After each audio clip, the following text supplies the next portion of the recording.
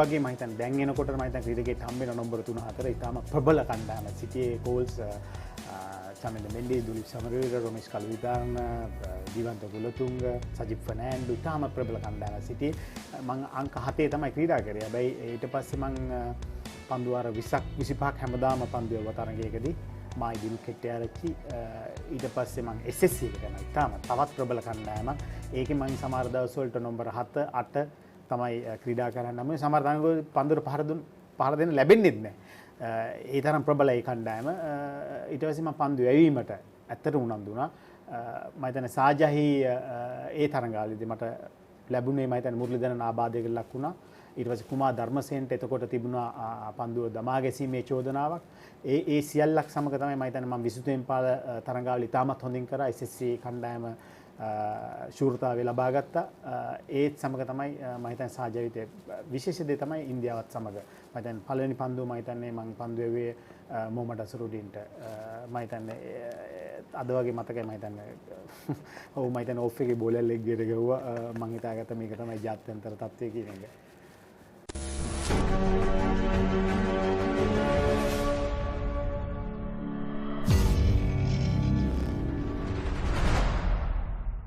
Calls Chaminda මෙන්ඩි දුලිප් Samaraweera Romesh කලවිතාන ජීවන්ත Kulatunga Sajith Fernando ඉතාම ප්‍රබල කණ්ඩායමක් සිටියේ මම අංක 7 තමයි ක්‍රීඩා කරේ. හැබැයි ඊට පස්සේ මම පන්දු වාර 20ක් 25ක් හැමදාම පන්දු යව තරගයකදී මායි දිනු කෙට්ටිආරච්චි ඊට පස්සේ මම SSC එකට යනවා. ඉතාම තවත් ප්‍රබල කණ්ඩායමක්. ඒකේ මම සමහර දවස් වලට නම්බර 7 8 තමයි ක්‍රීඩා කරන්න ඕනේ. සමහර තරඟවල පන්දුර පහර දෙන්න ලැබෙන්නේ නැහැ. ඒ තරම් ප්‍රබලයි කණ්ඩායම.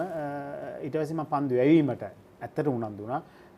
මම හිතන්නේ සාජහි ඒ තරඟාවලිදී මට ලැබුණේ මම හිතන්නේ මුරලිදන ආබාධයකට ලක් වුණා. ඊට පස්සේ කුමාර් ධර්මසේනට එතකොට තිබුණා පන්දුව දමා ගැසීමේ චෝදනාවක්. ඒ සියල්ලක් සමග තමයි මම හිතන්නේ මම විසුතුෙන් පාල තරඟාවලිය ඉතාමත් හොඳින් කරා. SSC කණ්ඩායම ශූරතාවය ලබා ගත්තා. ඒත් සමග තමයි මම හිතන්නේ සාජවිතේ විශේෂ දේ තමයි ඉන්දියාවත් සමග මම හිතන්නේ පළවෙනි පන්දුව මම හිතන්නේ මම පන්දු යුවේ මොහමඩ් අසරුඩින්ට මම හිතන්නේ අද වගේ මතකයි මම හිතන්නේ ඔව් මම හිතන්නේ ඔෆ් එකේ බෝලර් ලෙග් එකට ගහුවා මම හිතාගත්තා මේක තමයි ජාත්‍යන්තර තත්ත්වය කියන එක.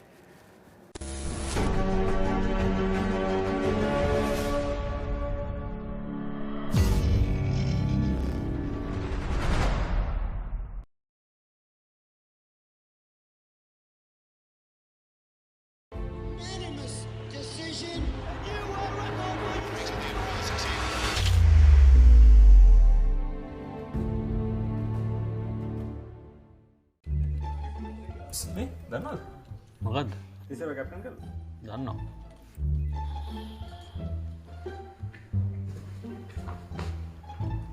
මේ අතුසිංහ ලංකාවට නෝට්. දන්නවා. කෙවින් ඩික්සන් දන්නවා. දන්නවා. දන්නවා. ඊයේ රග්බි මැච් එක. එතකොට සුරංග ලක්මල් කියපු දේ දන්නේ නැහැ නේද? ඕකනේ කියන්නේ අපරෙත් ගෙඩිය නම් ඔහොම ස්ටක් වෙන්නේ නැහැ.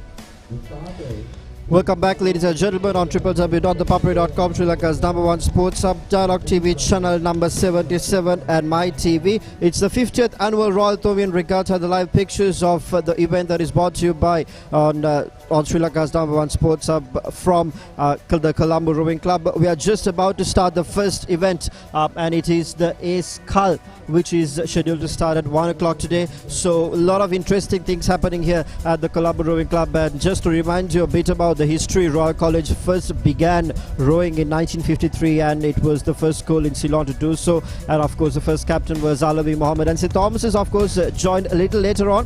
And the first race happened in 1962 here at the same waters, the Barrier Lake, where today the 50th annual Royal Thomian Regatta is also taking place. So we are all set for the first event. We have Regatta and Meshach with us joining in the commentary box. Regatta joining us from the Royal College camp, who was a part of the Royal College rowing crew last year, and Meshach, who led St. Thomas's last year at the Royal Thomian Regatta, is also joining with us in the commentary box. So the first event is going to start, guys. Let's talk about the first event, the Ace Skull. You just mentioned to me before we started on that it was the same pair who rode last year as well. So from your perspective, how do you think this first race is going to be, and how do you think it will kick off the entire regatta? Meshach? Yes, Lelum, this race is definitely a very important race. I'm sure Regatta also remembers last year when we went into the Royal Thomian, this was the first race, and last year Ashika Ratnavira actually won this race, and that was a big upset. He came as a dark horse into that race and he flipped it over. So this year it's going to be very interesting seeing Gamindu and him fight it out again. He'll be definitely looking to get that victory for Royal College this afternoon. Regatta? Yeah, well, as you could imagine, the first race obviously sets the mood for the day, right? And well, last year when the race didn't go our way, as Extremely important. I mean, you haven't rode before, so I can't stress it enough. But for me, as a fresh captain of the last year, I remember when we won this race first, it really set. Regatta, would you want to add anything from the Royal College perspective?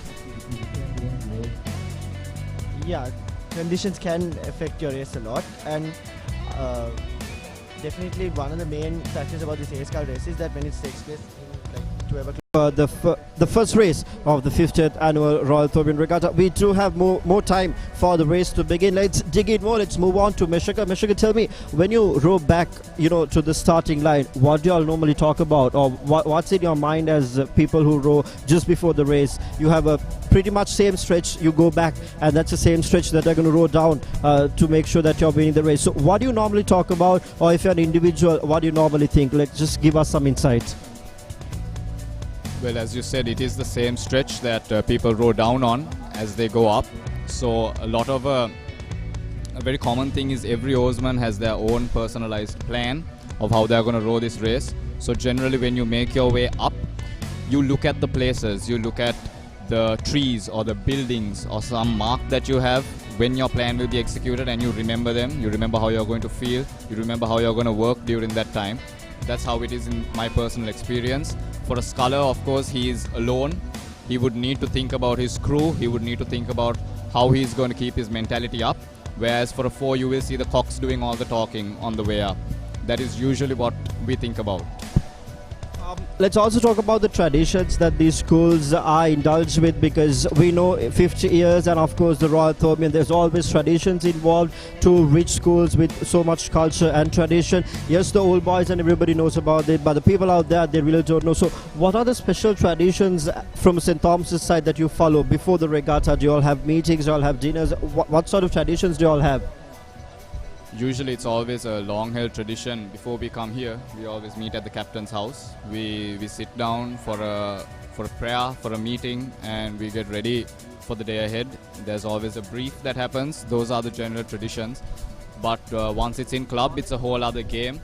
Everyone has their own quirks and their own things that they will do in club. But it's a general Royal Thomian tradition. Everyone you may see looks very serious today, but when they go to row, they're relaxed, but it's a tradition for them to really represent their school well here, to be professional. Judging by other Royal Thomians, you may see Royal Thomian rowing is vastly different in that aspect for me personally, because there's a lot of respect between the teams, there's a lot of professionalism, and that is a long upheld tradition. There's no shouting at each other or knocking on each other after games. That's always a very well upheld thing from both schools, from Royal Thomian, for Royal Thomian history. But other than that, nothing much really, because everyone's traditions are their own when it comes to a sport like rowing, especially the boys you will see here today in the scull who are going to be rowing alone. They will have their own set of traditions, preparatory rituals that they will do to be prepared for this race. Well, we are all set here, ladies and gentlemen, for the first race of the 50th annual Royal Ethiopian Regatta. We were talking about the traditions that these two rich schools follow before this main important event. It's normally this time of the year that all these annual big match events start happening. And we're going to quickly remind you about our ThePapare.com YouTube channel. Ladies and gentlemen, www.youtube.com/ThePapare official. Do subscribe to our channel and catch all the new and exclusive video content from across every sport, not just cricket. You go for rugby, football, athletics, rowing, replays, match highlights, expert segments, everything in one stop, one place, just for the all the sporting fans across the globe on www.thepapare.com YouTube channel. That is YouTube.com/ThePapare official. Do subscribe and keep watching and keep enjoying. We were talking about the rich traditions. We have to move on to Regatta just before the race starts. Quickly give us an update about the Royal Ethiopian tradition, the royal traditions to be intact on what you follow before the regatta. Well, it's a usual tradition to meet up at the captain's house for breakfast. And we do have a briefing. We talk about what we plan to do on the day. And we just get together. We say our normal things and then we come to the rowing club. And at least it has been a usual tradition for us. When we walk into club, it's game time. We are on game from start till we finish our race. All right, thank you, Regatta. Well, the race is set to begin. So these two gentlemen will take you through the race with the expert analysis, of course, and it will be very interesting to see how they kick off this first race, because as they said also, it is very important to make sure that they start it off by a winning note, and that will set the tone to throughout the regatta for the rest of the races and for the rest of the rowsmen to really know what they need to do to make sure they win this. So the past stats is that Royal College has been winning it consecutively 4 years in a row, and St. Thomas's, they were not in their best of the performance. So if Royal College go on to win this time, it will be their 5th win in a row, and of course they'll also be the winning side of the 50th annual Royal Ethiopian Regatta. And St. Thomas's, we're pretty sure they would want to make a comeback and make sure they steal the trophy and take it back to Mount Lavinia. Ladies and gentlemen, stay tuned with us, stay logged on to www.thepapare.com, Sri Lanka's #1 sports hub. Stay tuned on to Dialogue TV channel number 77, and if you are on the move, don't worry, we've got you covered. We have the MyTV app. You can catch the action live as well. So if anybody is missing out today, do spread the news. You can catch the action live on all 3 platforms, and we are simply Sri Lanka's #1 sports hub, bringing you action from anywhere it happens across the island. Live from the Railway Lake here, 50th annual Royal Ethiopian Regatta. Stay locked and stay tuned.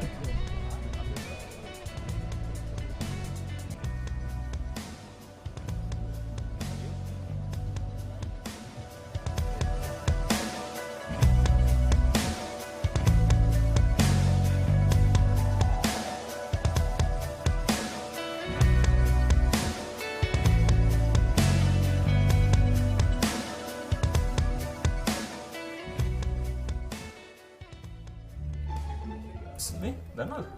මොකක්ද? ඉස්සර captain කරලා. දන්නවා.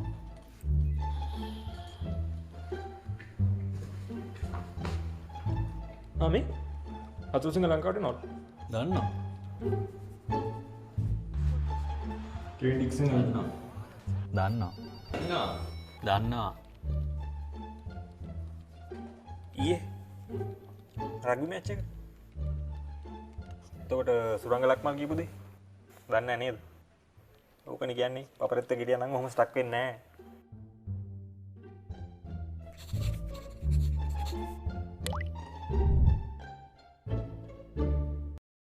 I want everything and more from my mobile. Unlimited talk time, text and endless data. When I travel, it's one simple plan for unlimited roaming, even on a flight. I also get the best smartphone deals, phone upgrades and expert personal service. While Club Vision privileges pamper me with the best of times. Sign up to a Dialogue Power plan today. Enjoy everything I have and more. Dialogue Postpaid. Power to you.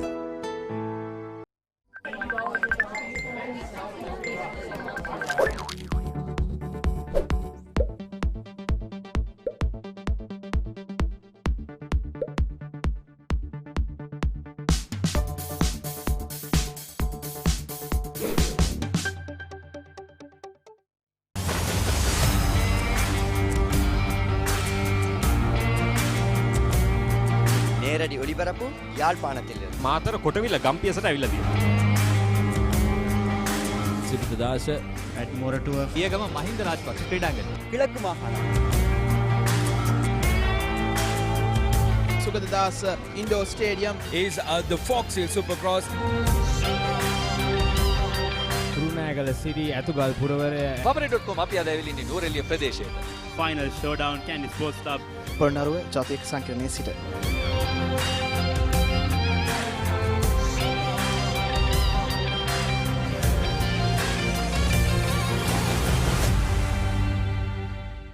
මගේ connection එක මගේ life එකට ජවයක් දෙන බලයක්. Unlimited calls SMS විතරක් නෙවෙයි ඇති තරම් ඩේටාත් මට තියෙනවා. පිටරටදි වගේම ෆ්ලයිට් එකේ ඉද්දිත් අන්ලිමිටඩ් රෝමින් ඇක්ටිවේට් කරන්න හරි සිම්පල්. ලේටස්ට්ම ස්මාර්ට්ෆෝන් වලට ලංකාවේ හොඳම ඔෆර්ස් වගේම විශේෂඥ සේවාවකුත් මට ලැබෙනවා. ඩයලොග් ක්ලබ් විෂන් විතින් දෙන මේ සුවිශේෂ දීමනා නිසා මගේ ලයිෆ් එක විනෝදයෙන් පිරීලා. එන්න ඔබත් මේ හැමදේම අත්විඳින්න. ඩයලොග් පවර් ප්ලෑන් සම්බන්ධතාවයක් අදම ලබා ගන්න. ඩයලොග් පෝස්ට්පේඩ් බලය ඔබට.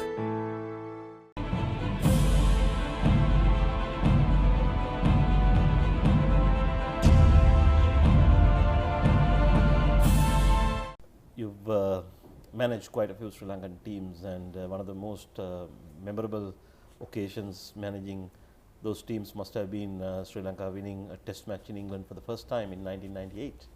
Absolutely. I think that was something which was so special. Apart from the test match itself, we won the Emirates Trophy for the one-day tournament. And so it was something which I don't think very many Sri Lankan teams would have done overseas. I'm not sure whether there has been any, but that was something which I think was so special. And basically, the other thing that struck me was that was even managed by homegrown people, coached by homegrown people, and we may have had maybe a physical training. Yes, Alex was there. Apart from Alex, and Alex was a part of us. So that was something very special. And I remember when we went into that match, we were debating as to what the team management, the coaches were debating as to what we should be doing when we win the toss, and sort of what strategies we should adopt. And so there were various diverse sort of views expressed, that we should be batting first, we should be bowling first, and so on and so forth if we win the toss. And then one of the things that came to mind by someone, I can't remember who it was, said that see, if we want to win this test match, see, Murali is the man who's going to win it for us. And if we are to win it with Murali, we have to give him a break between innings. And to give a break between innings, you will have to sort of try and put the other side into bat. And there's so when we won the toss, we decided to put them into bat, and England hammered us. They got something like 400 odd runs, I think, if I'm not wrong. And sort of people were sort of tongue-in-cheek laughing at us, saying, look, these fellows don't seem to know much about what's happening. And then when we massacred them for some 500, I remember going into the see, after the game they normally have refreshments, and I can't remember who the England cricketer that I spoke to at that time was, an old England cricketer. He said, look, what made you put England into bat first? So the first thing that came into my mind was that idea of getting Murali to bowl twice. And I said that was the reason that because we wanted to beat England. And so this sort of spread like wildfire in that refreshment room. And everyone was talking about it. This is why Sri Lanka put England into bat and that type of thing. So that was something very, very special.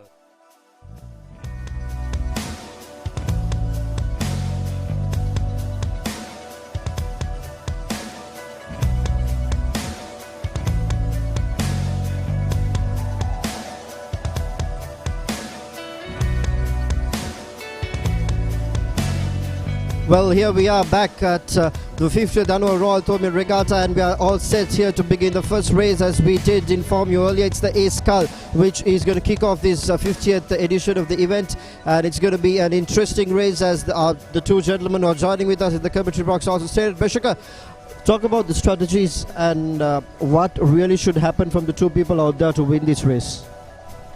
Well, I can't really speak for both of them because I would know what's going through Ashika's head. But truth be told, each oarsman has their own personal strategy. So I think everyone watching at home could really understand what their strategy is when they start racing.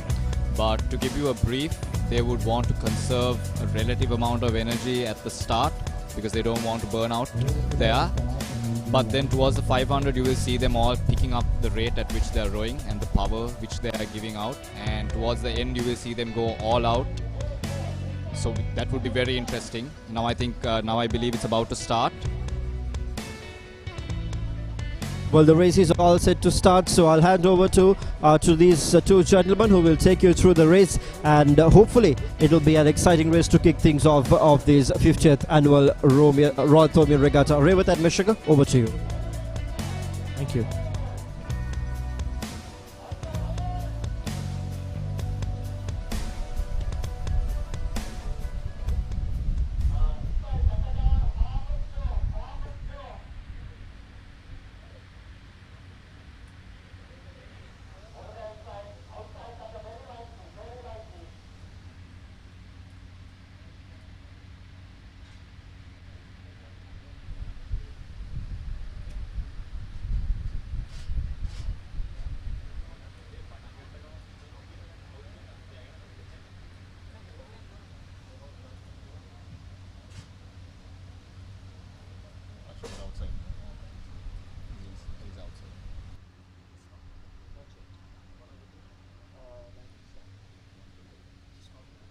Right now, the two boats are aligning themselves, so it's very crucial that both boats are aligned by their end so that they begin at the same time and that they have the same length to row down as well.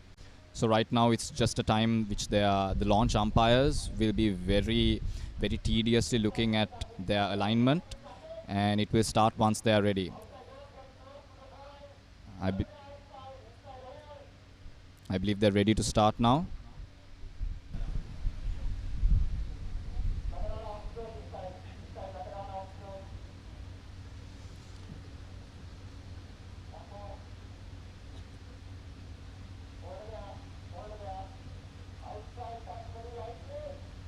Just a few more alignments that needs to be done. It's also very important that the boats also set up for a good course, because if you do align wrong, that means you're going to row extra distance as well. So I think both oarsmen will be very concerned about starting straight.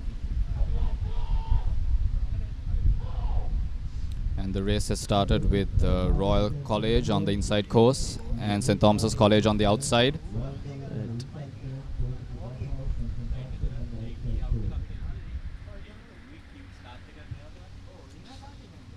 We'd like everyone at home to know that the angles will be very difficult to judge now, so we really won't know who is ahead until quite a bit further in the race. But we can observe the two oarsmen. They are rowing at very high rates. They are powering down the course right now.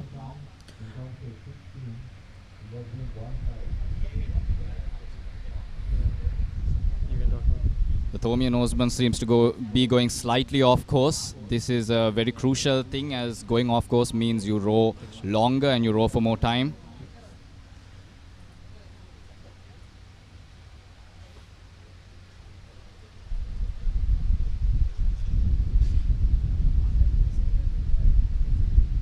St. Thomas's College seems to be up at the 500. Ashika Ratnavira is powering into the 500. He will start to pick his race up now.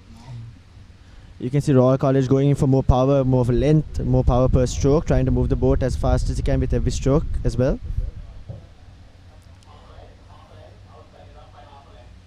And we hear now that the outside course is up by half a length. That means Ashika Ratnavira is just up by half of a length. Not a big gap, but he will start to power up now.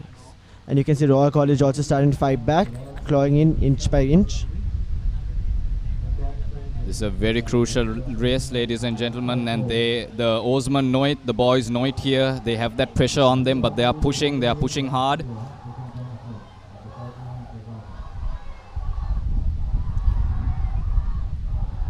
At this point in the oarsmen's head, they'll be here in the crowd.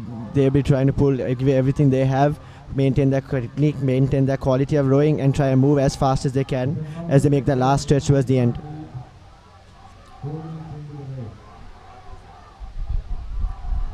They are approaching the 300 meters, and St. Thomas's is leading by a length or two, but Royal is coming up hard. They are not going to give up on this last bit.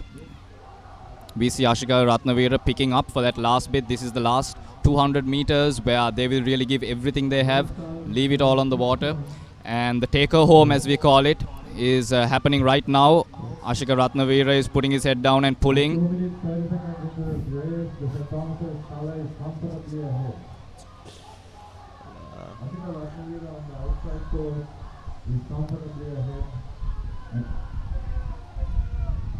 And St. Thomas's College is ahead for the first race, and it looks like a win for St. Thomas's.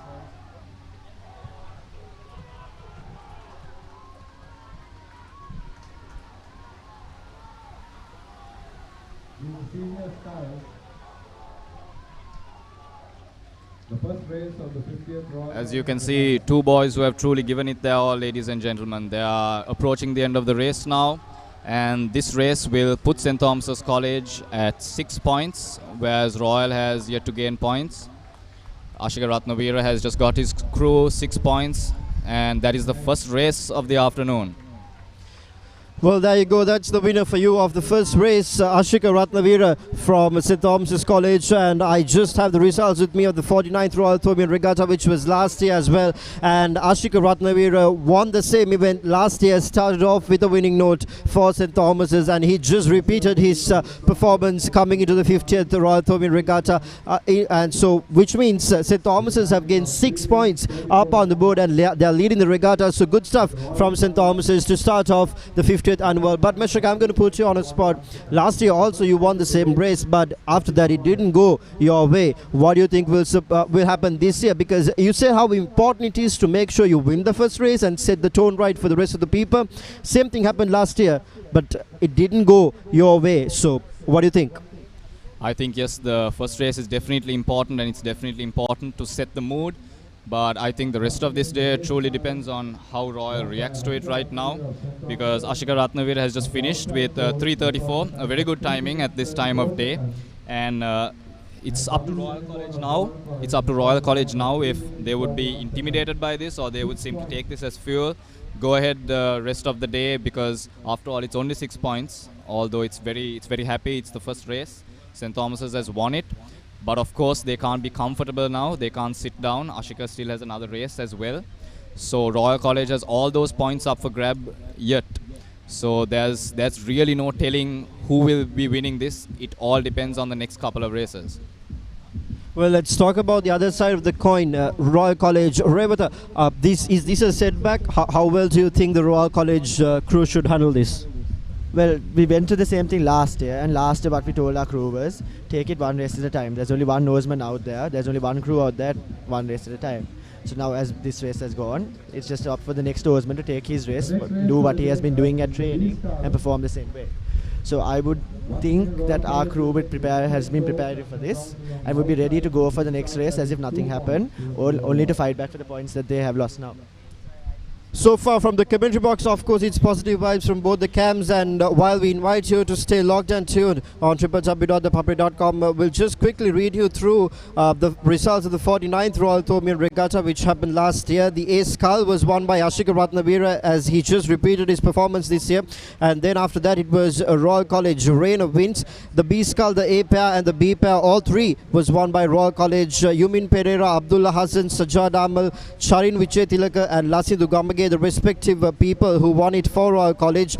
And then once again A double was a comeback race for the Thomians, where Dharat Senanayak and Ramesh Nithushan won it for St. Thomas's last year. Then the B double, and the rest of the races up until the A4 was won by the Royalist. Let's quickly take a look at the results. It's B double was won by Jihan Hapugal and Gamidu Tennakon for Royal College. The under 16 4 was won by Shamal, which is Siriwardana, Minula Algoda, Virunakure, Venuk Rajapaksha and Bimoda Bewardana. And the C4 was won by Jihan Hapugal, Dinal Alutgama, Umar Mohideen and Tejia Vegodapula. And the B4 was won by Dilaka Mahale, Mayuka Gamage, Malik Hassan, Shatu Rockwood and Chani Ruheva Manna. And the A4 was won by Sajad, Ajmal, Abdullah Hassan, Lasindu Gamage, Charin Vijay Tilaka and Revata Karuna Sundara. Well, those were the results of the 49th Royal Thomian Regatta. It was the same fashion. It kicked off last year by Ashika Ratnavira winning it. We do not know whether it will continue in the same fashion or not. We are yet to experience that. How do you think the preparation should be for the B Skull on a perspective of both the schools? Meshaka, you first. For the B Skulls, I think definitely for St. Thomas's College it would be very important for them to win, because last year after the A Skull they lost the races afterwards. So if they want to show that the same trend will not continue this year, it will need to be won by them. It's the replay on how Ashika went on to win the race finally. So we are just showing you the first win. There you go. That's Ashika Ratnabira finishing it in style, bringing 6 points and putting St. Thomas's up ahead. Meshika, you were saying? Yes, sorry. So the B Skull is also very crucial for St. Thomas's, just to break that trend of winning the first and losing the second. So they will definitely be trying hard for the B Skull, but it will definitely not be easy. Yumin Pereira is a very, very accomplished horseman. He has won races before. He has won Royto before. So Abhishek Nanayakar will not have an easy race ahead of him.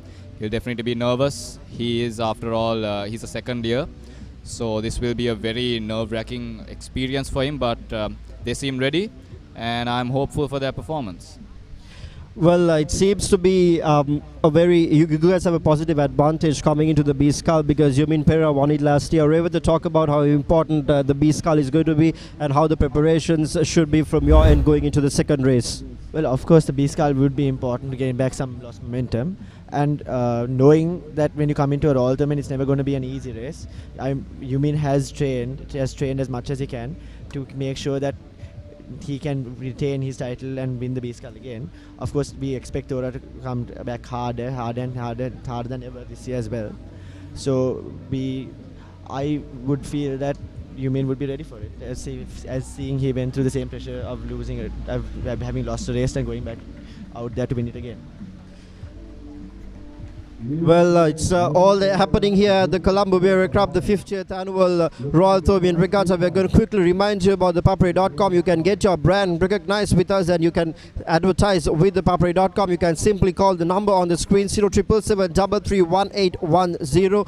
0777 331810 is the name, or you can simply send us an email to modita.veerasinghe@dialogue.lk and make sure you get your brand recognized together with ThePapare.com. Ladies and gentlemen, it's the live pictures of the 50th annual Royal Thomian Regatta happening here at the Colombo Rowing Club at the Berry Waters. You can see the two people who are going in for the next race are rowing through the start line. So stay locked and stay tuned. Meshika, you have anything to add? Nothing much to add, just that everyone watching at home should keep in mind what must be going through these boys' heads now. It's becoming very tense. The crowd is packing up. I think me and Revata, in our experience of Royto, have never seen such a crowd for the B Skull. Usually people start packing in by the time the double skulls come in, but clearly both schools are very eager to see the result of this regatta. And definitely Yumin as well as Abhishek has a big job ahead of them. And I'm just excited to see how they perform.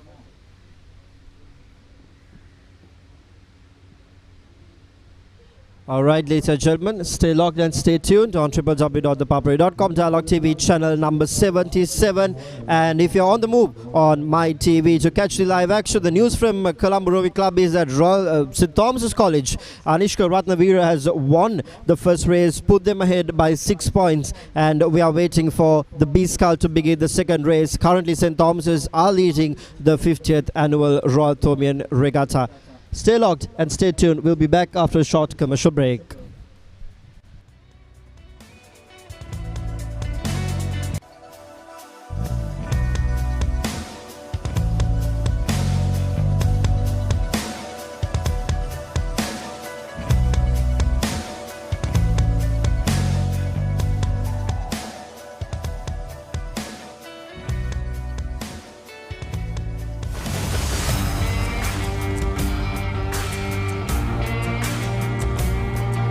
නේරඩි ඔලිපරපු යාල්පානතිල්ල. Matara කොටවිල ගම්පියසට ඇවිල්ලා තියෙනවා. සිද්ධාස at Moratua පියගම Mahinda Rajapaksa ක්‍රීඩාංගණය. කිලක්කු මාහන. Sugathadasa Indoor Stadium is the Fox Hill Supercross. Kurunegala city Athugal පුරවරය papare.com අපි අද ඇවිල්ලා ඉන්නේ නුවරඑළිය ප්‍රදේශයට. Final showdown Kandy sports club Polonnaruwa ජාතික සංකීර්ණයේ සිට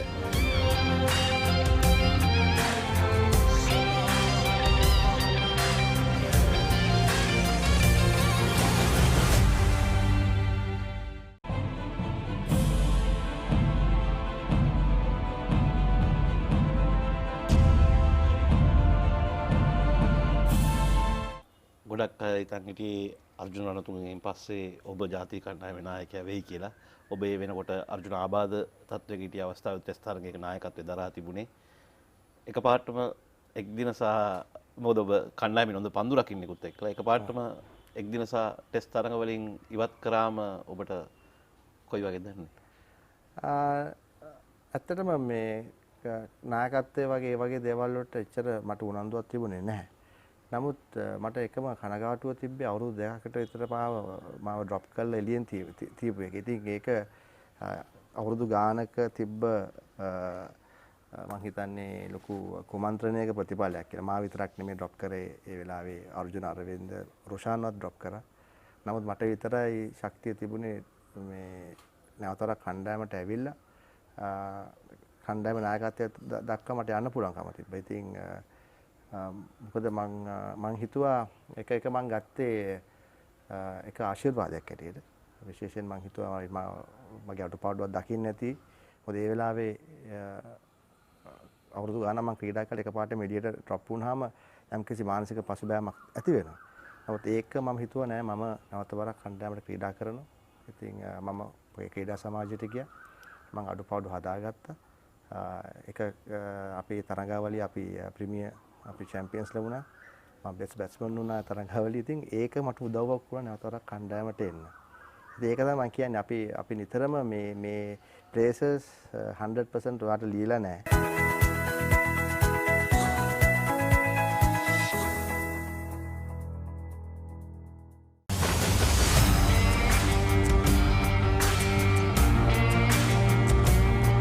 නේරඩි ඔලිපරපු යාල්පානතිල්ල. මාතර කොටවිල ගම්පියසට ඇවිල්ලා තියෙනවා. සිද්ධාස at Moratua පියගම Mahinda Rajapaksa ක්‍රීඩාංගණය. කිලක්කු මාහන. Sugathadasa Indoor Stadium is the Fox Hill Supercross. Kurunegala city Athugal පුරවරය papare.com අපි අද ඇවිල්ලා ඉන්නේ නුවරඑළිය ප්‍රදේශයට. Tactics will serve them best. Yumin Pereira having the height advantage on Abhishek. He may not need as much reach as he does, so this will be interesting. Coming into the 500 meters, they seem evenly tied, but we really don't know. We don't know their position until they're a bit closer.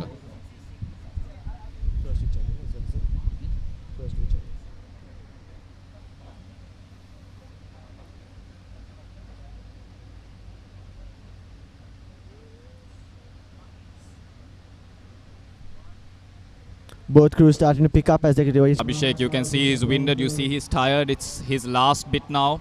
It's how hard he will push through this last bit that will determine.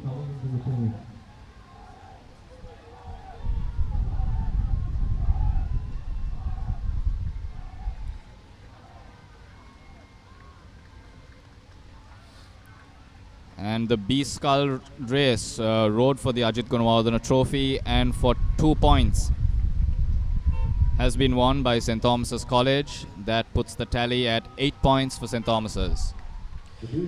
Things are looking to turn around here at the 50th annual Royal Thobian Regatta. Previously in the 49th edition it was Yumin Pereira who won it, but Abhishek Nanayakara coming back, making a mark, got it home just like you said for St. Thomas's College. So 2 more points added on the board. It will be 8-0.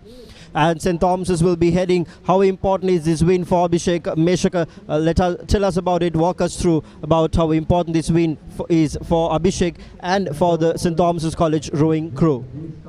Yes, this win is definitely so important because just like I said before, last year also they won the A Skull race. That's nothing new, but the B Skull is what they lost. And now Abhishek really brought it back home for them. And being a fresher, being new, this is...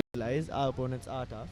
So it's really up to the crew to put their heads down, gear up and go in for a really tough race and do everything they can to come up in front. Well, here's the replay of Abhishek and Yumin, who's been racing for the B Skull, the second event of the 50th annual Royal Thobian Regatta. There you go, that's the finish line. Bring it back to St. Thomas's College, Mount Lavinia, giving them 2 points and putting them up ahead on the scoreboard 8-0. So just like Revati said, the third event, the A Double Skull, is going to get you 8 points. So just in case, if Royal College goes on to win this race, it'll be an equal tally on the board. And if... the other side of the coin happens, that if St. Thomas's are going to win this, then of course they'll be up ahead quite comfortably and it'll be pressure right back on the Royalists. So from a St. Thomas's perspective, winning this would mean that you'll be really dominating this 50th annual Royal Thobian Regatta. Meshak, how should be the preparations and what should be the mindset of the boys going into the A Double Skull? I think the boys in the A Double Skull should really not bother about the races before them. They should only take them as good, but they should never be comfortable. They should never be overconfident going into a race. As someone who's rode myself, it's one of the best races of the day. Would be ready here for this A Double Skull, knowing that he can handle that pressure of a close race. Will also be doing whatever it takes to come out ahead today. Well, that's a story from here, ladies and gentlemen. We are heading on to a very important third race, because if Royal College wins this, it'll be an equal tally on the board, 8 all. But if St. Thomas's win this, they'll go on to put another 8 points and a 6-seed nil, and would really comfortably put them up ahead in this regatta. Last year results, it was Royal College who won it, and this year St. Thomas's has changed the game. They won the first one just like last year. They won the second race. Now they are definitely looking for a win here at the third race to make sure that they spice things up and be ahead of this regatta, and they take this trophy back to Mount Lavinia to be the winners of the 50th annual Royal Thobian Regatta. Or will the story change from here, and will it be Royal winning it just like last year? We never know, so we invite you to stay logged and stay tuned on www.thepapare.com, Sri Lanka's #1 sports hub, Dialogue TV channel number 77 if you're watching it on television, and just in case if you're on the move, well, we've got you covered as well. That is the My TV app. You can simply download it and watch the live action of this 50th Royal Thobian Regatta. Ladies and gentlemen, stay tuned and stay logged. We'll be back after a short commercial break.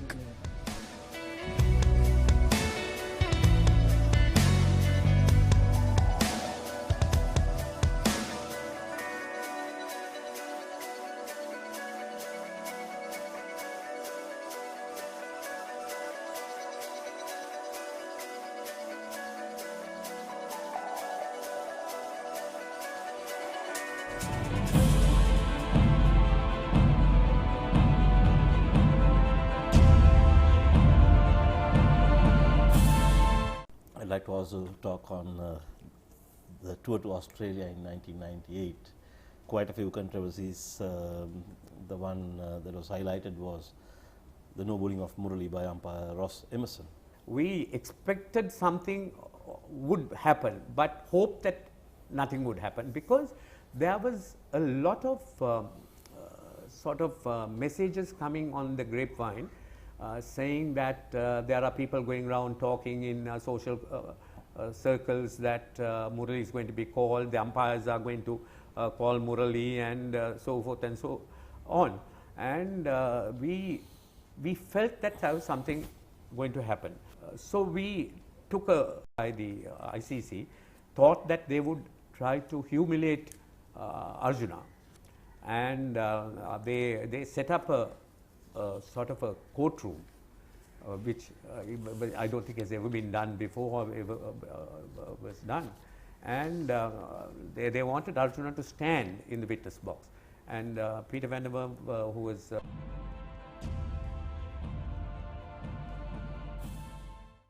සමහර දේවල් අපේ ජීවිතයට රසවත් ආරම්භයක් ලබා දෙයි. හිත මිතුරෙකුසේ ළඟ රැඳේ. දියුණුවේ කොටස්කරුවෙකු වෙයි. මහපාරෙත් සිත පිනයි. මහමුහුදෙත් තනි රකී. ලෙඩකදී දුකකදී ආදරයෙන් රැකබලා ගනී. ජීවිත කාලය පුරාම අපිත් එක්ක රැඳී සිටිමින් සැබෑ සෙනෙහස කිසිතා වෙනස් නොවන බව හැමෝටම කියා දෙයි. Munchee super cream cracker. Super කියන්නේ නිකන් නෙවෙයි.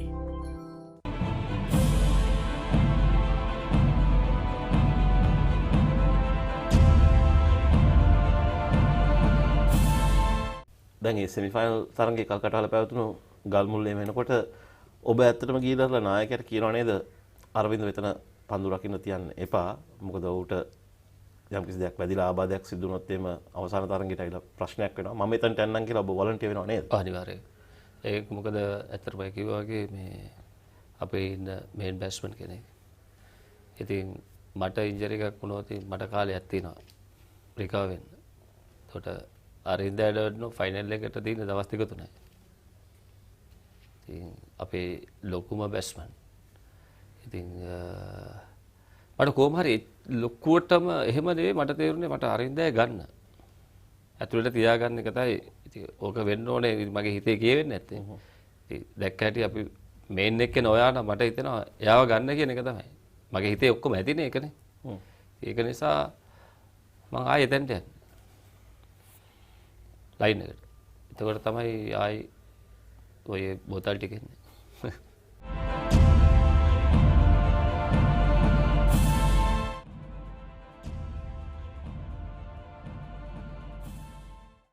සමහර දේවල් අපේ ජීවිතයට රසවත් ආරම්භයක් ලබා දෙයි. හිත මුතුරෙකුසේ ළඟ රැඳේ.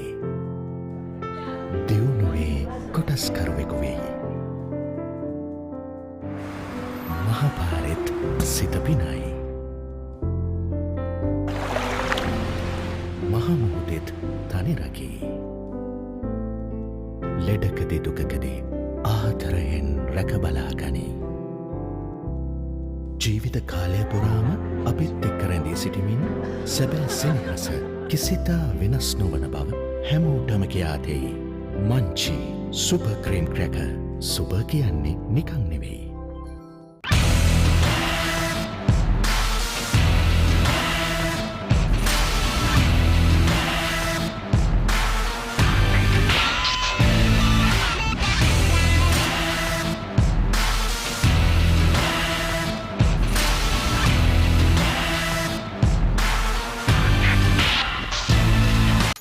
ක්‍රීඩාවා සම්බන්ධ කතන්දර දැනගෙන හිටියට විතරක් මදි. ඒවා ලෝකෙටම ඇහෙන්න කියන්න පුළුවන් ක්‍රමයක් ගැනයි මේ කියන්නේ. නිකම්ම නෙමෙයි මුදල් උපයන්නත් පුළුවන්.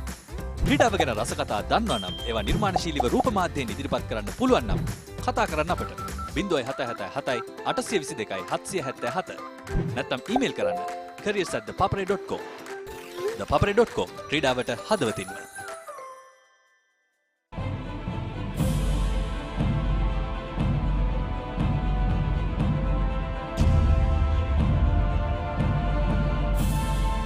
ඔබ මෑතකදී පවසා තිබුණා if you keep Aravinda happy everything is under control කියලා. මේ ගැන පොඩ්ඩක් සවිස්තරාත්මකව කතා කරන්න පුළුවන් නම්? ඒ කියන්නේ අපි ඕනම සංචාරකයෙක් යනකොට අපි හැමදාම කියන්නේ අරවින්දගෙන් පුළුවන් තරම් ලකුණු අරගත්තොත් අපි පිටිකරුවෝ හැටියට අපි හැම වෙලේම බැලුවා අරවින්දගේ වටේ ලකුණු ගන්න. ඒක තමයි අපි ප්‍රධානම වගේ ක්‍රීඩකයෙක් ඉන්නකොට අපි පුළුවන් තරම් යාව මැක්සිමම් ගන්න ඕනේ හින්දා තමයි මට මතකයි වර්ල්ඩ් කප් එකෙත් මම හැමදාම කියන්නේ අරවින්දට වැඩි ප්‍රෙෂර් දාන්න එපා, ෆීල්ඩ් එකේ එකව කියන්න එපා, කාමරේ එකව කියන්න එපා. සන්තෝෂෙන් ඉන්න දෙන්න. කැමති කෑම මොනවද කිව්වොත් කන්න දෙන්න. ඒව බ්ලොක් කරන්නත් එපා. මොකද එයා ලකුණු ගහනකොට අපේ අවශ්‍යතාවය අපිට සිද්ධ වෙනවා. ඒ කියන්නේ අපිට අවශ්‍ය තරඟේ දිනන්නනේ. එතකොට අපිට තියෙන සපෝටින් රෝල් එකක් දෙන්න විතරයි. ඉතින් ඒ වගේ හැම වෙලේම අරවින්දගේ ඒක තිබුණා. අනිත් එක ඔය සංචාරවල යනකොට හිටපු ගමන් දැන් ඔය ඉස්සර යනවා රෙක්ස් බස් වල අපි සමහරවිට ඕගොල්ලෝ දැකලා තියෙනවා ඕස්ට්‍රේලියාවේම පැය දෙක තුන අපි බස් වල යනවා. යනකොට ඉතින් අරවින්ද නැග ගම ඉංග්‍රීසි කැසට් ඒ දවස්වල ඔය CD තිබුණේ නැහැ කැසට් තමයි දාන්නේ. දැම්මම ඉතින් අපේ කොල්ලෝ ඔක්කොම මූණු දික් කර ගන්නවා. මොකද ඒගොල්ලෝ දාන්නේ ඔක්කොම සිංහල සින්දු ටික. ඉතින් පස්සේ අන්තිමට අපි තීරණයක් ගත්තා මේක හරි කරදරයක් බස් එක නැග ගම ඉංග්‍රීසි සින්දු දානවා. අනිත් 13 දෙනාම 14 දෙනාම යකා නගගෙන ඉන්නේ ඉතින් බස් එකේ. පස්සේ අපි තීරණයක් කරා මේ අපි මෙයාට වොක්මන් එකක් අරන් දෙමු කියලා. පස්සේ කඩේ කන සල්ලි දාලා වොක්මන් එක අරන් දුන්න මට ඕනෙලාට ඉංග්‍රීසි සින්දු අහපන් අපිට දීපන් බස් එකේ යන්න කියලා. ඉතින් ඔය වගේ හරි කියන්නේ ඒ වුණාට ඒකට එහෙම තරහක් මේ වුණේ නැහැ. ඒ වගේ දේවල් ඇති අපි හැම වෙලේම බැලුවා එයාගෙන් පුළුවන් තරම් ලකුණු ටික ගන්න. ඉතින් අනිත් එක හොඳ ක්‍රිකට් දැනුමක් තියෙන පුද්ගලෙක් ඒ ක්‍රිකට් කතා කරන්න ගත්තොත් අන්තිමටම කතා කරන්න පුළුවන්. හැබැයි සන්තෝෂෙන් තියන්න ඕනේ.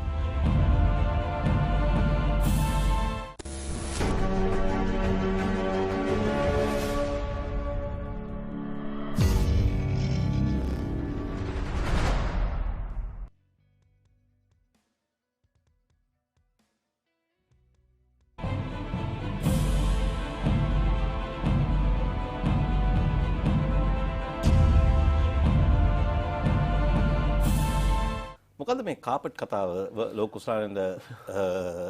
ලෝකුසානය අවසාන මාතරගේ තියෙන දවසේ උදේ සිද්ධ වෙච්ච කාපට් කතාව. ඔව් ඇත්තටම එදා උදේ කණ්ඩායම් දෙකටම ඒ ලෝකුසලානය තියලා මං හිතන්නේ පින්තූර ලබා ගන්න කණ්ඩායම් දෙකටම අවස්ථාව ලබා දුන්නා. මං හිතන්නේ ඒ අවස්ථාවේදී ඇත්තටම ඕස්ට්‍රේලියා කණ්ඩායම ඔක්කොම ලෝකුසලානය සමග පින්තූර ලබා ගන්න. ඉතින් අපි කරේ අපිට ඒක එච්චර හිතට ආවේ නෑ මොකද්ද කරන්න ඕනේ. අපි ඒ හොටෙල් එකේම තියෙනවා කාපට් ෂොප් එකක් තිබ්බා. කාපට් අලෙවි කරන ෂොප් එකක්. ඉතින් අපේ ක්‍රීඩකයෝ ඔක්කොම එතනට ගිහිල්ලා අපි කාපට් ලංකාවට ගෙනියන භාගයෙන් කරනවා. ඉතින් ඒ වෙලේ මම හිතන්නේ අර්ජුන රණතුංගට මහත්මයාට කතා කරලා තිබ්බා කණ්ඩායමේ අරගෙන එන්න කියලා ඡායාරූප ලබා ගන්න ලෝකුසලානය සමග. නමුත් අර්ජුන රණතුංග මහත්මයා ඒ අවස්ථාවේදී කිව්වා නෑ ඔක අපි ලංකාවට ගිහිල්ලාම ඡායාරූප ලබා ගන්නවා කියලා.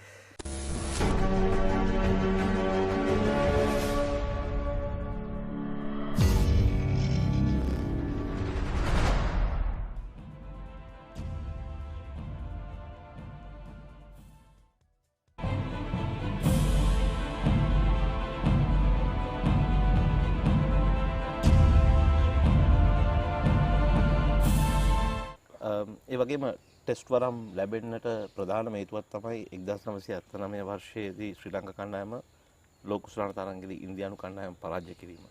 ඒ තාමත් ප්‍රබල ඉන්දියානු කණ්ඩායමක් කපිල් දේව්, සුනිල් ගවස්කර්, මහින්ද අමරනාත්, දිලිප් වෙන්සාකර්, බිෂන් සිං බේඩි, වෙන්කට් රාඝවන් ඒ තරඟයට නායකත්වය ලබා දෙන්නේ ඔබ. ඔබගේ ක්‍රීඩා ජීවිතයේ තාමත් තෘප්තිමත් වුණු මොහොතක්ද? ඔව් මොකද මට ඒ වාසනාව නැත්තම් ඒ අවස්ථාව ලැබුණේ තෙන්නකෝන්ට ආබාධ ලකුණු නිසා. ඉතින් එහිදී මම හිතන්නේ නිව්සීලන්ත මැච් එකත් එක තමයි ආබාධ ලකුණ. ඊට පස්සේ මට නායකත්වය ගන්න සිද්ධ වුණා උපනායක හැටියට. ඒ තරඟය ඊට වැදගත්. මම හිතන්නේ එහිදී උනේ ඉන්දියානු කණ්ඩායම ක්‍රීඩකයන් සංසන්දනය කිරීමේදී අපිට වඩා ගොඩක් ඉස්සරහින් හිටියේ. නමුත් ඒ තරඟයේ උන් නායකත්වය ගත්තේ වෙන්කට රාඝවන්. මම හිතන්නේ මෙහිදී ගැටීමක් ඇති වී තිබුණා කණ්ඩායමේ යම් හේතු නිසා. ඒක නිසා වුන් කණ්ඩායමක් හැටියට ක්‍රීඩා කිරීමක් සිදු වුණේ නැtei කියලායි ආරංචි වාග පැවසුවේ. ඉතින් මේත් ප්‍රධාන හේතුවක් වුණා අපිට ජයග්‍රහණය කරන්නට. ඉතින් මේක මම හිතන්නේ කාටත් කල්පනා කළ යුද්ධයක් කණ්ඩායමක් හැටියට ක්‍රීඩා නොකරන කණ්ඩායමක් අනිවාර්යෙන් අන්තපරාජයට ලක් වෙනවා කියන එක. මම හිතන්නේ වර්තමානයේදීත් ඒක බලපාන්නට හේතුවක් කියලා මම හිතන්නේ. නමුත් මේක පටන් ගැනීම තිබුණේ එතන මේ පටන් ගැනීම තිබුණේ 75 අපි ඕස්ට්‍රේලියානු වර්ල්ඩ් කප් එක ඕස්ට්‍රේලියාත් එක්ක ක්‍රීඩා කළානේ. ඒකෙන් තමයි ලෝකය දැනගත්තේ මේ ශ්‍රී ලංකා කියන කණ්ඩායම යම්කිසි මට්ටමක ඉහළ මට්ටමක ඉන්නවා කියන්නේ. ඒක තමයි පටන් ගැනීම. ඉතින් ඒක පටන් ගැනීම ඒක ස්ථිර වුණා ඉන්දියානු සංචාරය සමග. ඉතින් ඒ අතරදී අපේ තිබුණ ලොකුම බාධාව තිබුණේ මේ අපේ මොකද පාසල් ක්‍රිකට් ක්ෂේත්‍රයේ ලෝකයේ තිබුණ හොඳම පාසල් ක්‍රිකට් ක්ෂේත්‍රය තමයි ශ්‍රී ලංකාවේ තිබුණේ. ඒ දවස්වල. ඒකම ඒ නිසාම අපේ ක්‍රීඩකයන් බිහිවීම සහ ඉදිරියට යෑම ගැන ප්‍රශ්නයක් තිබුණේ නැහැ. අපිට එකම ප්‍රශ්නේ තිබෙන්නේ බලන්න ඇති. ඒ දවස්වල තිබුණා මේ ගැරන්ටි මනි කියලා මේ ටෙස්ට් කණ්ඩායම් රටකට එනකොට ඩොලර් මම හිතන්නේ 60000ද 70000ද 80000ද ගෙවන්නට ඕන. ඕක තමයි ප්‍රශ්නයක් තිබුණේ ශ්‍රී ලංකාවට මෙතන මුදලා දෙන්න පුළුවන්ද? මොකද ඒ දවස්වල පිටරට යන පුද්ගලයෙකුට දුන්නේ 3 pound 10 shillings කියන ප්‍රමාණය පමණයි ආණ්ඩුවෙන් දීලා තිබුණේ. ජයජයවර්ධන අපේ ඒ රජය පැවැත්වි ගාමිණීනායක ජ්‍යෙෂ්ඨ මේ മന്ത്രി කෙනෙක් ඇමති කෙනෙක්. ඉතින් ඒ ICC මීටමට ගාමිණී දිසානායක යෑමත් සභාපති වෙලා යෑමත් අපේ වාසනාවට හේතුවක් වුණා මේ ටෙස්ට් වගම ලැබෙන්නට පුළුවන් වෙනවා. මොකද එදා එතෙන්ට ගිහිල්ලා මේ මීටිමේදී ගාමිණීනායකට පුළුවන් වුණා ඉස්තිර කළා කියන්න මේ ගැරන්ටි මනි එක ගෙවන එක රජයට ප්‍රශ්නයක් නෙවෙයි කියන එක. රජය ගෙවනවා කියන්නේ. ඉතින් මේ කාරණා ටික ඔක්කොම එක හා සමාන එකට වැටුණාට පස්සේ තමයි උන්ට තීරණය කරන්න සිදුුනේ ලංකාවට මේ නොදී බෑ කියන දත්. මොකද ඒ වෙනකම් කිව්වේ මොකද්ද ලංකාවේ මුදල් තත්ත්වය අනුව මේක කල්දම තමයි හිටපු කතාවක්. ඒක තමයි නිදහසට කාගණක් කිව්වේ. ඉතින් ගාමිණී සනායක එතනට ගිහිල්ලා ඒ දේ කිව්වම අනිවාර්යෙන් උන්ට ඒක නිදහසට කාගණක් හැටියට සලකන්න පුළුවන් වුණේ නැහැ.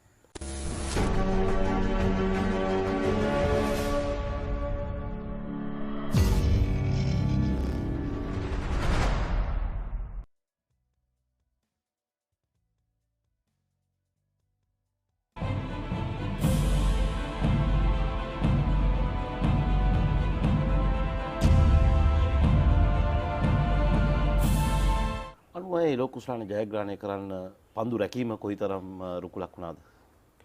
ඒක තමයි මම හිතන්නේ අපේ පන්දු රැකීම තමයි විශාල රුකුලක් උනේ. අපිට හොඳ ෆීල්ඩින් සයිඩ් එකක් හදාගන්න පුළුවන් කියන එක තමයි අපි මුලින්ම අපි බලාපොරොත්තු වුණේ මේ තරඟාවලියට ඉස්සෙල්ලා.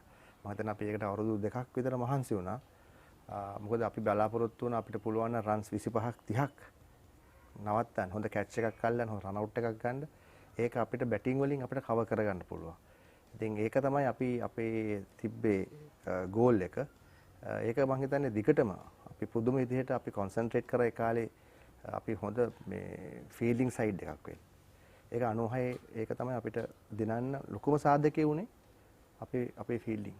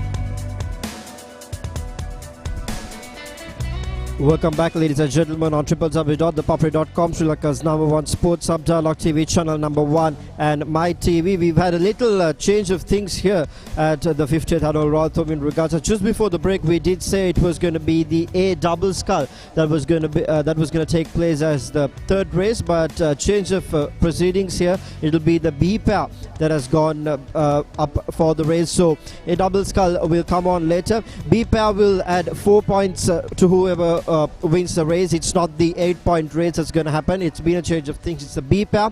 Just before the break, we did mention it's going to be the A double scull, but the A double scull has moved down. So last year also the B pair was won by Royal College. We'll first go on to Meshika from St. Thomas's to hear the St. Thomas's perspective. How important do you think this B pair is going to be, and about the guys who are going to row in for St. Thomas's in this B pair? I think this B pair is going to be extremely important for them because they are actually the same B pair that rode last year as well. So they are coming up after a Royal Thomaian defeat. So they will definitely be looking to make that right. And they are both two youngsters, but after their defeat last year, they are definitely looking out for the win this year.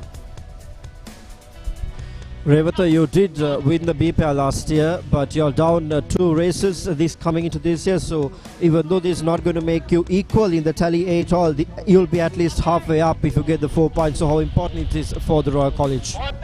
I mean, every point does matter, and this B pair race, the 2 people rowing, Gavik Kurupu and Dilaka Mahale. Gavik Kurupu was someone who missed the Royal Thomaian last year due to injury, and I'm pretty sure he's trying hard to come for a comeback. Well, the pair is getting ready out there to begin the third race of the 50th annual Royal Thomaian Regatta. Ladies and gentlemen, the news from here is that the first 2 races were won by St. Thomas's. That was the A scull and the B scull, which was won by Abhishek Nanayakara and Ratnavira, and that is why St. Thomas's is up on the scoreboard with 8-0. Meshika and Regatta will take you through this B pair race, and the A double scull, which we spoke about before the break, has been moved down. There has been a change of events here. We will update you as it comes through. Stay logged and stay tuned on www.thepapare.com, Dialogue TV channel number 77. And if you're on the move, ladies and gentlemen, it's the application My TV. will go for the race and we'll give on to the two experts to take you through the race of ThePapare.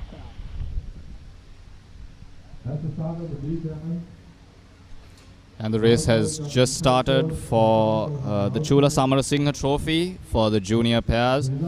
St. Thomas's College rowing on the outside course while Royal College is rowing on the inside course. A very tense race where Royal will try to put up their first points on the board and St. Thomas's College will be looking to come back from the defeat of last year.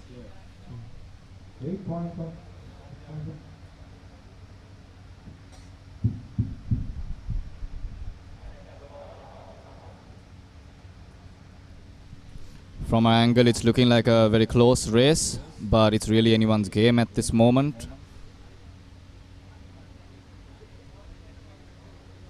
St. Thomas's College lengthening out as we can see. We can see some movement from the outside course. We see their length going up. Royal College going for faster strokes, moving through the water faster, getting a slightly higher rate.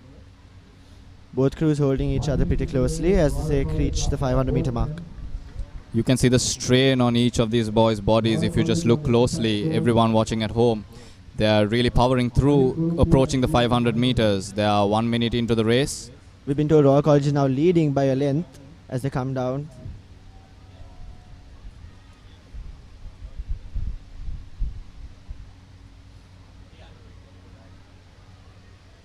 St. Thomas's College continuing to push through on the outside course. Royal College still maintaining the lead at the 500 meter mark. And at halfway they have a length on St. Thomas's. This middle portion is usually crucial for races, as especially in pairs where both crews need to focus and be in sync. Otherwise their boat would slow down quite.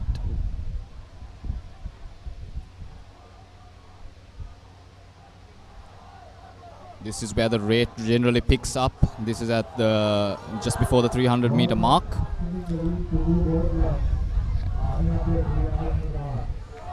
Royal College coming to the 300 meter with a two-boat lead, which is usually comfortable, but we cannot say. Stroking this pair is the Royal skipper and the Royal vice captain, the Royal secretary who is an accomplished oarsman himself and now has 2 lengths on the St. Thomas's College crew. This is quite the comeback for Gavik Kurupu, who missed the Royal Tourmaline last year due to injury, and who is rowing this second Royal Tourmaline.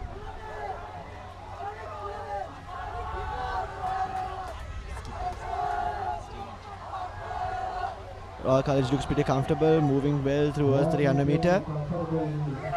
St. Thomas's College seeming to go a bit off course, hitting some of the boys in the water.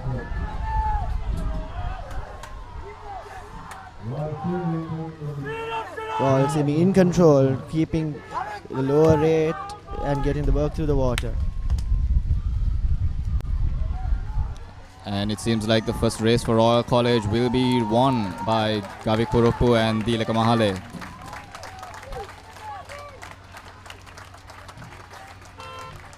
And here we see Royal College winning the Chula Samarasinghe Trophy for 4 points, putting the tally at St. Thomas's College 8 and Royal College 4. That was a pretty convincing victory for Royal College, and that's the first race, the first win, in fact, for Royal College for the day, and they'll be happy about it to put 4 points on the board.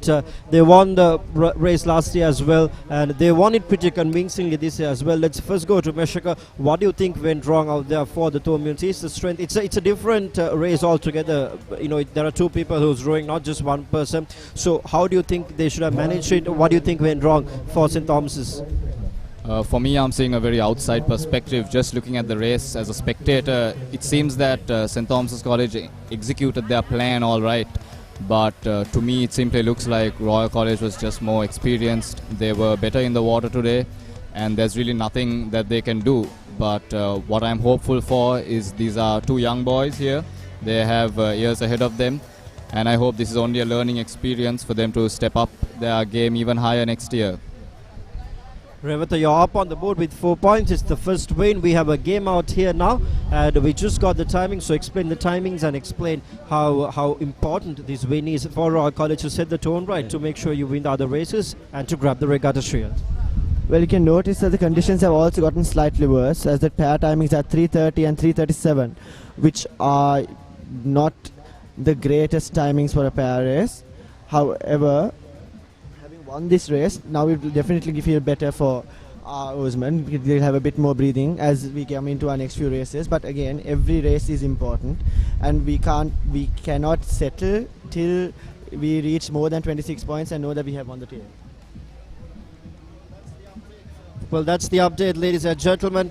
Royal College has just won their first race of the 50th annual Royal Thomian Regatta. That's the scoreline on the left-hand side of your screen. 4-8. The first two was won by St. Thomas's College, Nanaikara and Ratnavira, making sure they crossed the finish line first and put them ahead 8 points. Royal College won the B pair. Was the race that was just over, so they have put 4 points on the board and they're halfway up looking to win the rest of the races. We did say that there's a change of proceedings here just before the break. We did mention it was the A double scull, but well, it was the B pair that went on. So let me read you the change and the amended lineup for the day.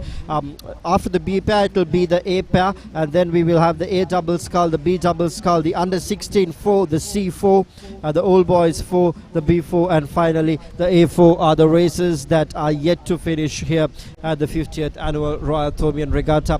That's a replay on how Royal College convincingly crossed the white line very stylishly to win their first race.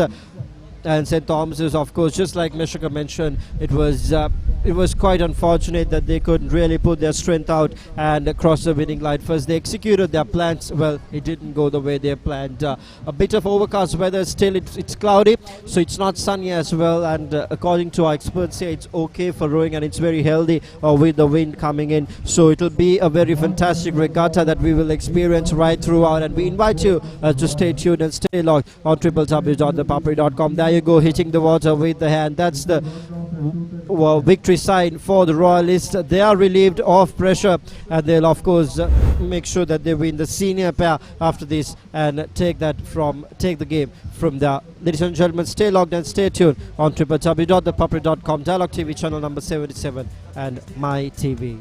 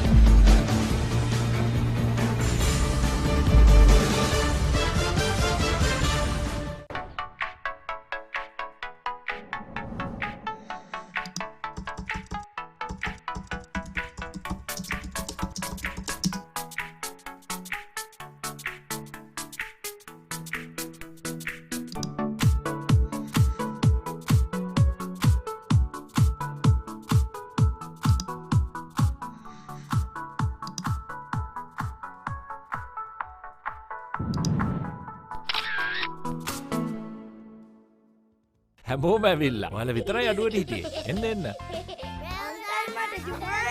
හරි හරි ඔක්කොම බලන්න පුළුවන්.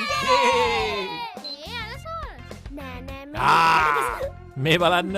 මේ තෙරපොන්. මේ කාලේ ඕන දෙයක් ක්ෂණිකව දැනගන්න පුළුවන්. මෙන්න ඔසීන්න ඇන්ඩ්‍රු කතා කරනවා. Hello Andrew. මුළු ක්ලික් එකම අද අපේ ගෙදර. පොඩි ලොකු හැමෝම අද අපේ ගෙදර. මේ හැමෝම සතුටු කරන්න අපේ ගෙදර සුපර් ෆාස්ට් ඉන්ටර්නෙට් වගේම ඇති තරම් ඩේටා තියෙන්නේ ඩයලොග් හෝම් බ්‍රෝඩ්බෑන්ඩ් නිසා. රයිට්. මගේ ඩයලොග් මගේ විදියට මගේ සුපර් හෝම් එකේ. ලංකාවේ අපිට නම් ඩයලොග් තමයි.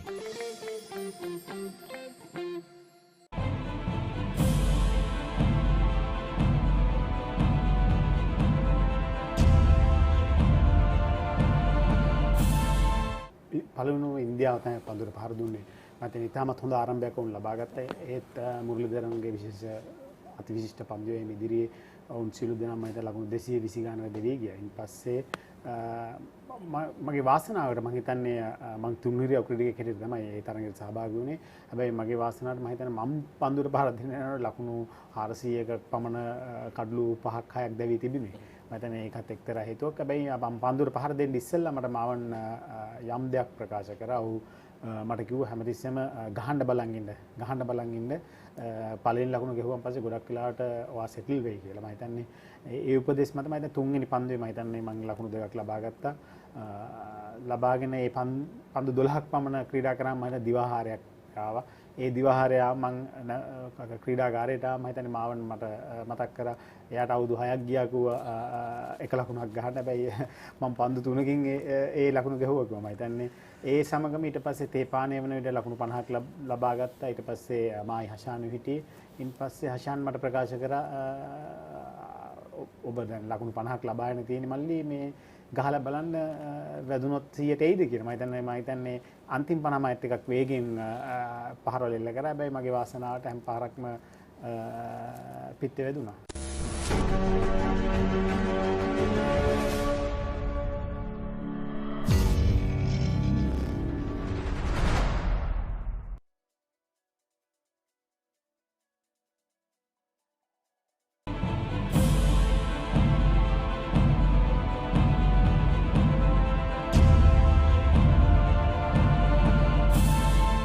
ඔබගේ අන්තිම සංචාරයේ බටහිරින්ද කොද උදුපත් වලට තිබෙන සංචාරයේදී කණ්ඩායමට චෝදනාවක් නැගෙනවා පන්දු පළුදු කරයි කියලා නායකයා පුහුණුකරු සහ ඔබට විශාල වශයෙන් සස්පෙන්ෂන්ස් ලැබෙනවා තරඟ කීපයකටම මේ දෙය ඔබගේ ක්‍රීඩා ජීවිතයේ කොතරම් කළු පැල්ලමක්ද?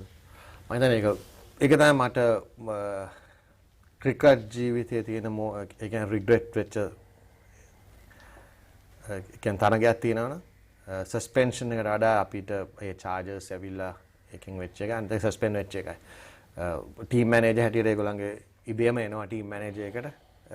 ඒගොල්ලන් මොකද චාර්ජ් කරන්නේ කැප්ටන් වයි කෝච් වයි මැනේජර් වයි. ඒක ලොකු කළු පැල්ලමක්. ඔය කියන්නේ මට විතර නෑ හැම එක්කෙනාටම එතන හිටපු. මං හිතන්නේ ඒ තරගෙන් පස්සේ මම ඒ දවස්වල කලමනාකරු විතරක් හැටියට හිටියා නම් හයි පර්ෆෝමන්ස් එක නැතුව මම ගොඩක් වෙලාට එදා ඇත්තටම ඒ ටුවර් එකෙන් පස්සේ මම ස්ටෙප් ඩවුන් කළා ඒක ඉවර කරන්න තිබ්බා. මොකද මම දැනගත්තා ඒක හරි නෑ ශ්‍රී ලංකා ක්‍රිකට් වලටත්. මොකද ටීම් එකම අපි අන්තිම ශ්‍රී ලංකා ක්‍රිකට් එකටයි ඩැමේජ් එක ආවේ. ඒක හරි දුකයි ඒ වෙච්ච දේ ගැන. දැන් ඒ තරඟ තියනකවරයි ජවගල් ශ්‍රීනාත් ඔබ තමත් සමීප මිතුරන් එකට ක්‍රීඩා කරලා තියෙනවා. ඔහු කිසියම් අවස්ථාවක ඔබට කිව්වේ නැද්ද මේ කරන දේ වැරදි මේක නොකර ඉන්නයි කියලා අවධානමක් දුන්නේ නැද්ද? ඒ කියන්නේ අපිව චාර්ජ් කරන් පස්සේ අපිට ගොඩාක් උදව් කරා. මම හිතන්නේ වෙන මැච් රෙෆරි කෙනෙක් හිටියා නම් ওই මැච් එක අවෝඩ් කරනවා. එතනදිම අවෝඩ් කරා නම් අපිට තව ගොඩාක් ප්‍රශ්න එනවා වෙස්ට් ඉන්ඩීස් ක්‍රිකට් කණ්ඩායමෙනුත්. මම හිතන්නේ ශ්‍රීනාත් නිසා තමයි අපි ඔච්චර විදියකින් හරි බේරුනේ. ශ්‍රීනාත් ගොඩක් වෙලාවට අපිට ආවිල්ලා මට කතා කරලා කිව්වා එයා ඇඩ්වයිස් කරා දිගටම. ඉතින් අන්තිමට අපි ටීම් ඩිසිෂන්ස් අපි ගත්තේ හැමදේම මේ එයා ඇත්තටම ඉවරුණාන් පස්සේ මේ ළඟදී සවුත් ඇෆ්‍රිකන් සීරීස් එකට ආපිලෙත් මාත් එක්ක වාඩිලා ලොකු කතාවක් කරා. එයාත් එක්ක ඉතින් ඒ යාළුකම තාම තියෙනවා. එයාටත් ඇත්තටම දුකයි අපි ඇයි කියලා ඒ වැඩේට මේ වුනේ.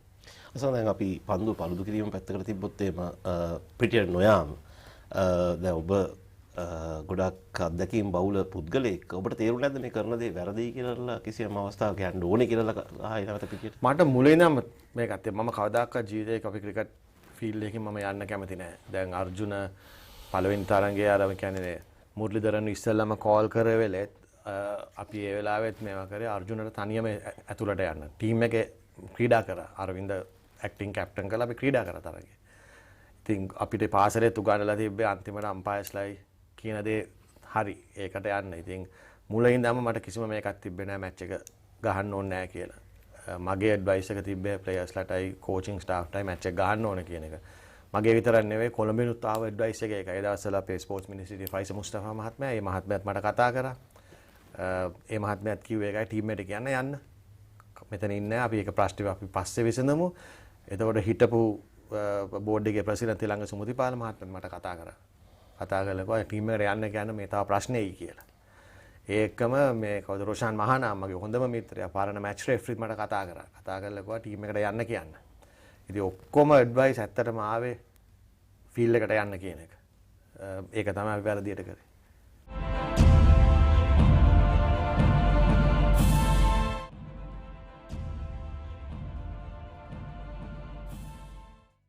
සමහර දේවල් අපේ ජීවිතයට රසවත් ආරම්භයක් ලබා දෙයි. හිත මිතුරෙකුසේ ළඟ රැඳේ. දියුණුවේ කොටස්කරුවෙකු වෙයි. මහපාරෙත් සිත පිනයි. මහමුහුදෙත් තනි රකී. ලෙඩකදී දුකකදී ආදරයෙන් රැකබලා ගනී. ජීවිත කාලය පුරාම අපිත් එක්ක රැඳී සිටිමින් සැබෑ සෙනෙහස කිසිතා වෙනස් නොවන බව හැමෝටම කියා දෙයි. Munchee super cream cracker. Super කියන්නේ නිකන් නෙවෙයි.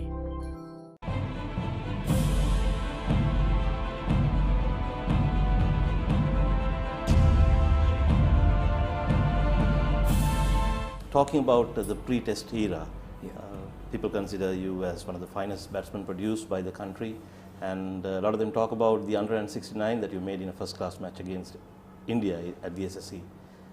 If you can recall that knock? Yes, why not? I think it was one of my better knocks, I would say, if not the best.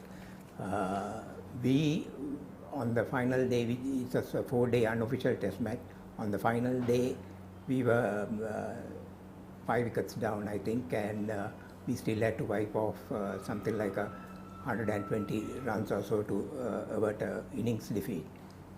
So it was quite an uphill task for us when we started the day, but I was able to hang in there, and as the day progressed, able to collect some runs, which enable us to overhaul the deficit and set India a target of 80 runs in the second innings, which they made for the loss of 4 wickets.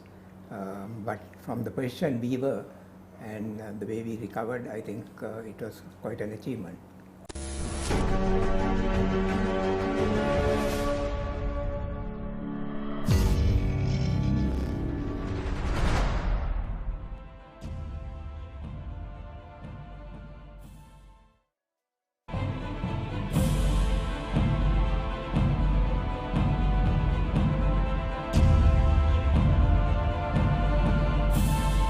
මේ වගේ මම හිතන්නේ දැන් එනකොට මම හිතන්නේ ක්‍රීඩකෙට හම්බෙන number 3 4 ඉතාම ප්‍රබල කණ්ඩායම සිටියේ කෝල්ස් චමින්ද මෙන්ඩි දුලිප් සමරවීර රොමේෂ් කලුවිතාරණ ජීවන්ත ගුලතුංග සජිත් ෆර්නෑන්ඩෝ ඉතාම ප්‍රබල කණ්ඩායම සිටියේ මම අංක 7 තමයි ක්‍රීඩා කරේ. හැබැයි ඊට පස්සේ මම පන්දු වාර 20ක් 25ක් හැමදාම පන්දු යව තරඟයකදී මායි දිනු කෙට්ටේ ආරච්චි ඊට පස්සේ මම SSC එකට යනවා. ඉතාම තවත් ප්‍රබල කණ්ඩායමක්.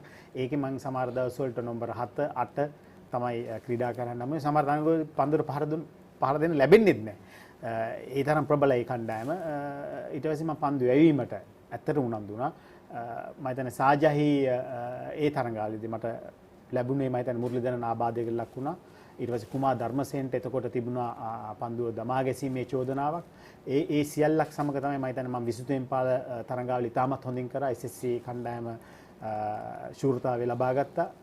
ඒත් සමග තමයි මම හිතන්නේ සාජවිතේ විශේෂ දේ තමයි ඉන්දියාවත් සමග මම හිතන්නේ පළවෙනි පන්දුව මම හිතන්නේ මම පන්දු යුවේ මොහමඩ් අසරුඩින්ට මම හිතන්නේ අද වගේ මතකයි මම හිතන්නේ ඔව් මම හිතන්නේ ඔෆ් එකේ බෝලර් ලෙග් එකට ගහුවා මම හිතාගත්තා මේක තමයි ජාත්‍යන්තර තත්ත්වය කියන එක.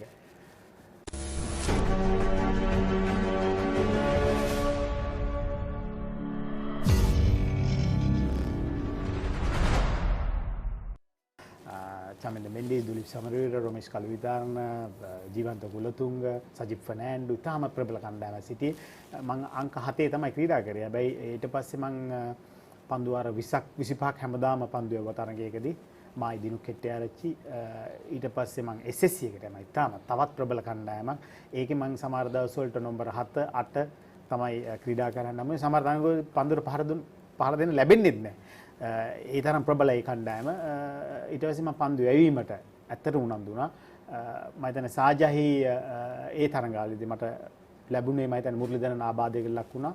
ඊට පස්සේ කුමාර් ධර්මසේනට එතකොට තිබුණා පන්දුව දමා ගැසීමේ චෝදනාවක්. ඒ සියල්ලක් සමග තමයි මම හිතන්නේ මම 22 පාල තරඟාවලිය තාමත් හොඳින් කරා. SSC කණ්ඩායම ශූරතාවය ලබා ගත්තා. ඒත් සමග තමයි මම හිතන්නේ සාජවිතය විශේෂ දේ තමයි ඉන්දියාවත් සමග. මම හිතන්නේ පළවෙනි පන්දුව මම හිතන්නේ මම පන්දු යුවේ මොහමඩ් අසරුඩින්ට මම හිතන්නේ අද වගේ මතකයි මම හිතන්නේ ඔව් මම හිතන්නේ ඕෆ් එකේ බෝලර් ලෙග් එකට ගහුවා. මම හිතාගත්තා මේක තමයි ජාත්‍යන්තර තත්ත්වය කියන එක.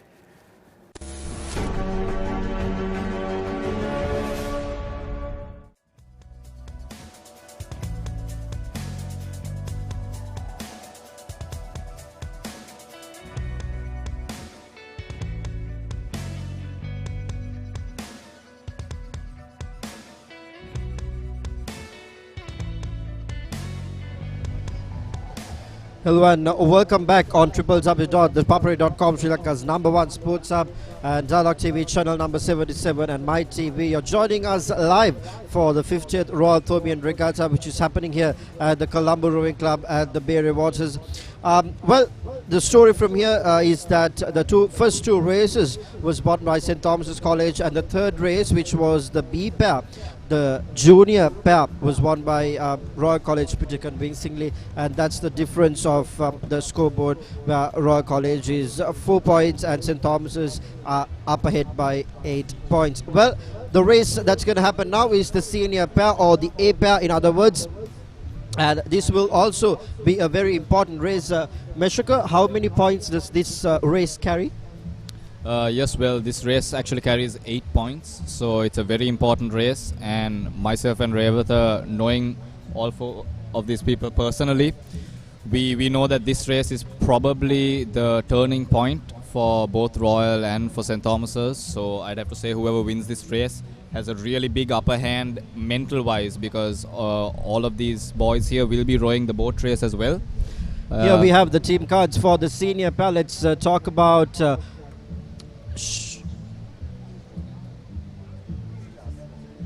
let's talk about the Royal guys. Regatta, what do you think? How's the preparation should be and the experience and whatnot?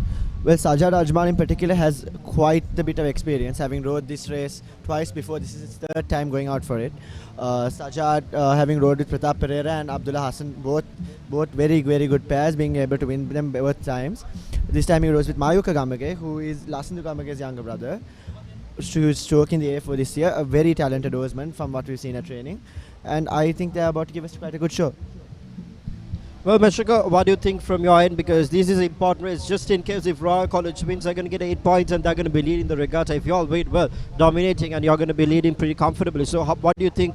Talk about the team from St. Thomas's who's going to go into this and the experience, and how should they really set that tone for this race? Yes, actually, the St. Thomas's College skipper will be facing off against the Royal College skipper this time, and it's going to be a very tough race because that is the head of both crews that are about to clash right now on the water.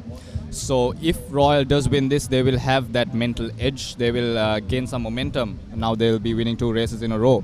But of course, St. Thomas's will not be wanted to do that. The skipper is fresh, but his bow, Ashika Ratnavira, has already won 1 race. He may be tired, so these things also matter, as both boys from the Royal College crew are fresh and this is their first race. So we'll be thinking about all this. But however, both teams, I would say, are quite evenly matched. They have experienced oarsmen, talented oarsmen, and I think this is definitely the most exciting race for this evening. So stay tuned. Meshak, a quick insight. When you have back-to-back competitive races as such, now this race is very important because of the points and the tally and etc. How does the fitness levels depend? I know you have a rigorous fitness training schedule at practice. Fitness is very important, back-to-back competitive races. So from your perspective and from your experience, how does the fitness levels come into play here? Yes, definitely. You might think that looking at a rowing race that it may not be as tough, but as if you've rowed in a boat, you would know how strenuous simply one race is. So I'm just wondering what Ashika Ratnavira is feeling at the moment, having rowed his ace scull brilliantly.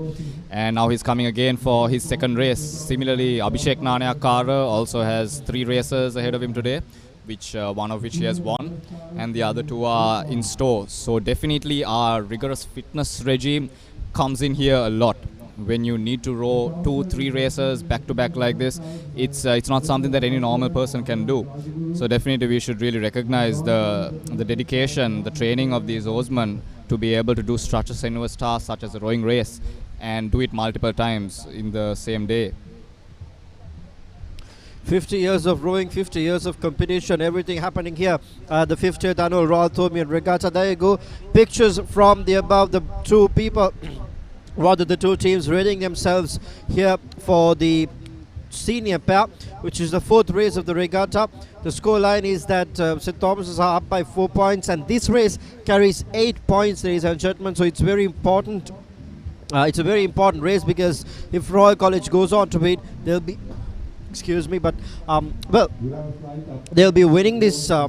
They'll be rather leading this tally 12-8, and if just in case if St. Thomas's win, they'll be very much very much rather comfortably leading this tally, and they'll be up ahead. Last year, this race was won by Royal College, so things have not really gone their way yet. It's been a mixed emotions here. Both the teams have really put in their weight for this all-important regatta, the 50th edition. So St. Thomas started it off as a win.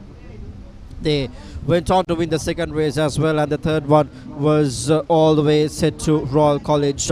We did speak about fitness levels with Meshaka. Regatta, what are your thoughts on the fitness levels? Because when you have back-to-back races, such competitive races, it's the fitness levels probably going to decide who has the better strength to row fast. So what's your idea on that based on your experience and your past rowing?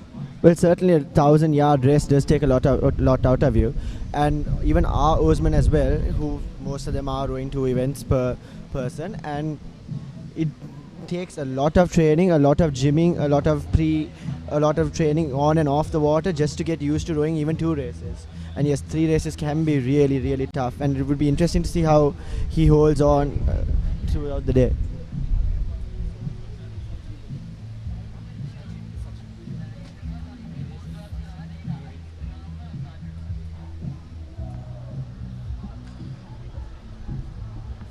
We have a couple more minutes just to begin the race, and then of course we'll have an exciting race at our hands. But before that, let's dig on to these 2 people, because we have a past captain and a past guy who has rowed for both these colleges. It's the 50th event, so a lot to talk about. Meshaka, let's go back in time. What's your favorite memory in your career at a Royal Thomaian?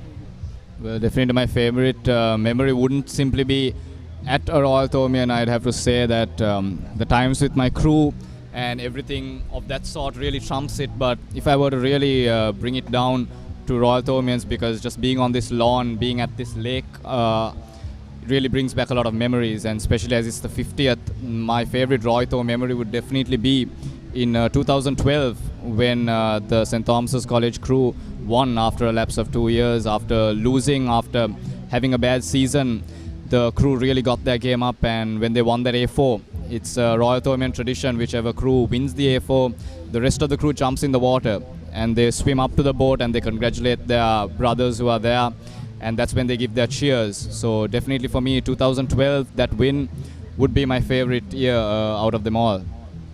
Well, before we move on, I'm going to remind you about the Sri Lanka tour of Australia happening. The Lions are having a pretty good run out there. We did see they were excelling in Pakistan as well. So, ladies and gentlemen, you can catch all the action, the live reports, the photographs, the videos, exclusive cuts on www.thepapare.com. Make sure you stay logged on to Sri Lanka's #1 sports hub to know all the information about the tour of Kangaroos and how Sri Lanka will do in Australia leading up to the T20 World Cup next year. Well, Meshaka spoke about his favorite memory. Let's move on to Regatta. What's your favorite memory of Royal Thomaian? Well, I would have to say, when in regards to Royal Thomaian, my favorite memory would be winning the boat race last year. Because, I mean, that is the culmination of all your years training, of 10 months of hard work, all in 3 minutes of a race. And especially when the race is so hard fought as it was last year, it is just such an infinite feeling to be a part of a winning crew. Well, there were certain delays in the course. There you go. Certain things are being fixed, and they're making sure that everything is ready for the race to begin. It's 4-8, ladies and gentlemen, on the board. Royal College trailing, St. Thomas is leading 8 points. Will be awarded for the winner of this particular race. Meshika, these type of delays, will this really how does this affect the mentality? You really go out there to come back in a race and they're just stalling out there. So does this affect you mentally? How does this work out there? Definitely, when you're out there pumped and ready for a race, no one wants to be at the start and idling. This will definitely slow down the boys, so I do hope that they stay warm up there, because all of them go through a warm-up routine, and when you're up there and doing nothing, you will cool down. So that's not at all what we want. So I do hope the boys up there are staying warm, but as for mentality-wise, they do have a little lapse of their mentality, because they are in the zone when they shove. They're ready to race, they're ready to win, but when you just do nothing, that slowly fades. So I do hope the boys are using some sort of mental tactic to keep their heads in the game, and that they don't stall for too much longer, because they need to get this on the road. Many moving parts are involved in a regatta such as this, so I do hope they start soon.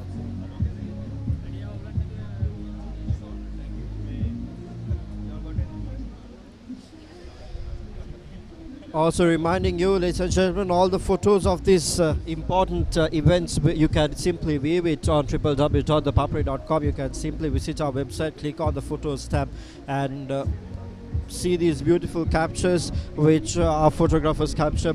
And if you missed any action, then of course you can just view it as a photo story, and we will have it ready for you. Then not only that, you can find all the content, sports content related to Sri Lanka International, wherever our sports people represent, not just in English, in all 3 languages. It's a trilingual website now. We've really geared up. It's 10 years of sharing the passion for this year, and ThePapare.com has been just doing what we need to the fans. We always say it's by the fans and for the fans. So starting from rugby to cricket to football to basketball to aquatics to athletics to tennis, in all 3 languages, Tamil, Sinhala, English, you name it, the way you want, we have our content. So we simply invite all our ardent fans to stay with us, to stay locked with us, and to experience all the Sri Lankan sports, as we are in a journey to make Sri Lankan sports greater, together with the audience, to really put out there and make sure that and we help our sportsmen and women by motivating them, by giving them the necessary exposure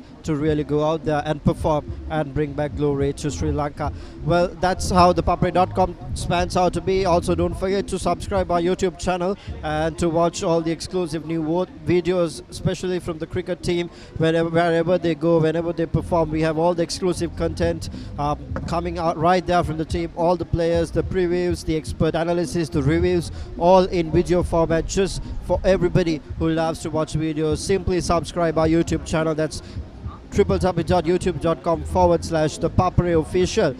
Subscribe it and be updated on everything that's happening around you in sports across the globe, wherever Sri Lanka is. Well, ThePapare.com is there. Ladies and gentlemen, we are waiting for the race to begin. It's the 50th annual Royal Thomian Regatta that's happening here at the Colombo Rowing Club at the Berry Lake, and 50 years of rowing, 50 years of competition, everything happening here, exciting stuff. And this race is something that everybody at home has to sit back, relax and watch, because this will simply decide whether Royal College will be leading this regatta for now, or will St. Thomas's dominate things. Because if 8 points is awarded for the winner, so if Royal College goes on to win this, it will be 12-8 and pressure back on the Thomians. Well, things are such that Royal College has won the regatta for the past 4 years. So if they do win here, it will be the 5th consecutive victory, which is a pretty incredible feat to achieve for any Royal College rowing crew,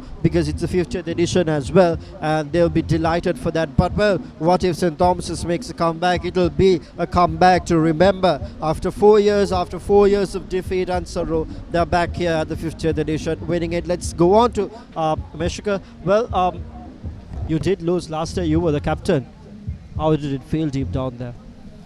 Definitely the loss didn't feel good, especially because I believe it was the first time that Royal had won 4 years consecutively.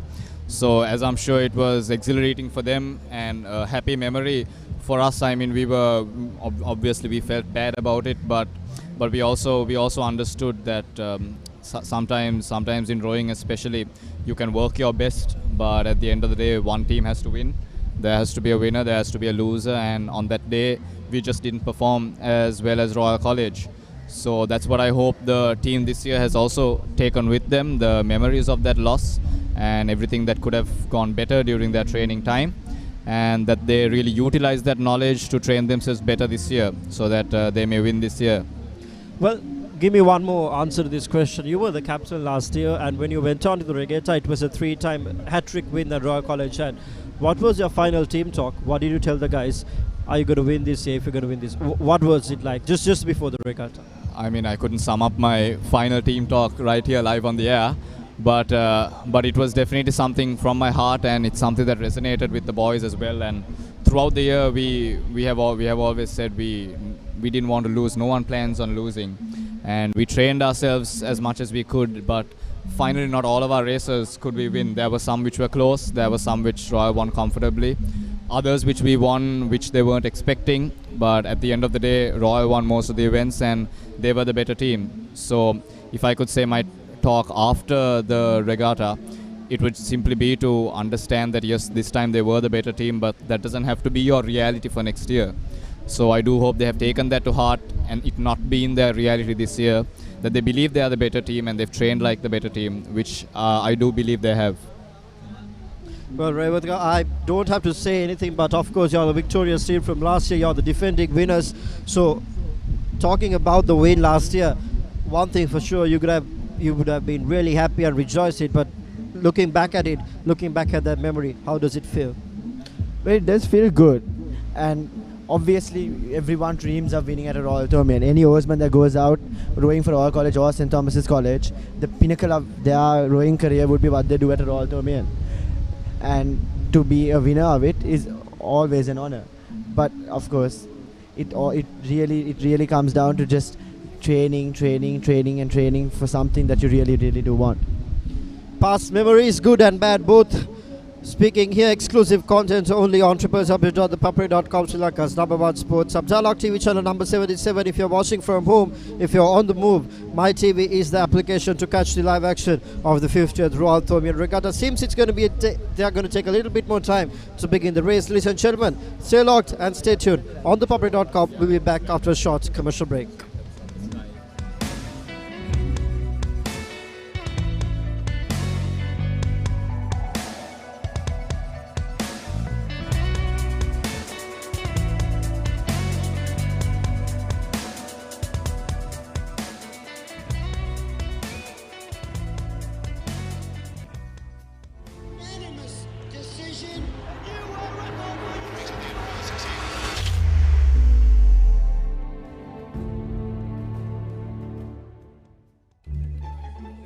මේ දන්නවද මොකද්ද ඉස්සර captain කරලා දන්නවා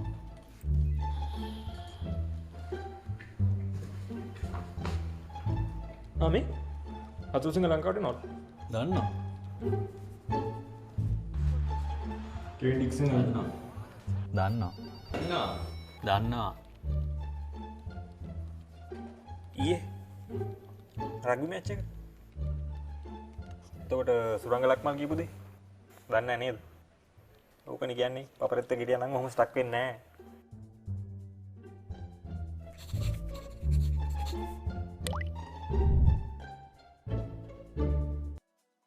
I want everything and more from my mobile.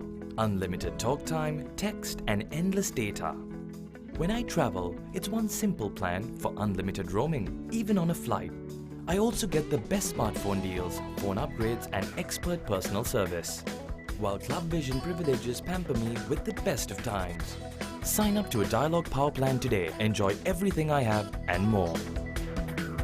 Dialog Postpaid. Power to you.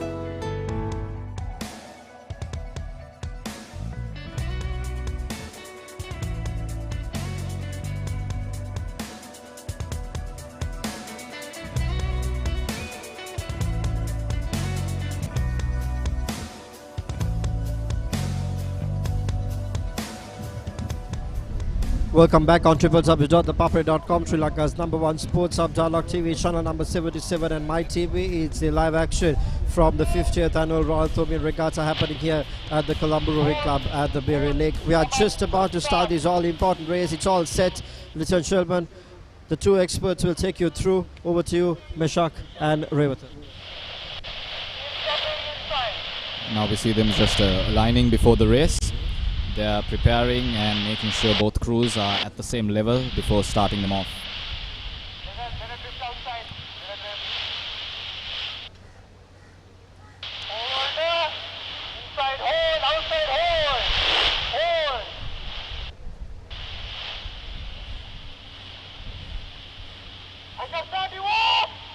And now they are about to begin. And they have begun. Royal College on the inside course, St. Thomas's College on the outside course.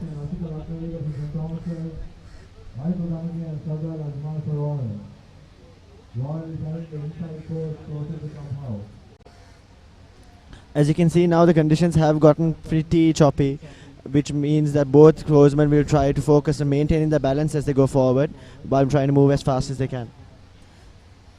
The Thomian skipper on the outside course against the Royal skipper on the inside. A very crucial race for both St. Thomas's College as well as Royal College.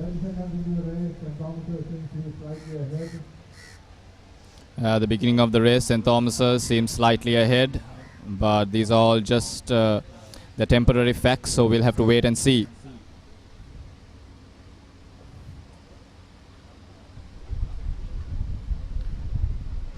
At this point in the race, it's crucial for the oarsmen to hold their composure as they go down, maintaining their rhythm and boat movement whilst powering at the maximum.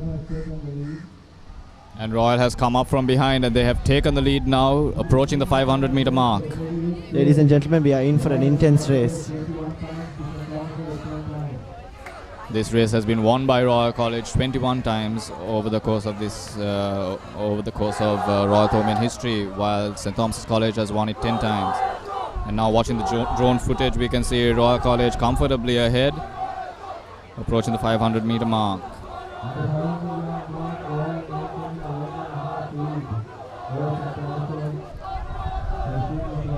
Sajad Ajmal and Mayuka Kamage, both very experienced oarsmen, staying controlled and composed as they go down towards the 300 meter. A very crucial 8 points being fought on the water here. They have about 400 meters left of this race. They will need to showcase their will here, and they need to show who is the better team right now, as St. Thomas's College charges into the 300, but Royal College maintaining that lead.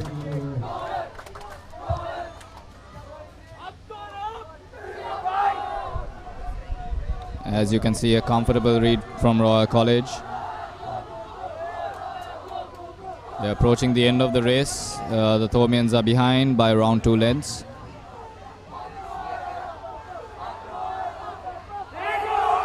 Royal College seems to have this race in the bag as they come towards the end, but you can never be sure until both crews finish the finish line.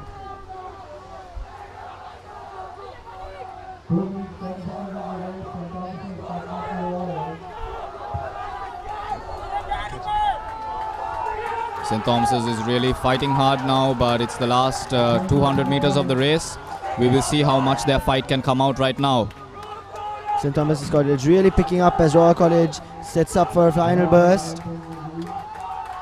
And now we see both teams' final bursts of power, final bit of rowing here. Ease and control as Royal College finishes first on the 50th boat race for the ThePapare race. The senior pairs goes to Royal College.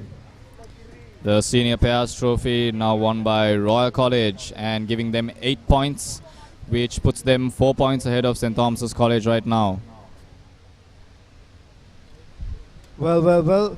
8 points on the board for Royal College. Now they'll be leading this tally 12-8. And this was a race that they had to win. And they came out pretty convincingly, recording that win. And finally, they are back and they'll be winning it quite they rather won it quite comfortably. Well, Meshuga, what do you think really happened out there? Was it the fitness level? Because one of the people, Ratnavira, did participate in the first race and he had to come back to this all-important deciding race, which was really important. Do you think it was the fitness levels that played the part? I think that could definitely have played a part because Ashika Ratnavira is after his A-Skull race, and it's never an easy thing to row two events, especially at his age and his level of experience as well. But the day is not over. The points are still up for grabs. But I do think definitely Ashika Ratnavira being tired in the back there, and as well as Dara Kapir is having his boat race at the end of the day as well, really affected them. However, Royal College has really got the edge on mentality here, I'd say. They came from behind and they have given us a timing of 3:19 for the pairs, which is a very good timing, judging by historical records. But yes, now they really have the mental edge, and it should be interesting to see how the events play out throughout the rest of the day. Well, from a Royal College perspective, it was very important that you guys win this, and your guys have done it pretty convincingly. What's your take on the race? Well, certainly it's a great thing to be ahead in the points tally, but all that matters is all the other points left to grab. No one can settle until the day is done and all races have been finished. So I would say that now the main thing would be for Sajad Ajmal and Mayuka Gamage to go back in, warm down and get ready for the next race, which is arguably the most important race of the day, the 50th boat race.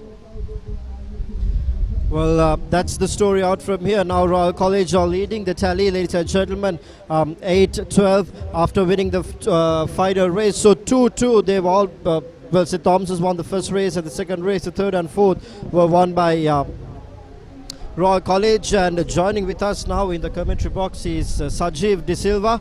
Well, he has represented Sri Lanka in both archery and rowing. He was a part of the ThePapare.com crew long before when we first started things. It's been 10 years for this year, Sajiv, and it's a very, very happy moment to have you with us in the commentary box. Before going on to that, let me quickly ask you, well, you've represented the country in rowing too, but everything starts here at school, and now it's 50 years for this annual encounter. How do you feel looking back at it? I think it has come a long way in terms of, even if you look at all the coverage that we are providing right now, it's far beyond what it was maybe 10 years ago. So it's becoming more of a, I would say, a spectator sport, because we are able to watch and follow the race for quite like at least half of the race versus just seeing the last bit of the race. And you also notice all the timings probably being faster this year, and there's again, like from when I rode, the timings have all come down. I think the only record of mine standing right now is the A double scull, but I think it will be beaten today. Why do you think the times have improved? Do you think the fitness levels, the training has differed from your days, or is it's just simply the game is getting better and more competitive and more talent is being fed in for the game? So I think it's a combination of all those things you said. The boats have improved. The training and the nutrition and the fitness has been looked after way better. So you've noticed all the angles being looked after right now because it has just got competitive and everyone's bringing their A game. Well, let's talk about ThePapare.com as well. When you first joined, I think it was as a photographer. You still have your camera today. Guess it's our passion. But Sajiv, it's been 10 years for 2019 for ThePapare.com. When you first joined and today, it's a huge change, and we've done so much for sports. As a member of the ThePapare.com crew, what's in your mind? It's been 10 years. It's a long journey. What's in your mind? So actually, when we started, we were working on taking pictures. We'd upload it at the end of the session after editing. So I think it has come a long way from just taking pictures for the video streams and the live streams. And to give this quality of a coverage with the, I would say, the minimum way we started without, much investment or anything. So it has come a long way, and it's nice to see where it's going. I know you're a Thobian, but I'm going to put you on the spot. Royal College has won this 4 years in a row. It's the 50th edition. Are you rooting for St. Thomas's, or do you think Royal will snatch the victory? From what I've seen, it's going to be close. But I think St. Thomas has a good chance of pulling through. I think it's a fittest crew which has been there for the last 5 years. So it will be interesting to see how the races go on. Because it's anyway all down to the day and who wants it more on the day. All right, thank you very much, Sachi, for joining with us, ladies and gentlemen. It's the A double scull, which is due up next, the 5th race of the 50th annual Royal Thomian Regatta. The scoreline is 12-8. Royal College is up by 4 points after winning that final race. That was the senior pair. The first 2 races was won by St. Thomas's College, Ratnavira and Nanayakara, and then coming into the 3rd and the 4th, it was pretty unfortunate scenarios for the Thomians as the Royalists won those races quite convincingly, and we are yet to begin the 5th race as the A double scull. So we invite you to stay logged and stay tuned on www.thepapare.com, of course Dialogue TV channel number 77, and if you're on the move on My TV, and we'll be back after a short commercial break.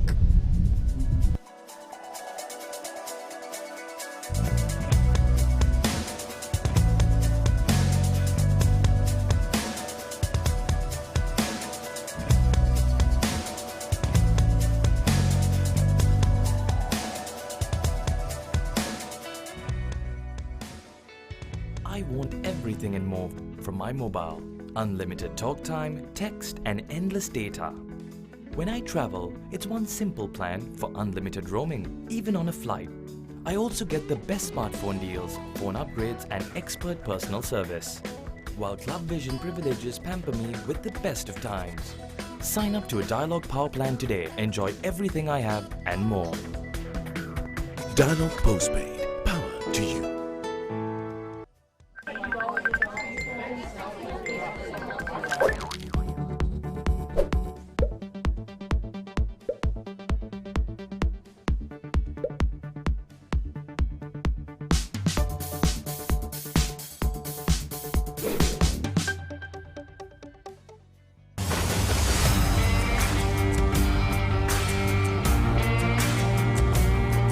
நேரடி ஒளிபரப்பு யாழ்ப்பாணத்தில் මාතර කොටවිල ගම්පියසට ඇවිල්ලා තියෙනවා. සිරිතදාස ඇඩ්මෝරටුව පියගම මහින්ද රාජපක්ෂ ක්‍රීඩාංගණය. கிழக்கு மாகாணம் Sugadadasa Indoor Stadium is the Fox Hill Supercross. රුණෑගල Siri ඇතුගල් පුරවරය papare.com අපි අද ඇවිල්ලා ඉන්නේ නෝරෙලිය ප්‍රදේශයේ. Final showdown Candy Sports Club. Polonnaruwa ජාතික සංකීර්ණයේ සිට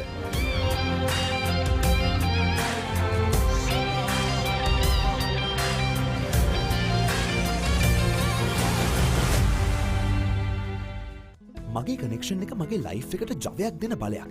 අන්ලිමිටඩ් කෝල්ස් SMS විතරක් නෙවෙයි ඇති තරම් ඩේටාත් මට තියෙනවා. පිටරටදි වගේම ෆ්ලයිට් එකේ ඉද්දිත් අන්ලිමිටඩ් රෝමින් ඇක්ටිවේට් කරන්න හරි සිම්පල්. ලේටස්ට්ම ස්මාර්ට්ෆෝන් වලට ලංකාවේ හොඳම ඔෆර්ස් වගේම විශේෂඥ සේවාවකුත් මට ලැබෙනවා.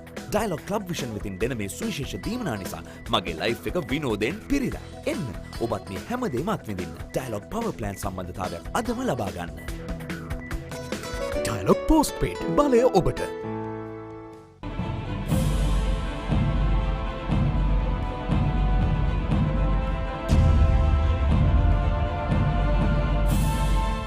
You've managed quite a few Sri Lankan teams, and one of the most memorable occasions managing those teams must have been Sri Lanka winning a test match in England for the first time in 1998. Absolutely. I think that was something which was so special. Apart from the test match itself, we won the Emirates Trophy for the one-day tournament. And so it was something which I don't think very many Sri Lankan teams would have done overseas. I'm not sure whether there has been any, but that was something which I think was so special. And basically, the other thing that struck me was that was even managed by homegrown people, coached by homegrown people, and we may have had maybe a physical training. Yes, Alex was there. Apart from Alex, and Alex was a part of us. So that was something very special. And I remember when we went into that match, we were debating as to what the team management, the coaches were debating as to what we should be doing when we win the toss. And sort of what strategies we should adopt. And so there were various diverse sort of views expressed that we should be batting first, we should be bowling first, and so on and so forth if we win the toss. And then one of the things that came to mind by someone, I can't remember who it was, said that, see, if we want to win this test match, see, Murali is the man who's going to win it for us. And if we are to win it with Murali, we have to give him a break between innings. And to give a break between innings, you will have to sort of try and put the other side into bat. So when we won the toss, we decided to put them into bat. And England hammered us. They got something like 400 odd runs, I think, if I'm not wrong. And sort of people were sort of tongue-in-cheek laughing at us, saying, look, these fellows don't seem to know much about what's happening. And then when we massacred them for some 500, I remember going into the see, after the game they normally have refreshments, and I can't remember who the England cricketer that I spoke to at that time was, an old England cricketer. He said, look, what made you put England into bat first? So the first thing that came into my mind was that that idea of getting Murali to bowl twice. And I said that was the reason that because we wanted to beat England. And so this sort of spread like wildfire in that refreshment room. And everyone was talking about it. This is why Sri Lanka put England into bat and that type of thing. So that was something very, very special. And sort of Sanath played a great innings. And everyone, I think, made their contributions. And in fact, the manner in which that match was played, Rex, it was a test match between England and Sri Lanka. See, the English came and asked our permission to allow Steve James. Steve James's wife was expecting a baby, and Steve James was batting, or was expected to bat overnight.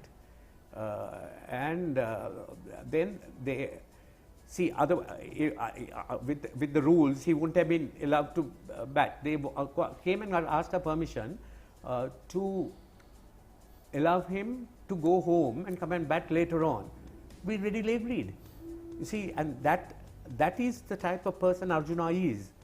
You see, to him, see, he's not all someone who's anti things, you know. And say, I think it was I who was asked, and then I asked Arjuna, and he sort of straight away, very magnanimously allowed that, and said, here we were struggling to win, but we played cricket like gentlemen, and that's why I always maintain, even in some of the later incidents that took place, that people just misunderstood us.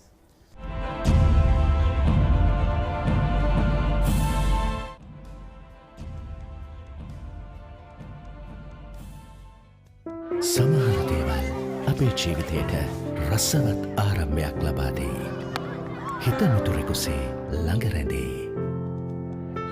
දියුණුවේ කොටස්කරුවෙකු වෙයි. මහපාරෙත් සිත පිනයි. මහමුහුදෙත් තනි රකී. ලෙඩකදී දුකකදී ආදරයෙන් රැකබලා ගනී. ජීවිත කාලය පුරාම අපිත් එක්ක රැඳී සිටිමින් සැබෑ සෙනෙහස කිසිතා වෙනස් නොවන බව හැමෝටම කියා දෙයි. Munchee super cream cracker. Super කියන්නේ නිකන් නෙවෙයි.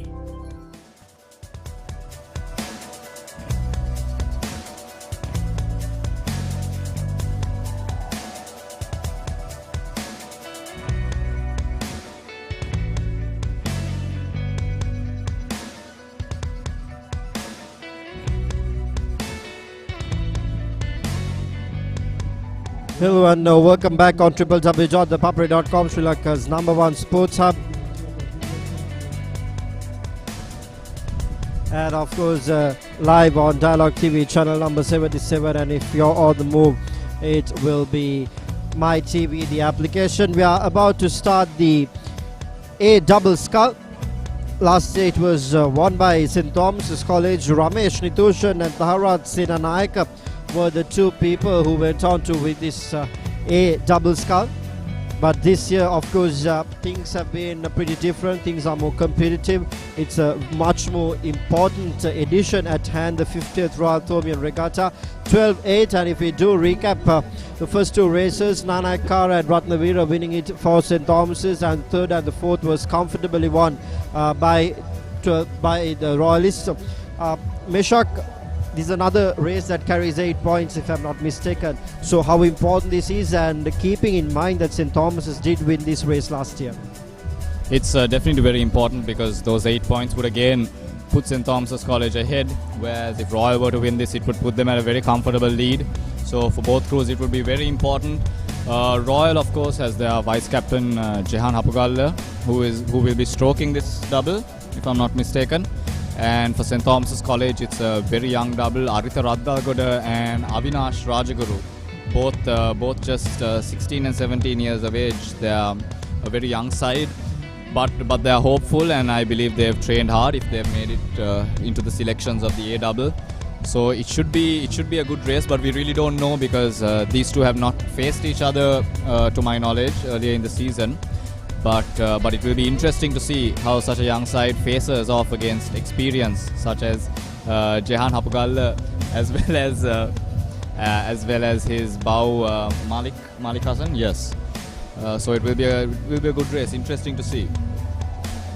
Well, Royal College, you won this. Brother, you lost it. You did lose it last year, but you won the third and the fourth race, so you are in the winning momentum. Broken the rhythm of the Thormians as well. How important is this race going to be, because it's another 8-point race, Revato? Oh, certainly this race is very important because the 8 points that you get from winning it will put us at 20, meaning that the B4, which comes later, can confirm the regatta and the winner of the overall trophy. So winning this race in particular is very, very important for any crew who hopes to finish the regatta, winning the overall before the boat race happens. And of course we did talk to Sanjeev De Silva, who was the old boy of St. Thomas's College, and of course who went on to represent Sri Lanka in rowing and both archery as well. He was also a very old crew member of ThePapare.com, but he just enlightened us with a very good information. Sanjeev De Silva and Ruben Wickramasinghe, who rode way back in 2009, holds a record for this particular race at 3.09. So, well, he did mention that the timings and everything has improved this year, so we are hoping that this competitive fast-edge race could probably break that record, but it's a 10-year record that is standing between Sanjeev De Silva and Ruben Wickramasinghe at 3:09. And will this senior pair who's rowing for both the schools will break this record or not? We're yet to see. We did talk about the fitness level, Meshak. How important is this? Because this is, again, this is not a single person rowing. It's there are two people in the boat. So what are the normal strategies and the talks that you have for an event such as this? For an event such as a double scull, definitely coordination is key, because each person has 2 oars, which makes for 4 oars that need to enter the water at the exact same time, pull at the same speed, as well as exit the water at the same time. So definitely whoever the 2 people that row in a double scull need to be very, very coordinated. They need to know their stuff when it comes to each other as well as rowing. So definitely that would be one of the big challenges in a double scull. However, the double scull is known to be the fastest boat. Because of the oars to the weight, the ratio there, it's known to be a very fast boat. So because of that, even someone without the best style could move this boat very well. So it makes for a very interesting combination where style would definitely help you, but even without it, your willpower and your strength could really take you there. So fitness levels really come into play when it's a boat like the double scull.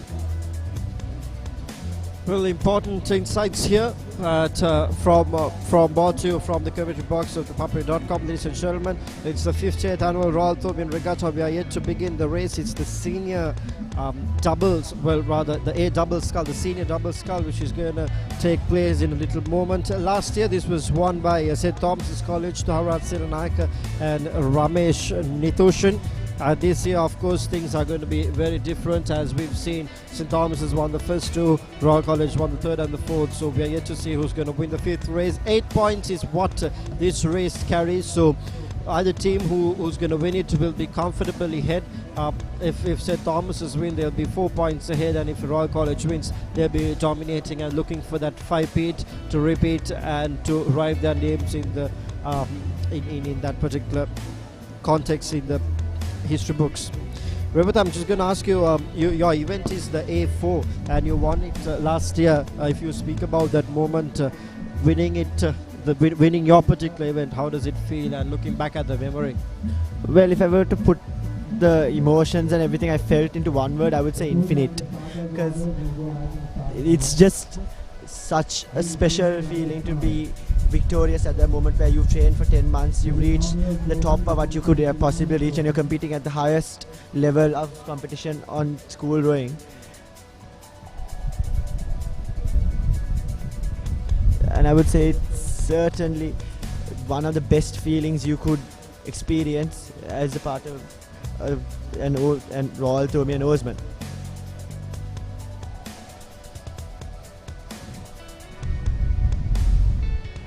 Speaking about the ThePapare YouTube channel, ladies and gentlemen, you can simply subscribe and watch all the exclusive videos on ThePapare.com, from cricket to tennis to rugby to football to basketball to athletics, everything in one place. All the exciting action, all the most expert analysis, the reviews, the previews when Sri Lanka tours internationally, all the domestic games and whatever sport it is, we bring it to you exclusively. So simply make sure you guys subscribe to our YouTube channel and watch all the videos that are deep. And we are about to commence the race, and over to you, Meshak and Regatta, to take us through. And just now the race for the senior pairs has just come, Syrian double scull, has just commenced. St. Thomas's College on the outside course and Royal College on the inside course. Both crews going off really fast at the start, both trying to get that edge early on. The double scull is definitely a boat with which you can fly at the start, and I say both crews are really utilizing that. From our angle, seeming evenly matched, but only a closer look will tell us the true tale. Both crews performing quite well, keeping a good rate. Both crews rating actually quite high as they go down towards the corner, the 700 meter mark.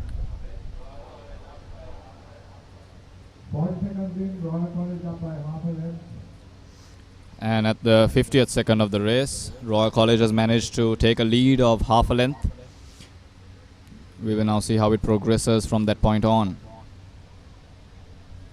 As they near the middle portion where St. Thomas's has proved to be quite competitive, Royal College lengthens out, starts powering through. And here on the inside course we see Jehan Hapugalla and Malik Hassan fighting it out, keeping their lead, pushing hard. Coming up to the 500 meter mark, Royal maintaining a slight lead. Royal still maintaining their lead at the 500 meter mark. This is where St. Thomas's College will need to show their willpower, to show their training right here. St. Thomas's College has previously proved quite exceptional from this portion onwards. Royal College will need to be wary and fight through hard to finish first. And here we see Royal College's lead. They are edging forward, but St. Thomas's College is fighting from behind. They are now nearing the 400 meter mark.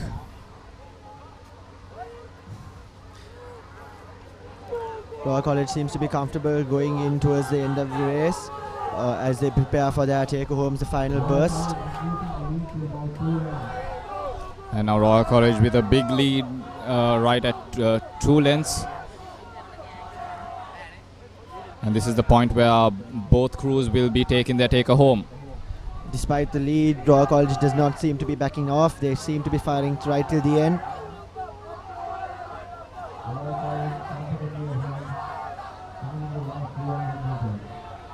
And the way the race looks now, it should be Royal College's race as they reach the 100-meter mark. And the last 200 to 300 meters of the race, the final deciding point. Royal College is comfortably ahead, but St. Thomas's College is not giving up. They're still firing from the back.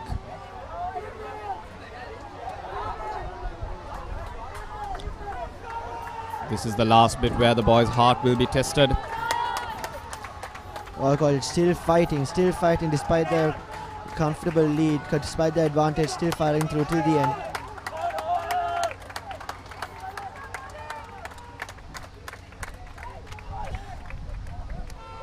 And there we have it.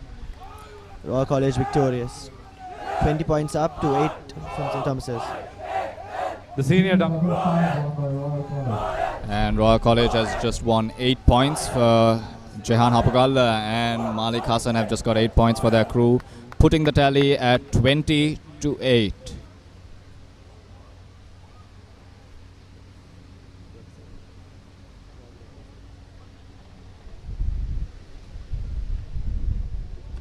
Well, everything happening here at the Colombo Rowing Club. There you go. Those are the St. Thomas's pair.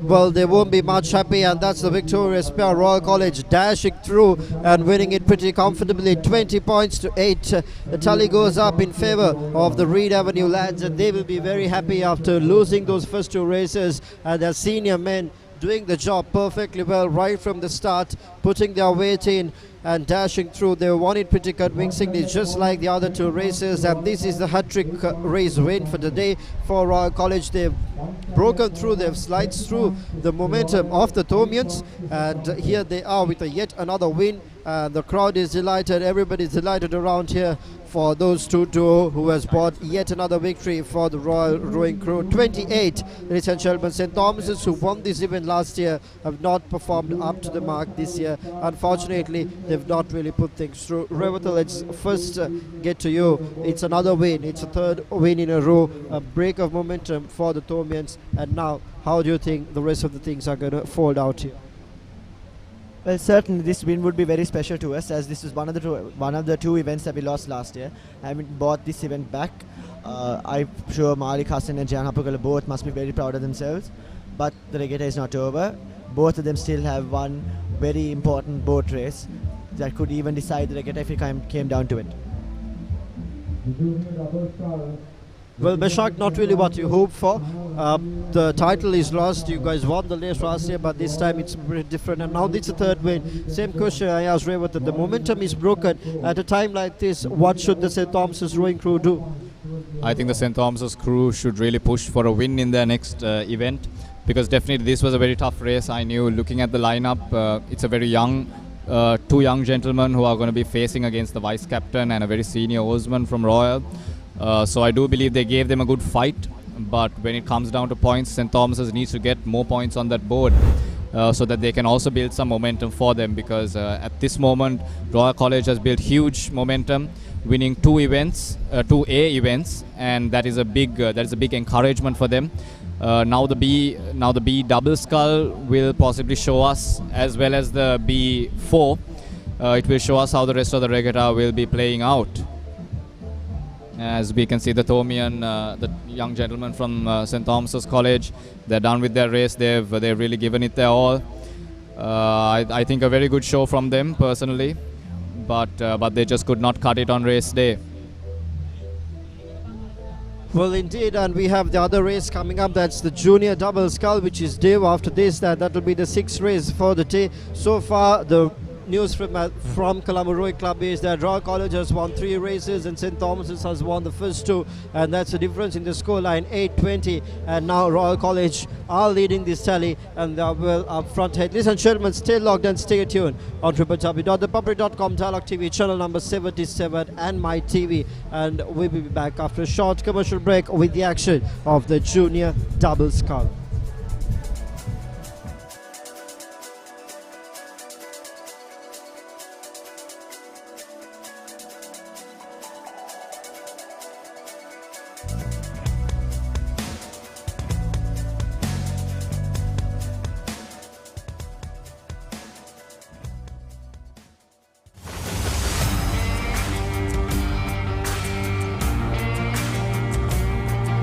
පෙරඩි ඔලිබරපු යාල්පාන තෙල්ල. Matara කොටවිල ගම්පියසට ඇවිල්ලා තියෙනවා. සිද්ධාශ ඇට්මෝරටුව පියගම මහින්ද රාජපක්ෂ ක්‍රීඩාංගණය. කිழக்கு மாகாணம். Sugadadasa Indoor Stadium is the Fox Hill Supercross. Kurunegala Siri ඇතුගල් පුරවරය papare.com අපි අද ඇවිල්ලා ඉන්නේ නෝරෙලිය ප්‍රදේශයට. Final showdown Candy Sports Club. Polonnaruwa ජාතික සංකීර්ණයේ සිට.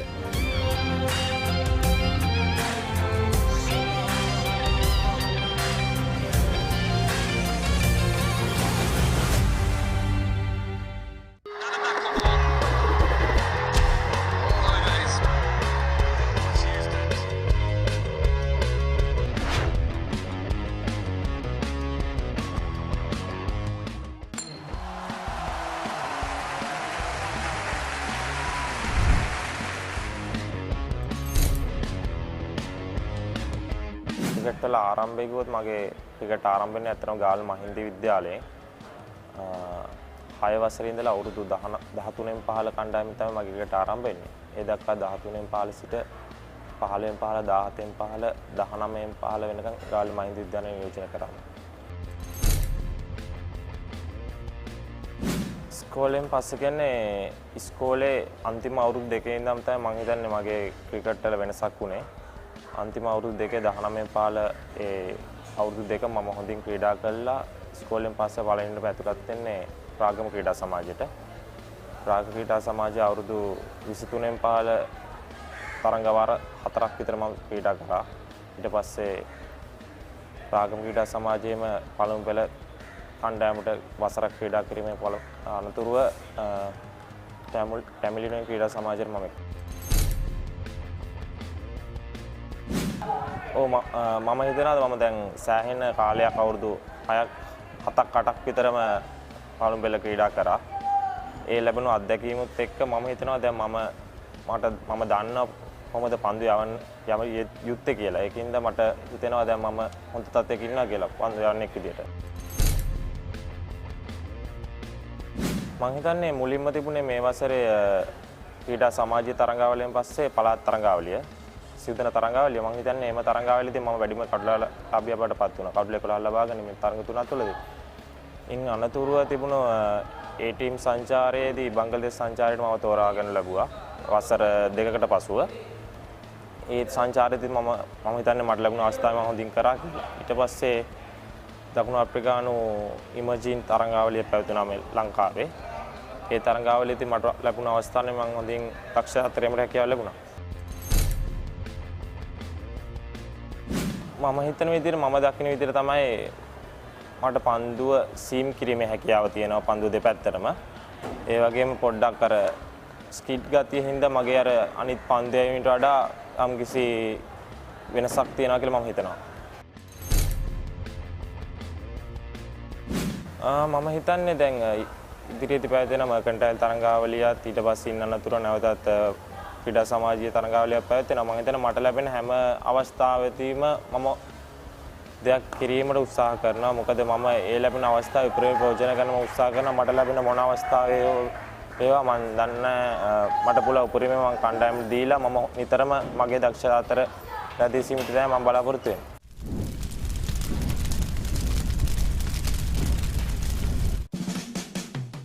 පෞද්ගලික බැංකු කරක්කියාවක් ජේම්ස් ඇන්ඩර්සන් දඹුල්ල ක්‍රීඩාංගණය ලෝඩ්ස් ක්‍රීඩාංගණය කුසල් ජනිත් හම්බෙන් බෝලින් පාර්ට්නර් ප්‍රභාත් ජයසූරිය අකිල දරංචි ෆුට්බෝල් රොනාල්ඩෝ ලකුණු 50කට කඩලු 7ක් ඇන්ජලෝ ජයසිංහ පාකිස්තානු ඒ කණ්ඩායම සමග ශ්‍රී ලංකා ඒ කණ්ඩායම අතර පැවතිච්ච තරගය ආශික් කුසල් ජනිත් පූල් පහර ගෙදර ගාල්ල ලක්ෂාන් සඳක බවුන්සර් පන්දු රාගම ක්‍රීඩා සමාජය SSC කණ්ඩායමට එරෙහිව ලකුණු 83ක් කුමා සංගක්කාර ටෙස්ට් ක්‍රීඩාව මුම්බයි ඉන්දියන්ස් ගණිතය ගුරුවරයාට පළමු කඩලු පහදාගත්ත CCC කණ්ඩායමට එරෙහිව මම කිව්වේ කඩලු 7ක් ලකුණු 50කට ඩොනික් සරාගේ සමතේකම්ස් බාත් ප්‍රභාත් ජයසූරිය එක්ස්ට්‍රා කාර් පරිප්පු දිග කලිසා මම තරහ යනවා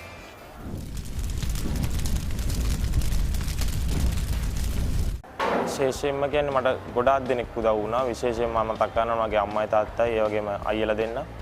ඒ වගේම පාසල් පුහුණුකරුවන් වන කීර්ති ධම්මප්‍රිය, ධනුෂ්ක දෙනගම, හර්ෂ මුනිසිංහ ඒ වගේම ලසිත් චමින්ද. එතනින් පස්සේ ක්‍රීඩා සමාජය අතරට පැමිණියාම රොයි ඩයස් මහත්මයා, හෂාන් තිලකරත්න, වේගපන්දු පුහුණුකරුවන් විදියට අනුස් සමනායක, චම්පක රාමනායක, චමින්ද වාස්, චමිල ගමගේ, දර්ශන ගමගේ, රවින්ද්‍ර පුෂ්පකුමාර ඒ වගේම මේ වෙන විට ජාතික කණ්ඩායම පුහුණුකරු වන රොමේෂ් රත්නායක මහත්මයාට සහ ඒ සියලු දෙනාටම උදව් වෙනවා. ඒ වගේම මෙතෙන්ට 2010 වසරේදී මාව මුලින්ම හඳුනාගත්තේ ලසිත් මාලිංග විසින්. එයා තමයි මාව දැකලා ඒ විදිහට වේගපන්දු පුහුණුකරුවන් වෙච්ච චම්පක රාමනායකට සහ අනුස් සමනායක මට හඳුන්වා දීලා මාව දැකලා ඒ කට්ටියට හඳුන්වා දුන්නේ. මම හිතන්නේ ඒක ගොඩක් කුකුලක් වුණා මට මේ තත්ත්වෙට එන්න. ඒ සියලු දෙනාටම ඒ වගේම දැනට මම ක්‍රීඩා කරන කෝල්ස් ක්‍රීඩා සමාජයේ පුහුණුකරුවන් මුතුමුතුගේ පුෂ්පකුමාරට එයාම ක්‍රීඩා සමාජයේ පැත්තේ මට සෑහෙන උදව් කරනවා. මම හිතන්නේ ඒ සෑම දෙනාටම ස්තුති වෙන්න ඕන මේ අවස්ථාවේ.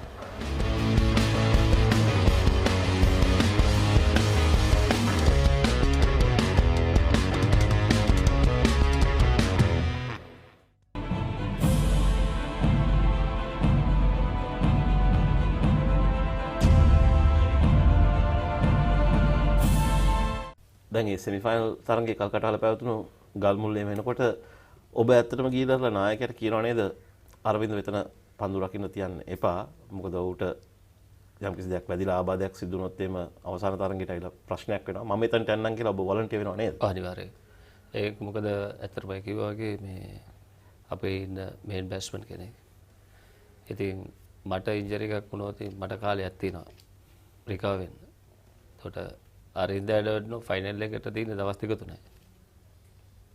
ඉතින් අපේ ලොකුම බැට්ස්මන්.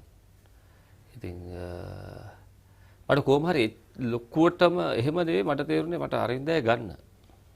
ඇතුළට තියාගන්න එක තමයි ඉතින් ඕක වෙන්න ඕනේ මගේ හිතේ කියෙන්නේ නැත්තේ. ඉතින් දැක්ක හැටි අපි මේන් එක්කේ නොයා නම් මට හිතෙනවා එයාව ගන්න කියන එක තමයි. මගේ හිතේ ඔක්කොම ඇතිනේ ඒකනේ. ඒක නිසා මම ආයෙ එතනට යන්නේ. ලයින් එකට. එතකොට තමයි ආයි ඔය බෝතල් ටික එන්නේ.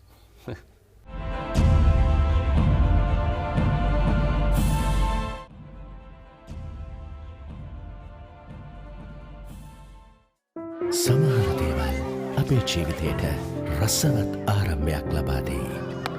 හිත මිතුරෙකුසේ ළඟ රැඳේ. දියුණුවේ කොටස්කරුවෙකු වෙයි.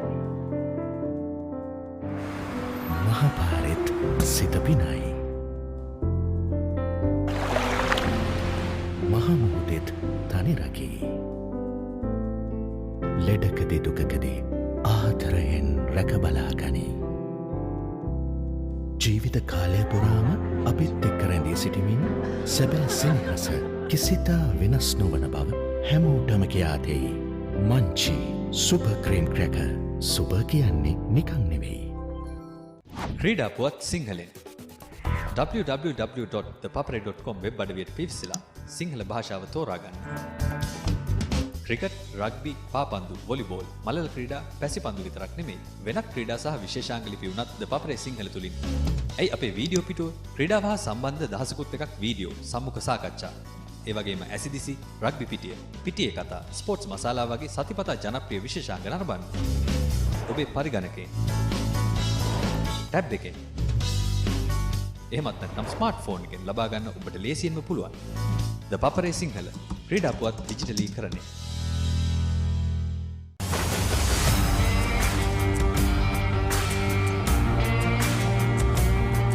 நேரடி ஒளிபரப்பு யாழ்ப்பாணத்தில் මාතර කොටවිල ගම්පියසට ඇවිල්ලා තියෙනවා. සිද්ධාශ ඇඩ්මොරටුව පියගම මහින්ද රාජපක්ෂ ක්‍රීඩාංගණය. கிழக்கு மாகாணம் Sugathadasa indoor stadium is the Fox Hill Supercross. Kurunegala city Athugal පුරවරය papare.com අපි අද ඇවිල්ලා ඉන්නේ නෝරෙලිය ප්‍රදේශයේ. Final showdown Candy Sports Club. Polonnaruwa ජාතික සංකීර්ණයේ සිට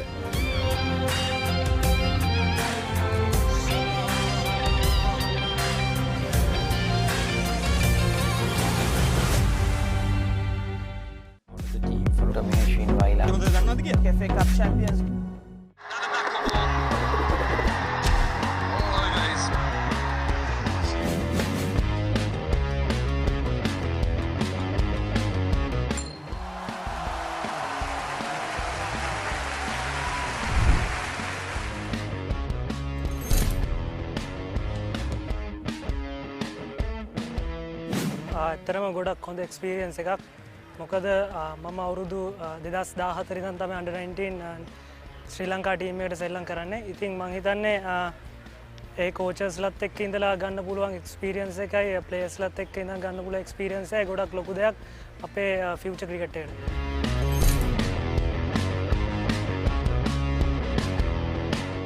ඇත්තරම ගොඩක් වෙලාවට ස්කූල් බෝයි ක්‍රිකටර්ස්ලා ගොඩ දෙනෙක් නැෂනල් ටීම් එකේ ප්ලේ කරලා තියෙනවා. ඉතින් මම හිතන්නේ ඒකත් හොඳ දෙයක් ස්කූල් බෝයි ක්‍රිකටර් වෙන එක. නමුත් ඉස්සරහට මහන්සි වෙන්න ඕන ගොඩක් දේවල් ලබා ගන්න නම් මම හිතන්නේ ස්කූල් සීසන් එකේ මහන්සි වුණු දෙයට හොඳ ප්‍රතිඵලයක් විදියට මම හිතනවා.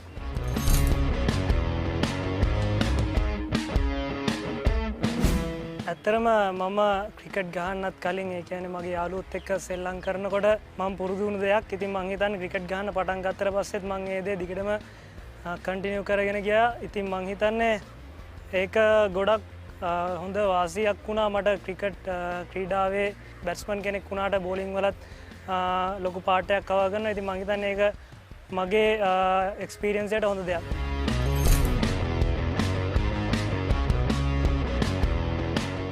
ඇත්තරම ඔව් ගොඩක් හොඳ දෙයක්. මොකද දකුණු පළාතෙන් විතරම ගොඩක් වෙලාවට ප්ලේයර්ස්ලා බිහි වෙනවා වැඩි. under 19 ලෙවල් එකෙත් එහෙමයි. දැන් මේ අන්තිම සීසන් වල බලනකොට ගොඩක් හොඳ ප්ලේයර්ස්ලා ඇවිල්ලා තියෙනවා. මම හිතන්නේ ඒක දකුණු පළාතටත් හොඳ දෙයක්, ලංකාවටත් හොඳ දෙයක්. මොකද කොළඹින් පිට ප්ලේයර්ස්ලා ගොඩක් වෙලාවට එන එක. ඉතින් මම හිතන්නේ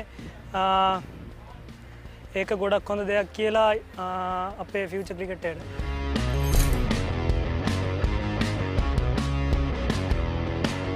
ඇත්තරම ගොඩක් සතුරු වෙන්න පුළුවන් දැන්. මොකද සහෝදරයෙක් එක්ක ක්‍රීඩා කිරීම ගොඩක් දෙනෙක්ට හම්බෙන්නේ නැහැ. එකට ක්‍රීඩා කරන්න ලැබෙන එක. මම හිතන්නේ සමහර මැචස් වල මටත් වඩා හොඳට පර්ෆෝම් කරලා තියෙනවා. ස්කූල් සීසන් එකේ ලිමිටඩ් ඕවර් ෆයිනල් එකේ මෑන් ඔෆ් ද මැච් වුණා. ඉතින් මම හිතන්නේ ඒ වගේ සමහර වෙලාවට මටත් වඩා හොඳට ක්‍රීඩා කරලා තියෙනවා. ඉතින් ගොඩක් සතුරු වෙන්න පුළුවන් දෙයක් එකම ටීම් එකේ සහෝදරයන් දෙදෙනාට ක්‍රීඩා කරන්න ලැබෙන එක ගැන.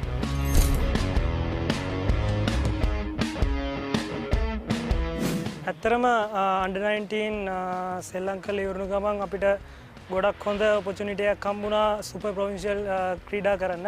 ඉතින් මම හිතන්නේ සුපර් ප්‍රොවින්ෂියල් එකේ සැලකිය යුතු මට්ටමකට මගේ all-rounder part එක මට කරන්න පුළුවන් වුණා. සමහර අවස්ථාවලදී ෆේල් වුණත් මම හිතන්නේ මම ඒක හොඳ ආරම්භයක් විදිහට ගන්නවා.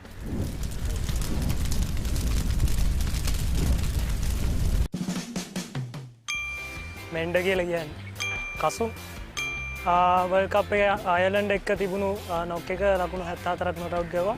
බෝලිං හොඳ පර්ෆෝමන්ස් එක තමයි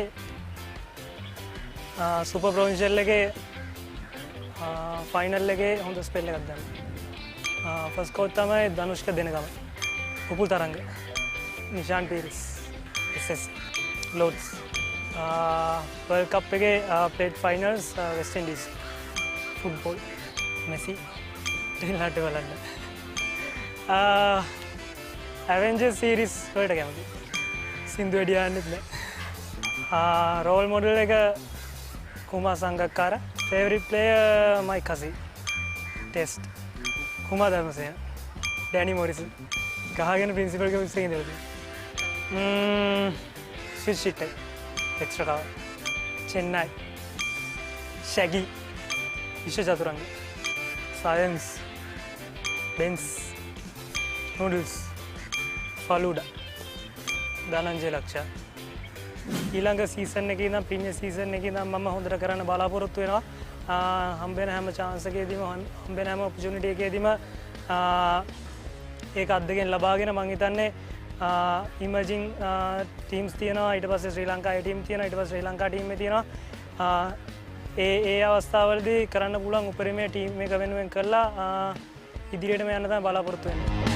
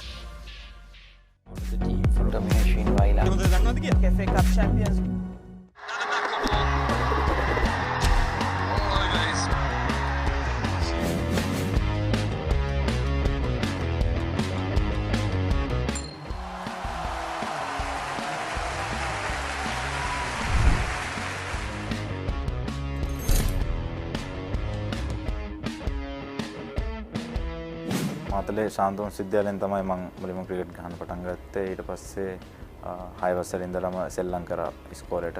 ඊට පස්සේ district ගැහුවා under 15, 17, 19. ඊට පස්සේ provincial. ඊට පස්සේ තමයි under 19 ශ්‍රී ලංකා ටීම් එකට තේරුනේ. ඒ අතරතුර මම මාතලේ ක්‍රිකට් ක්ලබ් එකට සෙල්ලම් කරා. under 19 සෙල්ලම් කරලා ඊට පස්සේ තමයි කොළඹට ආවේ 2010 වගේ. ඉතින් එතන ඉඳන් ඩෙවලොප්මන්ට් ස්ක්වොඩ් ඒ ටීම් ඒවා සෙල්ලම් කරා 2015 දී තමයි මම ඒ ටීම් සෙල්ලම් කරේ. 2017 දී හම්බුණා මේ ශ්‍රී ලංකා කණ්ඩායම නියෝජනය කරා.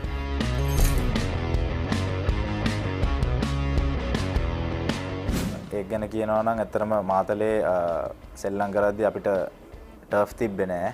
මැටින් විතරයි තියෙන්නේ මාතලේ. ළඟපාතක අපි යනවා නම් දඹුල්ලට යන්න ඕන නැත්තම් නුවරට එන්න ඕන. ඉතින් ඒ වගේ අවස්ථාවලදී කොළඹට ඇවිල්ලා ක්‍රීඩා කරද්දී ලොකු වෙනසක් දැන්න මුලින්ම. මොකද මැටින් එකේ ක්‍රීඩා කරලා ටර්ෆ් එකේ ක්‍රීඩා කරද්දී එච්චර ඇත්තටම ලොකු වෙනසක් තියෙනවා ඒ දෙකේ. ඉතින් එතකොට ලොකු අපහසුතාවයක් දැන්න මුලින්. ඉතින් ඒ වගේ මාතලේ පැත්තෙන් ඉතින් ගොඩක් එනවා අඩුයි ප්ලේයර්ස්ලා. මොකද ඒ පහසුකම් අඩුයි. ක්‍රිකට් වලට තියෙන ගොඩක් දේවල් සහ මග පෙන්වීම ගොඩක් වෙලාවට ලැබෙන්නේ නැහැ. ඉතින් ඒ පැත්තෙන් ඇවිල්ලා මේ කරන්න ලොකු දුෂ්කරතාවයක් තිබ්බ මුලින්. ඉතින් ගොඩක් කට්ටියගේ සහයෝගය හම්බුණා. කෝචස්ලාගේ හැම කෙනෙක්ගේම සහයෝගයත් එක්ක තමයි මේ ගමන ආවේ.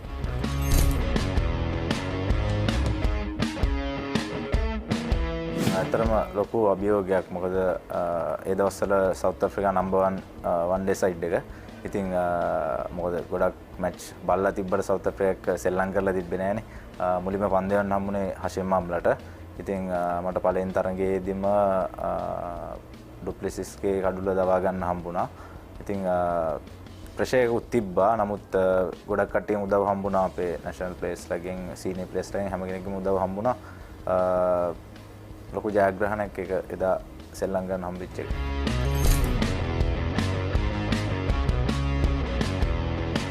ඒ කියන්නේ ෆාස්ට් බෝලින් ඕල් රවුන්ඩර් කෙනෙක් කියන්නේ ගොඩක් වෙලාවට බෝල් කරලා ඊළඟට නම්බර 8 වගේ බැට් කරන ප්ලේයර් කෙනෙක්. ඉතින් එයාගෙන් ගොඩක්ම ටීම් එක බලාපොරොත්තු වෙන්නේ ඒ වෙලාවේ විකට් දෙක තුනක් අරගෙන හොඳට පන්දු යවලා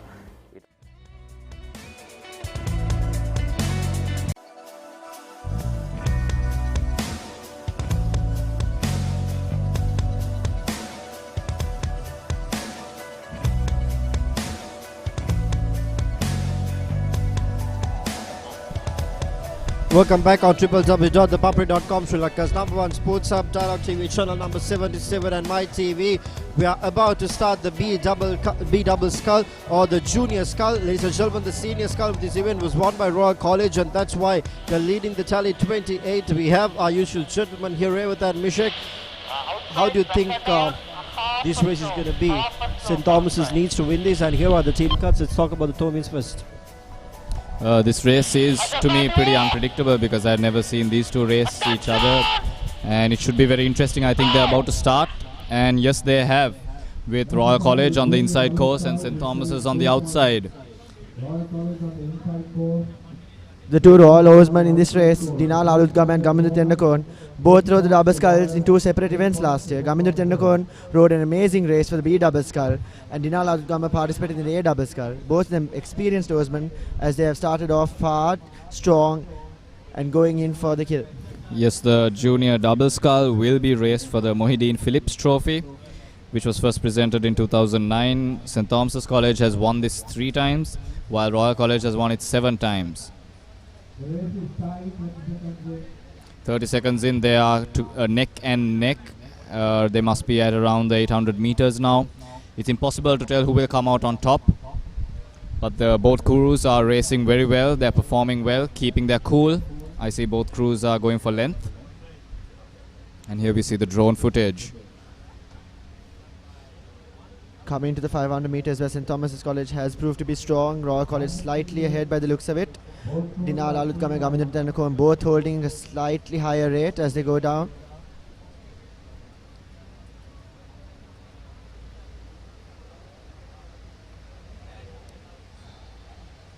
This race has historically been a very important race for St. Thomas's College in the last 3 years. It has always been the race that decided the regatta. This race is very reminiscent of the 2016 B double skull race, where both the crews were tied all throughout the race, right until the last 100 meters. Royal College, St. Thomas's College, both neck and neck as both crews fight tooth and nail to come to the finish line. A very aggressive race, as you can see here. Historically, it has always been a race with a lot of heart, a race that has been rode, as you can see, neck and neck. Through and through the race, they have always been just so close to each other. It's that last pickup that will define it. Both crews are still tied coming to the 300 meters. Considering the race last year, St. Thomas's College held a similar lead at this point of the race, but Royal College come back in the last few minutes of the race to win it. Royal College fighting hard to make sure that that doesn't happen. St. Thomas's College trying and hoping to achieve the same. Abhishek Nanayakar after his B skull win, and Shena Ratnavira, his first ever points race for St. Thomas's College, and they are tied. Gamindu Tendakon out for revenge after his first A skull loss. Rowing hard and holding the lead till the end. Both crews going extremely hard this last bit of the race. This is what will define everything. As we see, the Thomian Stroke is keeping his eye on the Royal boat, and they are racing down hard, they are powering down hard. And St. Thomas's College picks up as we come towards the end, where Royal College managed to hold their lead. It's such a tight race, ladies and gentlemen. We don't know who will come out on top. It all comes down to the heart at the end of the day.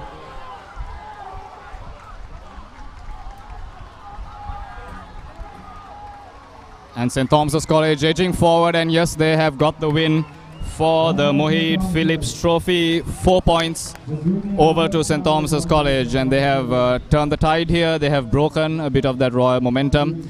They must be very happy, and so are the spectators.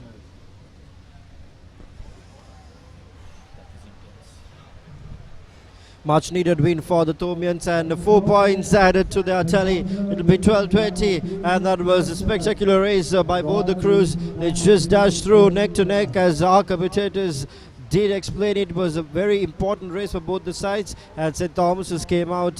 Hopefully they're back in their momentum. Meshak, what do you think on the race? So what's your take on the race? I think definitely for both sides, looking at this race, they may have seen that Royal may have had a better side. They may not really know Shenal Ratnavira that much.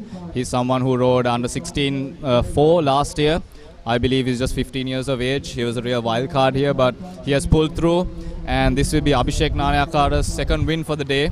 So definitely when he goes in for the boat race, he will be fresh after 2 wins. This will be a good mental edge for them.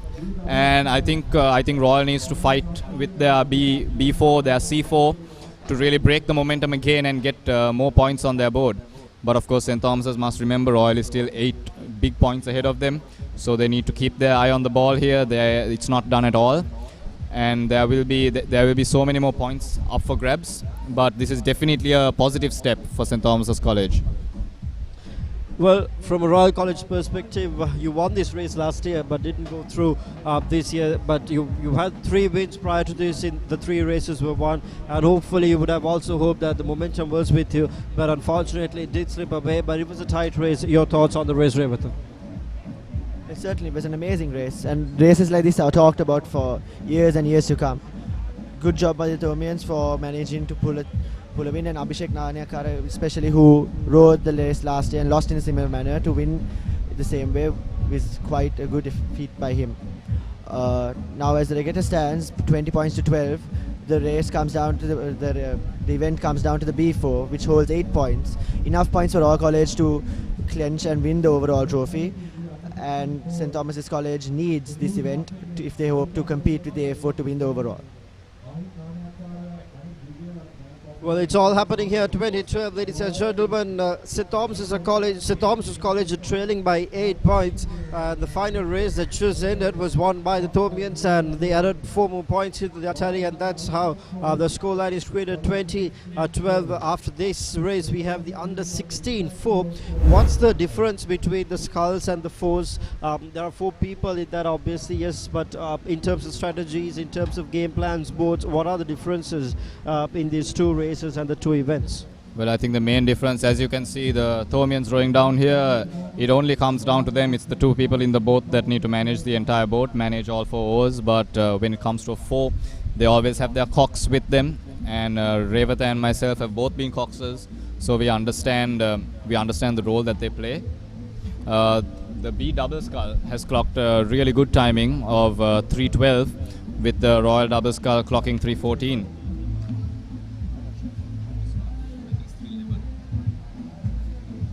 Timing very close to the record by Abhishek Nanakar and Shana Ratnavira. But yes, the double sculls vary greatly from the fours because of, one, the presence of the cocks, as well as it being a sweep event. Fours are sweep rowed, that means one person has only one oar, and that will make all the difference in their power application and their strategy as well, because in a four, the people rowing don't need to think as much about their strategy as the coxswain does. He will generally dictate to them what to do at what point, with which they will follow. So there will be a big difference there, and now we have only 2 more points races left for this day. And right now I believe we will have the under 16 and the C4 races, which are going to be exhibition events, but on everyone's mind are the B4 and the A4 race, the coveted boat race trophy, which will truly decide the rest of this day and the result of this Royal Thomian. Also, if you could just run us through the role of a cox. What does he really do? He doesn't row, but he talks a lot. So from the people outside, they'll be wondering what it is. So let's give some insight to all our viewers who are joining us on what this exact role of a cox is. Yes, definitely. From the outside, the role of a cox would simply be to steer the boat or to motivate their crew. But as two people who have been in the cox seat, we know that it comes to far more than that, especially when you have 4 people in front of you trusting you to keep the plan, to keep your boat on track, which is a big responsibility for the cox, especially because in the middle of races things go wrong, things don't go according to plan, the other boat catches up on you or they get ahead. Coxers need to be people who can think on their feet, which is something which I'm sure both the Royal and Thomian coxers have been training for a long time. And definitely they will show it out here. You will all get to see the role of a cox and how he controls his crew, how he leads his crew to victory. Well, thank you, and we'll just take a look at all the highlights that happened from the day. There were 6 races that happened, out of which 3 were won by St. Thomas's, 3 were won by Royal College, but the points difference, of course, 2 big races were won by Royal College, 2 8-point races, and that's exactly why Royal College is leading. That was the first race where Ratnavira just repeated his last year performance, winning the A Scull, beating Royal College. And next up, of course, we should have the B Scull that should come through, and those 2 races were won by St. Thomas's quite comfortably, which added 8 points onto their tally, and then the other 3 consecutively was won by Royal College, which put them up ahead in 20. And the final race that just ended is the junior double scull. So that was the one that was won by St. Thomas's, once again coming back into momentum after having a lapse of 3 races and really not getting things through. That's the junior scull event. The replay, the winning moment for St. Thomas's, once again 2 consecutive victories to start off the 50th annual Royal Thomian Regatta. That was when they were leading this regatta with 0 points for Royal, and then things started to change with the B pair and the A pair, because Royal really pushed through with a lot of energy and dashing through. There you go, a pretty convincing victory in the senior pair, or the senior pair, which took on a very good margin. A very good lead for the Royalists. They just finished it quite comfortably. And then we should have footage from the A pair. That's the winning shot. Pictures brought to you courtesy of the ThePapare.com crew, producing all these high quality live streaming for anywhere around the globe for everybody. If you're on the move, you can simply watch it on my TV. If you're at home, you can watch it on Dialogue TV channel number 77. And then, of course, if it's on the web, www.ThePapare.com is the place to come and watch it. Highlights of the junior pair, ladies and gentlemen, which happened which was also won by Royal College quite convincingly. If you can see the lead and the ease, this really relieved the Royal College rowing crew's pressure, and they were right on track to completely take this through and maybe complete their 5-peat at the 50th annual Royal Thomian Regatta. But momentum was won back by the Thomians, and that's the important point. This competition has not yet died. Both these crews going neck to neck, producing highly competitive races to really make sure that they compete well enough to be worthy of this, to be called as the winners of this 50th annual regatta.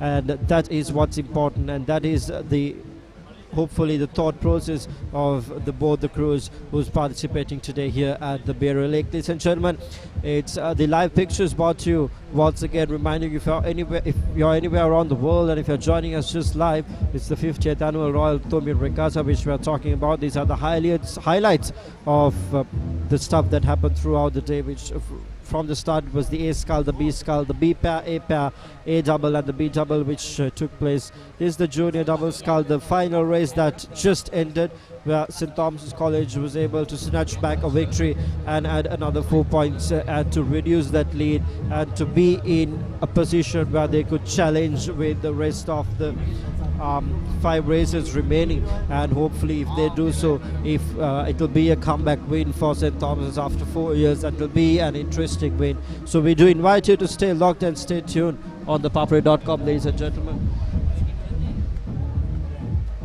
As we did talk about the role of a cox and the difference between a foe and a scull, we have 5 more races coming up: the under 16 for the C4, the old boys for B4 and the A4 to complete this year's edition of the regatta, which would we're hoping it's going to be an interesting one, because as we mentioned along the time, if Royal does win, it'll be a 5-peat, and if St. Thomas's win, it'll be a comeback. And stay tuned and stay locked on www.thepapare.com, as we will be bringing pictures live from the Barrier Lake Colombo Rowing Club of the 50th annual Royal Thomian Regatta. We'll be back after a short commercial break.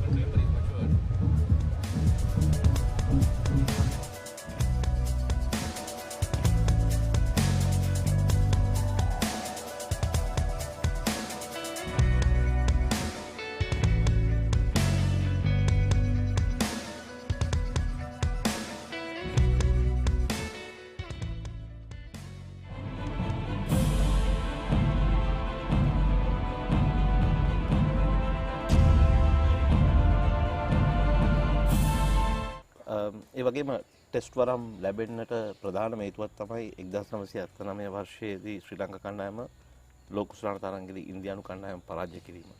ඉතාමත් ප්‍රබල ඉන්දියානු කණ්ඩායමක් කපිල් දේව්, සුනිල් ගවස්කර්, මහින්ද අමරනාත්, දිලිප් වෙන්සාක, බිෂන් සිං බේඩි, වෙන්කට් රාඝවන් ඒ තරගයට නායකත්වය ලබා දෙන්නේ ඔබගේ ක්‍රීඩා ජීවිතයේ තාමත් තෘප්තිමත් වුණු මොහොතක්ද? ඔව්, මොකද මට ඒ වාසනාව නැත්තම් ඒ අවස්ථාව ලැබුණේ තෙන්නකෝන්ට ආබාධි ලක්වුණ නිසා. ඉතින් එහිදී මම හිතන්නේ නිව්සීලන්ත මැච් එකත් එක තමයි ආබාධි ලක්වුණේ. ඊට පස්සේ මට නායකත්වය ගන්න සිද්ධ වුණා උපනායකයා හැටියට.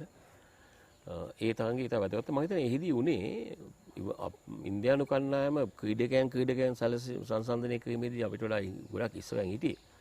නමුත් ඒ තරඟේ උන් නායකත්වය ගත්තේ වෙන්කට රාඝවන්. මම හිතන්නේ මෙහිදී ගැටීමක් ඇති වී තිබුණා කණ්ඩායමේ යම් හේතු නිසා.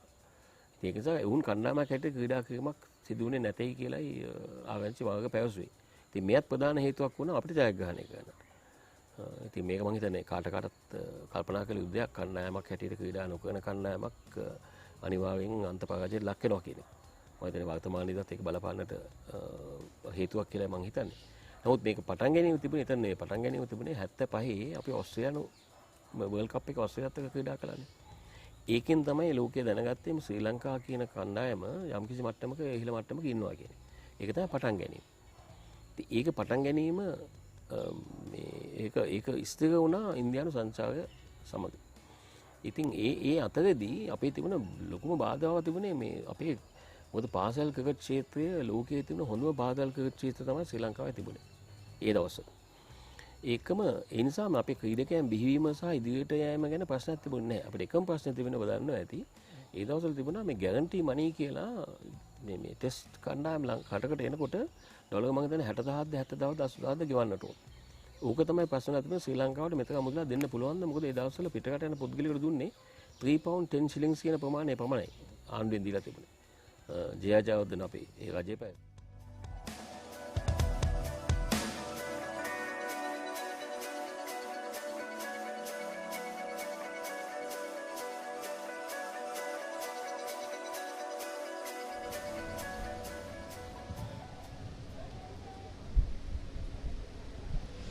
Hello and welcome back on www.thepapare.com, Sri Lanka's #1 sports hub, Dialogue TV channel number 77, and of course on my TV. Ladies and gentlemen, we are bringing you the live pictures of the 50th annual Royal Thomian Regatta from the Colombo Rowing Club here at the Barrier Lake, and the event due now is the under 16 4, which we are awaiting the start. Young kids, freshers who are still rather getting into the sport, competing at possibly the most highest level event of their school career, one that they anticipate year all long. They'll have a lot more events coming in of this caliber, but they've really started the race. Let's get onto it and get back to it after. It's going to be an interesting race, Regatta and Meshach, to carry you through. All right, now 15 seconds into the under 16 race. Both crews will be very young on both sides, so we might, though they may not be experienced, I'm sure we'll see a lot of heart from both sets of these youngsters. These two crews have raced before at the mini battle. St. Thomas's College did win that race and come in as the favourites. Definitely Royal College will be wanting to turn the tide here after St. Thomas's won at mini battle. They'll want to prove themselves here at Roytho, and definitely having experienced crews that have lost at mini battle and then won at Roytho, I know it's all the more possible. Both crews will be really putting their heart out here. It's the under 16 4. This race in particular is a start for many young oarsmen who go on to row boat races and many other point events. A lot of our senior oarsmen have participated in this very race. This is usually the starting point as we see St. Thomas's College leading by a length. Yes, definitely, Reva, this 4 race is very important to many as it's their first experience with Roytho. They will be racing for the Captain Janaka Fonseca Memorial Trophy. St. Thomas's College has won it twice and Royal College has won it 6 times.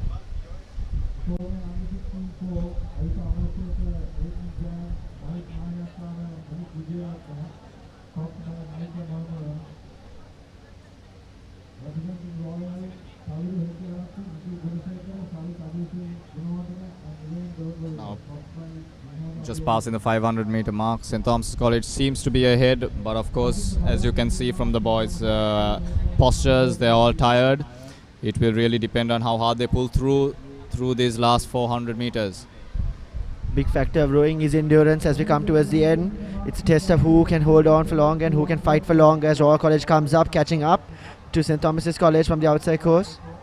It's truly a battle of heart here as both crews are pulling their hearts out right now, pulling as hard as possible. It's looking like a very tight race, Regatta. And if the previous race is anything to go by, anything is possible as Royal College gears up, gears ahead to catch up to St. Thomas's College, putting their hearts out on their oars.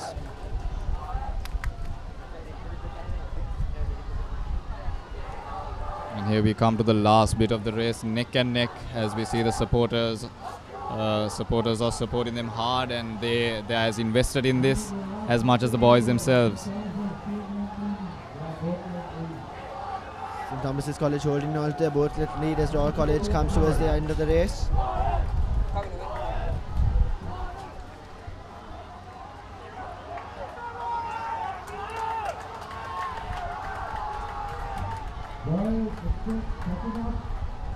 And in the last 50 meters of the race, St. Thomas's College pulls through, and it will be St. Thomas's College's win for the Captain Janaka Fonseca Memorial Trophy.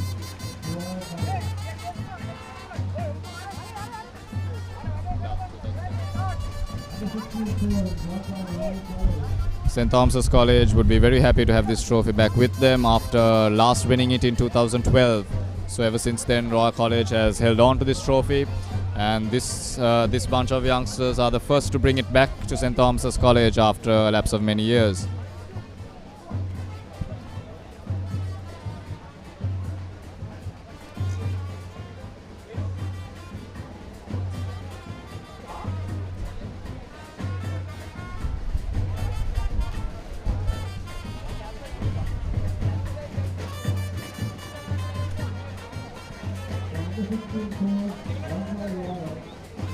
Well, the under-16 fours have been won by St. Thomas's College, but unfortunately they don't get points added up to the tally for the under-16 event.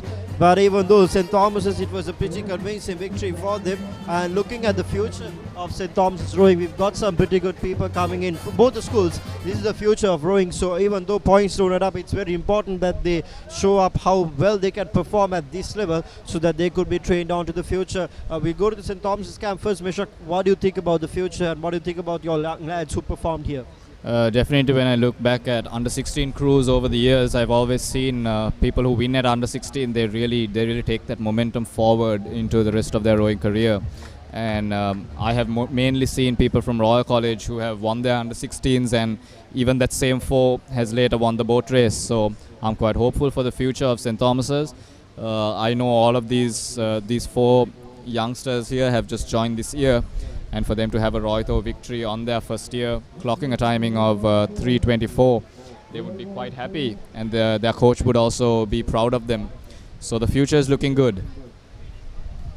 Well, Regatta, from a Royal College perspective, how well do you think your lads performed, and what do you take of the match? What areas do you think they have to improve?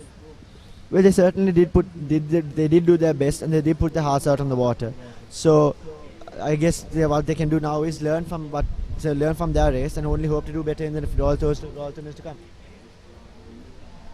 Well, that's a story from here. The under-16 fours have been won by St. Thomas's College. Next up, we have the C4, the Old Boys 4, the B4 and the A4. 4 more races to complete the regatta, and so far Royal College is still leading this tally 20 points to 12, so 8-point gap, and hopefully St. Thomas's can go and win the rest of the 3 races, and it could turn out to be a very competitive, a very entertaining regatta which goes right to the final race. And just in case if Royal College does so, it will be a 5-peat, and it will be a history at the 50th annual Royal Thoming Regatta. Royal College winning this for 5 years, so we're yet to see who's going to make the comeback, whether it will be a 5-peat, whether there'll be a comeback. Anything can happen, and everything can happen at this 50th annual Royal Thoming Regatta. Ladies and gentlemen, stay tuned and logged on www.thepapare.com, Sri Lanka's #1 sports hub, and do also watch us live on Dialogue TV channel number 77. And if you're on the move, it's My TV. Stay logged and stay tuned, as we will be back with the action of the C4 event.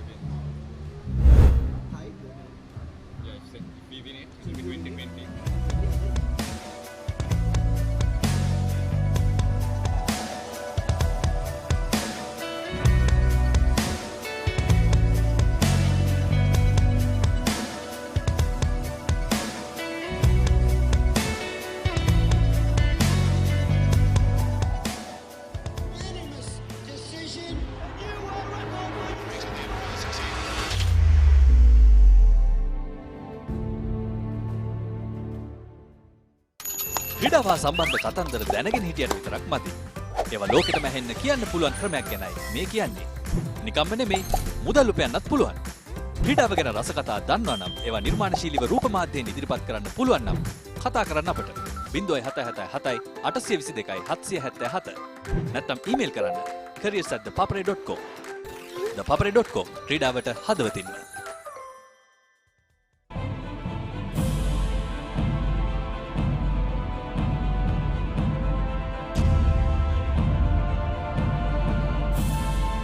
මොකද මේ carpet කතාව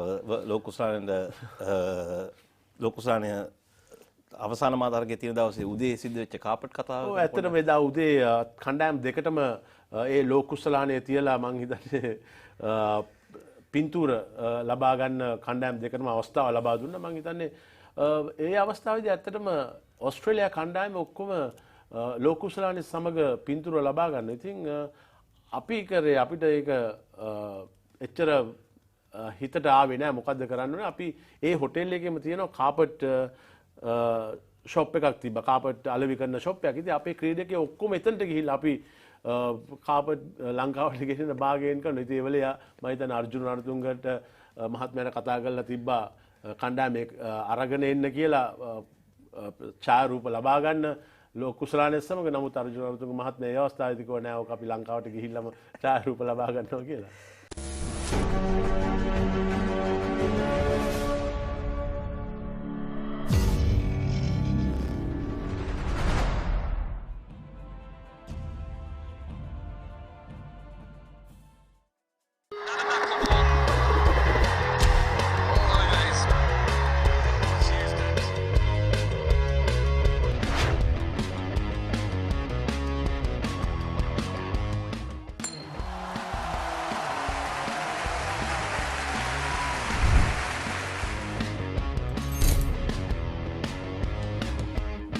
ගෙටවලට පිවිසෙනේ මුලින්ම ගෙදරින්.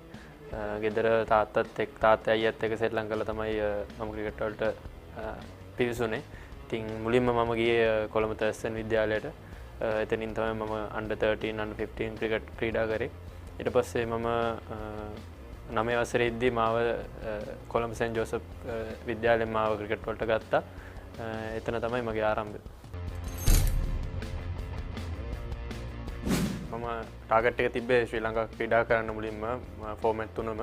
ඉතින් මට ඒක අවස්ථාව හම්බුණා ගිය අවුරුද්දේදී 2017 වසරේදී. ඉතින් නමුත් පර්ෆෝමන්ස් ගත්තොත් මම හිතුව තරම් මට හොඳටම ක්‍රීඩා කරන්න හම්බුන්නේ නැහැ. නමුත් මම විශ්වාස කරනවා මට හම්බුණ තරඟාවලිය අනුව මම යම් කිසි මට්ටමකට මම කියන්නේ මගේ පර්ෆෝමන්ස් වලට ආවා. කියන්නේ ලොකු පර්ෆෝමන්ස් නෙමෙයි ලකුණු 30 40 ගහලා.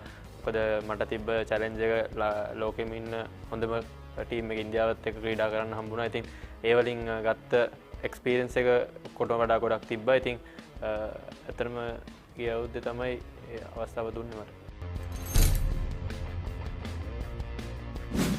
ජාතික කණ්ඩායමේ මම ඉවතට ගියාට පස්සේ මම කල්පනා කරලා බැලුවා මගේ මොකද්ද මට වැරදුන තැන කියලා. ඊට පස්සේ දැන් අන්තිමට තිබ්බ සවුත් ඇෆ්‍රිකා එමර්ජින් තරඟාවලිය, එතකොට ඒ ටීම් තරඟාවලිය, එතකොට දැන් මර්කන්ටයිල් තරඟාවලිය වලදී මම පොඩ්ඩක් කඩුල්ලේ රැඳී සිටලා ලකුණු ලබා ගන්න උත්සාහ කරා. මොකද මගේ ගේම් එක ගොඩක් කෝචස්ලා මට කිව්වා මම පොඩ්ඩක් ඉක්මනට ලකුණු ලබා ගන්න try කරන වැඩි කියලා. ඉතින් ඒක උඩ ලෙවල් එකේ ක්‍රීඩා කරද්දී ටිකක් අමාරුයි. ඉතින් මම දැන් මේ දවස්වල හොඳ කියන්නේ හොඳ ලකුණු අතර ඉන්නේ. මම හිතන්නේ මගේ ගේම් ප්ලෑන් එක මම පොඩ්ඩක් වෙනස් කරගත්ත හින්දා කියලා. මම ගොඩක් වෙලාවට තරඟයට කලින් තරඟයට ඕනවට වැඩිය ඔළුව කියන්නේ යොමු කරන්නේ නැහැ. මම ගොඩක් රිලැක්ස් එකකින් ඉන්න තමයි කැමති. මම තරඟයට ගියාට පස්සේ මම උදේට ගිහිල්ලා බලනවා කඩුල්ල කොහොමද තියෙන්නේ, කියන්නේ තරඟ ක්‍රීඩා කරන පිටුනේ අනුව මොකද්ද කරන්න තියෙන දේ අද දවසේ කියලා මම පොඩ්ඩක් මැදට ගිහිල්ලා බලලා මුලින් බැට් කරන්න ගියත් පොඩ්ඩක් කඩුල්ල හැසිරෙන විදිය පොඩ්ඩක් බලලා තමයි මම ක්‍රීඩා කරන්නේ. ඉතින් ඒක තමයි මහ ලොකු ඒ කියන්නේ ලොකු ගේම් ප්ලෑන් එකක් නෑ. මම බේසික් එකේ තමයි දැන් ක්‍රීඩා කරන්නේ. ඉතින් සමහර තරඟවලදී ලකුණු ලබා ගන්න නැති තරඟ තියෙනවා. ඉතින් ඒවල අපිට chance එකක් තියෙනවා විකට් එක පිටිපස්සේ කීප් කරනවා කියන්නේ හැම වෙලාවෙම ගේම් එක යට තමයි ගොඩක්ම පේන්නේ. ඉතින් බැට් කරලා අපිට පර්ෆෝමන්ස් වලට එන්න බැරි වුණොත් අපිට මට හැම වෙලාවෙම කීප් කරලා මොකක් කර දෙයක් ටීම් එකට කරන්න පුළුවන් අවස්ථාවක් තියෙනවා. ඒ වගේම මුලින් අපි පන්දුවට පහර දෙන්න නැතුව මුලින් පන්දු යවනවා නම් විකට් එකේ මම කීප් කරනවා කියන්නේ අනිවාර්යෙන් මට විකට් එක හැසිරෙන විදිය ගොඩක් අනිත් අයට වඩා මට පේනවා වැඩි. එතකොට මට තීරණයක් අරන් අපේ කණ්ඩායමේ ක්‍රීඩා කරන කට්ටියටත් ඒ අදහස් දෙන්න පුළුවන්.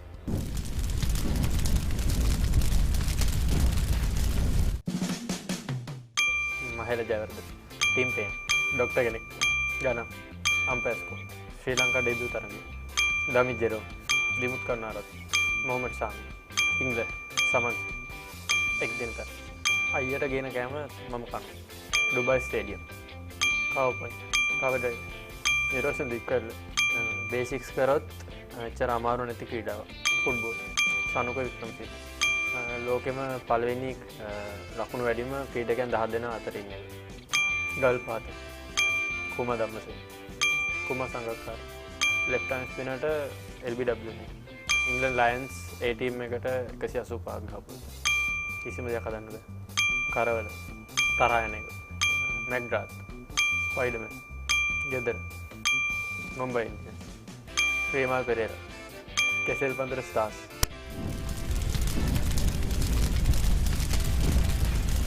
දැන් මගේ ඉදිරි බලාපොරොත්තු තියෙන්නේ නැවතත් ජාතික කණ්ඩායමකට පිවිසෙන එක. ඉතින් මම ගිය අවුරුද්දේ කෙන ජාතික කණ්ඩායමට ක්‍රීඩා කරන්න ප්‍රථමයෙන් මම ගොඩක් ඉවසිල්ලෙන් මට හම්බුණු තරඟවලදී පුහුණු කෙන පර්ෆෝමන්ස් වලට හොඳ ආවා. ඉතින් ආයිමත් මම මේ විදිහටම කිසිම හදිස්සියක් නැතුව මගේ අවස්ථාව හම්බ වෙනකන් ඉතින් හොඳට ක්‍රීඩා කරන තැන කොතන වුණත් එතන හොඳින් ක්‍රීඩා කරන්න තමයි බලාපොරොත්තු වෙන්නේ.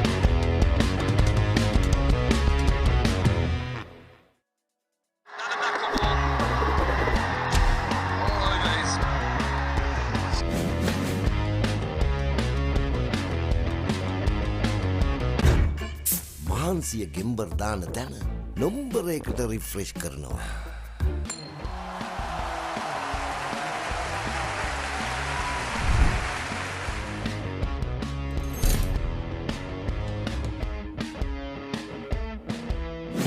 මට මගේ තාත්තා පොඩි කාලේ ඉඳන් ක්‍රිකට් බඩු ගෙනත් දෙනවා. මොකද එයා ඩුබායි වල වැඩ කරේ.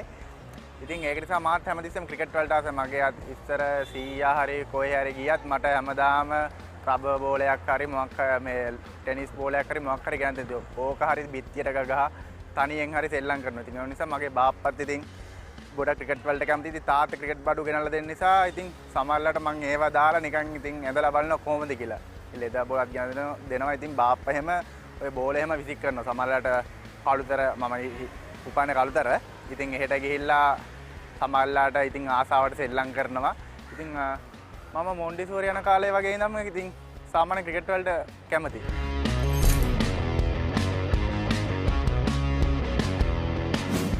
මම පටන් ගත්තේ මම මුලින්ම ඇකඩමි එකට ගියේ. නීල් රාජපක්ෂ තමයි මගේ පළවෙනි කෝච්. ඉතින් ඒ කළුතර තමයි තිබුණේ එයාගේ ඇකඩමි එක. ඉතින් මම හිතන්නේ මම 2 වසරේ 3 වසරේ වගේ ඇති. ඉතින් මගේ නැන්දා මාව කෝච් ගාවට යවුවා නිකන් සෙල්ලම් කරන්න යන්න කියලා. එතනින් තමයි මම පටන් ගත්තේ.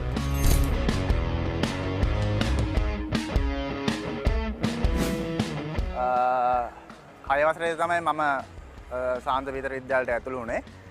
ඊට පස්සේ ඉඳන් ඒ වයසේ පළවෙනි අවුරුද්ද සෙල්ලම් කරන ගද්දී බෝලයක් ඇදලා මගේ නහය කැඩුණා. ඉතින් ඒක ඔපරේට් කළා මම ගොඩක් කල් හිටියා. එතකොට ටූර්නමන්ට් එක පටන් ගෙන ඉවරයි.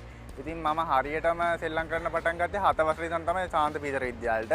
ඉතින් එතන ඉඳන් මුලින්ම එතනත් ටීම් සිලෙක්ට් කරලා ඉවරයි. මට ඩිවිෂන් 3 තමයි සෙල්ලම් කරන්න හම්බුනේ. ඉතින් ඩිවිෂන් 3 මුලින්ම සෙල්ලම් කරලා ඒක හොඳට සෙල්ලම් කරා. ඊට පස්සේ ඊළඟ අවුරුද්දේ ඉඳන් කෝච් කිව්වා ඩිවිෂන් 1 ඇවිල්ලා සෙල්ලම් කරන්න කියලා. ඉතින් එතන ඉඳන් මම under 13, 15, 17, 19 එනකම්ම ඩිවිෂන් 1 තමයි සෙල්ලම් කරේ.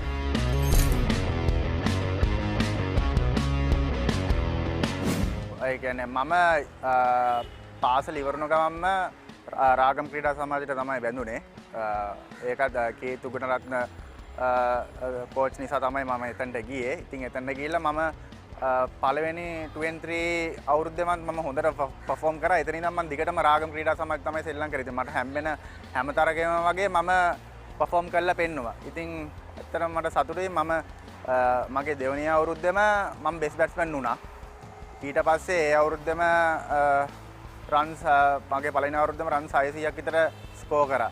ඉතින් ඊට පස්සේ අවුරුදු වල ඉඳන්ම හැම අවුරුද්දේම රන්ස් 750න් ඉහළ ඉඳන් මම සෙල්ලම් කරා. දැන් ඉතින් මේ සැරේත් මම 50 ඕවර් ටූර්නමන්ට් එකේ හොඳම පිටිකරුවා වෙලා තියෙනවා.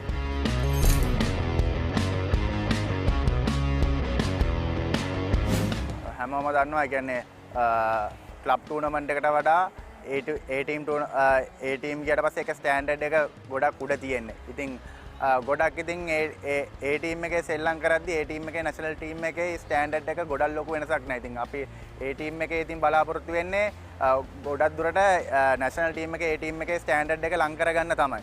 ඉතින් මම කියනවා හොඳ තරඟාවලියක් බංග්ලාදේශ මගේ පළවෙනි 4-day tour එක ටෙස්ට් tour එක. ඉතින් මුලින්ම යද්දී ඉතින් මටත් පොඩ්ඩක් හිතුණා මොනවා වේද දන්නේ නැහැ. මමත් පොඩ්ඩක් චකිතෙන් වගේ ගියේ. ඉතින් නමුත් මම හිතපු තරම්ම දක්ෂතාව අතරට එන්න බැරි වුණා. නමුත් තරමක් දුරකට මම දක්ෂතාව දැක්වුවා.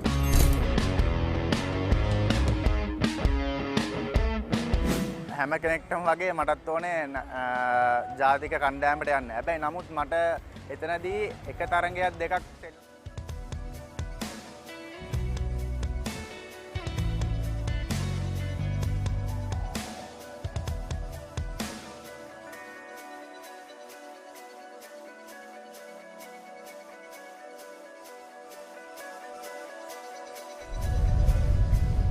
Hello and welcome back on www.thepapare.com, Sri Lanka's #1 sports hub, Dialogue TV, channel number 77 and My TV.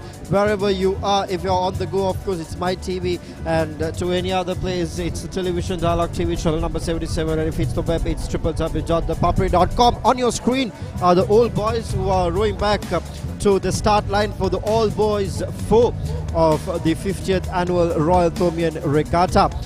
And live pictures are brought to you by ThePapare.com from Colombo Rowing Club at CRC here at the Bear Lake in front.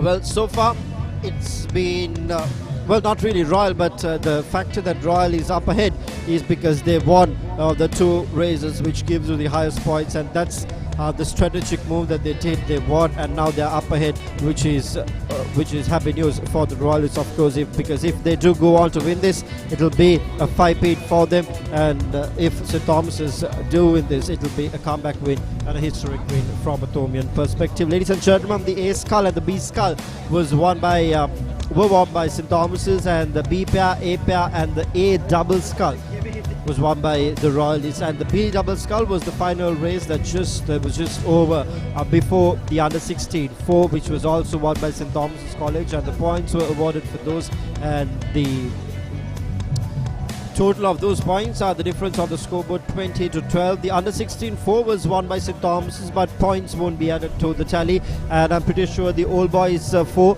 there will be no points added to the tally. If yes, Meshach? No points for the All Boys 4, but it's just an exhibition race. I think All Boys from around 10 years ago or 10 or 5 years ago will usually come and row this race down. That's about it. So we are waiting for the start of the Old Boys 4, and after that you'll have the C4, the B4 and the A4. Now, since points are not going to be added to this race, what do you think the strategy should be from both sides to go on and win this regatta after this? Because you have 3 races remaining, and if St. Thomas's were to win, what should be the strategy from them? Should they win all 3? Well, definitely the All Boys 4 doesn't really have a strategy as such. I mean, usually anyone who rows... No, let's talk about the C4 and the B4 and the A4. Oh yes, that for sure. There needs to be a bit of pressure on the C4 definitely, because though it has no points, an exhibition race, it still does set the tone for the rest of the 2 4s as well. It shows them that their top 3 4s are better than the other team's top 3 4s. So definitely both Royal College and St. Thomas's College will be aiming to win that C4 to really set the trend, as this is the first 4 race that is rowed by the boys. Well, from a Royal perspective, what do you think the 3 races, the C, the B and the A4 should be if you were to complete the 5-page, Regatta? Well, the A4, the boat race, definitely needs no introduction. It is the regatta. It is the race that this regatta is based upon. 12 points for it. It can decide. It can decide the fate of the regatta on its own. The B4, again, another very important race, as if Royal College does win, that will give them 28 points and the overall. And if St. Thomas's does win, it brings them to 20-20, bringing the race down to the A4. So both the B4 and the A4 are very important as we go forward. C4, on the other hand, is interesting. It is one of the most intensely competed races that you could find for no points at all. Over the years, we have had quite a few intense C4 races, where races that come down to the finish line, and we witness some of the greatest bits of rowing from the Royal Thomian in a race, in an event that doesn't have any points, but does carry a mood, does carry the momentum, and does help a lot to any crew that hopes to win the other 2 races that follow it.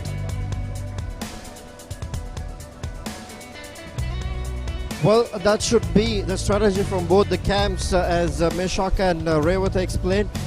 If they were to win the regatta from either sides, and if Royal College goes on to win it, it's a 5-peat, and if St. Thomas's do, it's going to be an interesting comeback. It's the 50th annual Royal Thomian Regatta. We're going to quickly remind you about our YouTube channel, ladies and gentlemen. You can subscribe to our YouTube channel.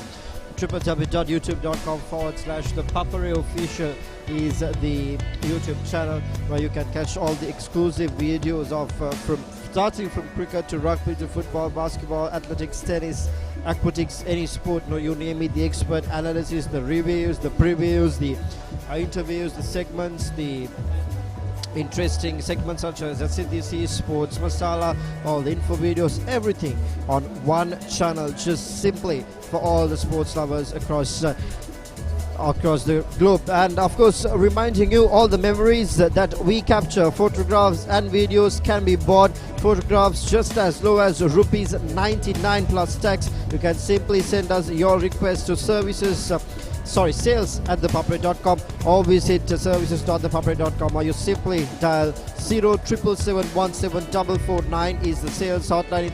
Let me repeat the number again, 077714499 is the number. You can dial it on and purchase all the memories that we capture of you, starting from photographs to your videographs, are available for purchase for all our fans, for the parents, for the coaches. We've got special packages when you purchase in bulk, and if you're a coach or administrator, if you're purchasing it for reviewing purposes, we've got special packages. So we've really tailor-made our content for every segment. So if you are interested in purchasing all the contents, you can simply send us your request to sales@thepapare.com and our team will be in touch with you. And with that, we did remind you about our YouTube channel, and we'll also remind you about our trilingual website, ladies and gentlemen. Any sport that you want to read about, any sport that Sri Lanka is a part of here in the country, or even if they're abroad when they travel, we have you covered, starting from reports to videos to photographs to live streaming wherever possible, only on Sri Lanka's #1 sports hub, www.thepapare.com. And we are very happy to say that it's been 10 years for 2019 in this incredible journey of digitizing and transforming Sri Lankan sports, and taking these sports news, taking this content right through the globe for everybody to see through and to everybody to watch and enjoy. And we as ThePapare.com are very humbly proud, and we would also like to thank each and everybody who were a part of our incredible journey of this decade, and thank you very much for being a part with us for 10 years. Ladies and gentlemen, we are awaiting the race of the Old Boys 4, and after that we will have the C4, the B4 and the A4, the 3-pot races, which will go on decide the winning person of this regatta. And hopefully from the Royal perspective, they will hope that they could complete the 5-peat. From St. Thomas's perspective, they will really want to make a comeback and make sure they snatch this 50th annual Royal Thomian Regatta. We await for the race to begin. It shouldn't be long way, it should be just minutes away, and we will have a good race of Old Boys. It's exhibition race, so for the under 16 and the Old Boys there were no points awarded, and it will be for the C, the B and the A4s where points will be awarded, and we could see a winner at the end of this regatta to clearly win this 50th edition of it. So stay logged and stay tuned on ThePapare.com, and it has started. Over to you, Regatta. Well, as you see, the boat crews start from the 500 meter. In this event, even though it carries no points and has no real significance to the regatta, also has a lot of pride and lot of status involved in the oarsman rowing. Many oarsmen here participating are legends, previous legends of Royal College rowing, like the Royal and Thomian rowing. Like the Royal College 4 that is participating in particular is the boat race crew of the 25th, are members of the crew of the 25th Royal Thomian Regatta, whilst the Thomian camp has Ruben Virasinghe, A4 winning stroke in 2009, and Sajeev, an oarsman that is known for winning all 4 events on the same day. An incredible feat. 20 points for Royal, 12 points for St. Thomas's. The points are at the moment St. Thomas's College now leading by half a length as the boats row down.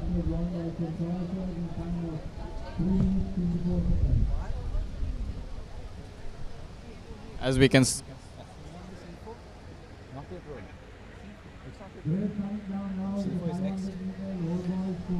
here we see the Old Boys 4, St. Thomas's leading on the outside course.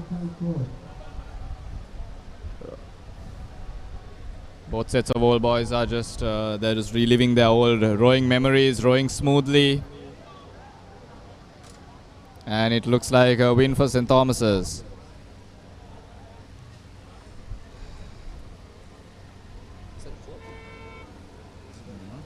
This is a non-trophy event, won by St. Thomas's.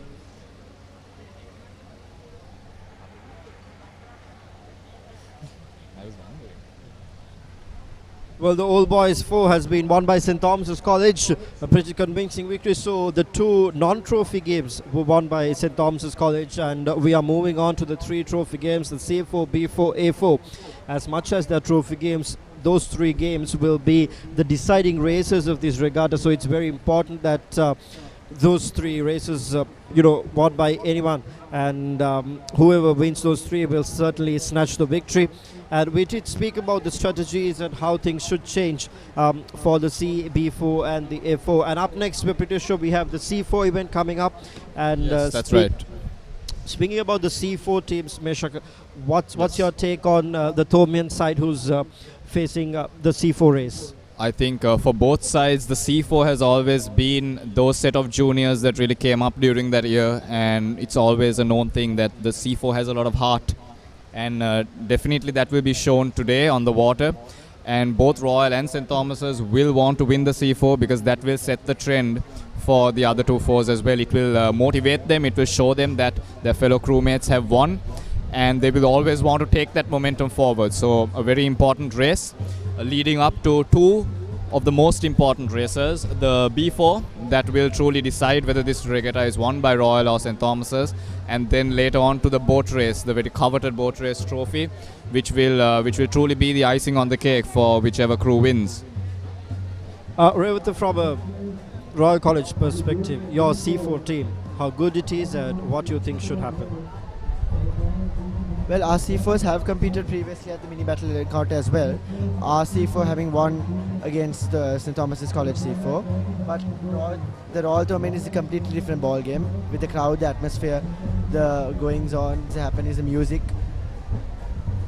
You cannot always say that one crew is definitely going to win when they go up to the start. And our C4 come in as favourites, but we will have to see. I'm sure, definitely it is very important for us to win this race, considering the momentum we gain from it. And I'm sure our boys will give it their best, and so will the Tomians. Well, let me ask you a very interesting question. Probably what our viewers also want to know. You yourself have been a cox in the past year or so. So, in weather conditions such as this, if the cox's role is to really control the race and to give instruction to the people on where they should really row the boat or steer the boat, how tough it is and how challenging it is to be a cox at this particular weather conditions with the wind flowing through very high, it's overcast, cloudy condition. Is it a tough one, or is this weather condition more easy in comparison to a very sunny condition? Well, not having the sun can be easier, but it depends on the water conditions mainly. If the water is choppy and wavy, it is harder to row in, and more focus has to be kept on rhythm and boat movement. But if the water is calm, then it's easier to row in, and then it is actually pretty nice to row in. But as you can see now, the water is pretty choppy, pretty wavy, meaning that the coxes will have to push for rhythm, push for technique, whilst trying to keep the oarsmen firing at 100%. And so that really is a challenge for the coxes. He has to decide between rhythm and aggression.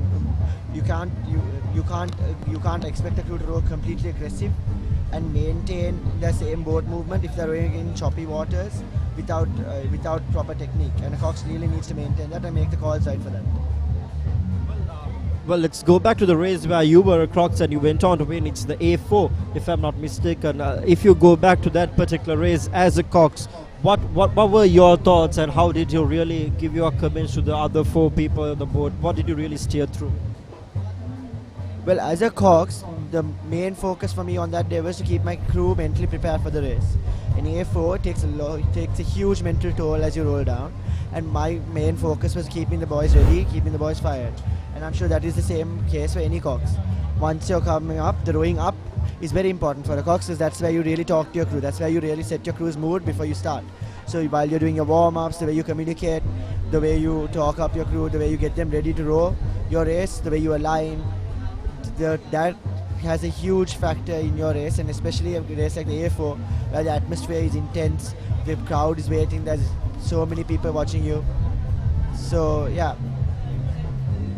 Well, there you go, some interesting insights here brought to you from ThePapare.com. We are awaiting the Junior B4 or the C4 race, both the names are being called for the same race, so don't do go and make a mix of things, but it's the C4 and the Junior B4, both the names are for the same race, so we are awaiting the start of the event, which is going to be awarded points.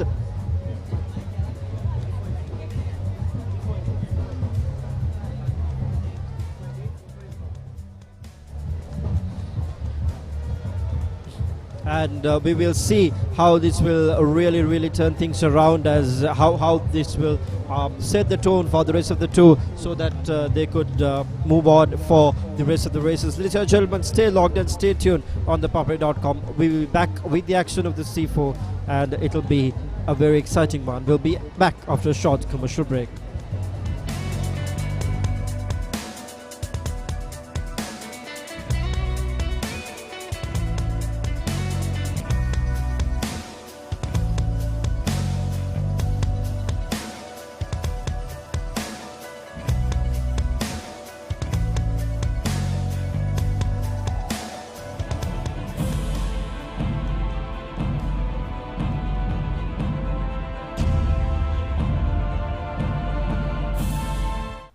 මෑතකදී professor තිබුණා if you keep Aravinda happy everything is under control කියලා. මේ ගැන පොඩ්ඩක් සවිස්තරාත්මකව කතා කරන්න පුළුවන් නම්? ඒ කියන්නේ අපි ඕනම සංචාරකයෙක් යනකොට අපි හැමදාම කියන්නේ අරවින්දගෙන් පුළුවන් තරම් ලකුණු අරගත්තොත් අපි පිටිකරුව හැටියට අපි හැම වෙලෙම බැලුවා අරවින්දගේ වටේ ලකුණු ගන්න.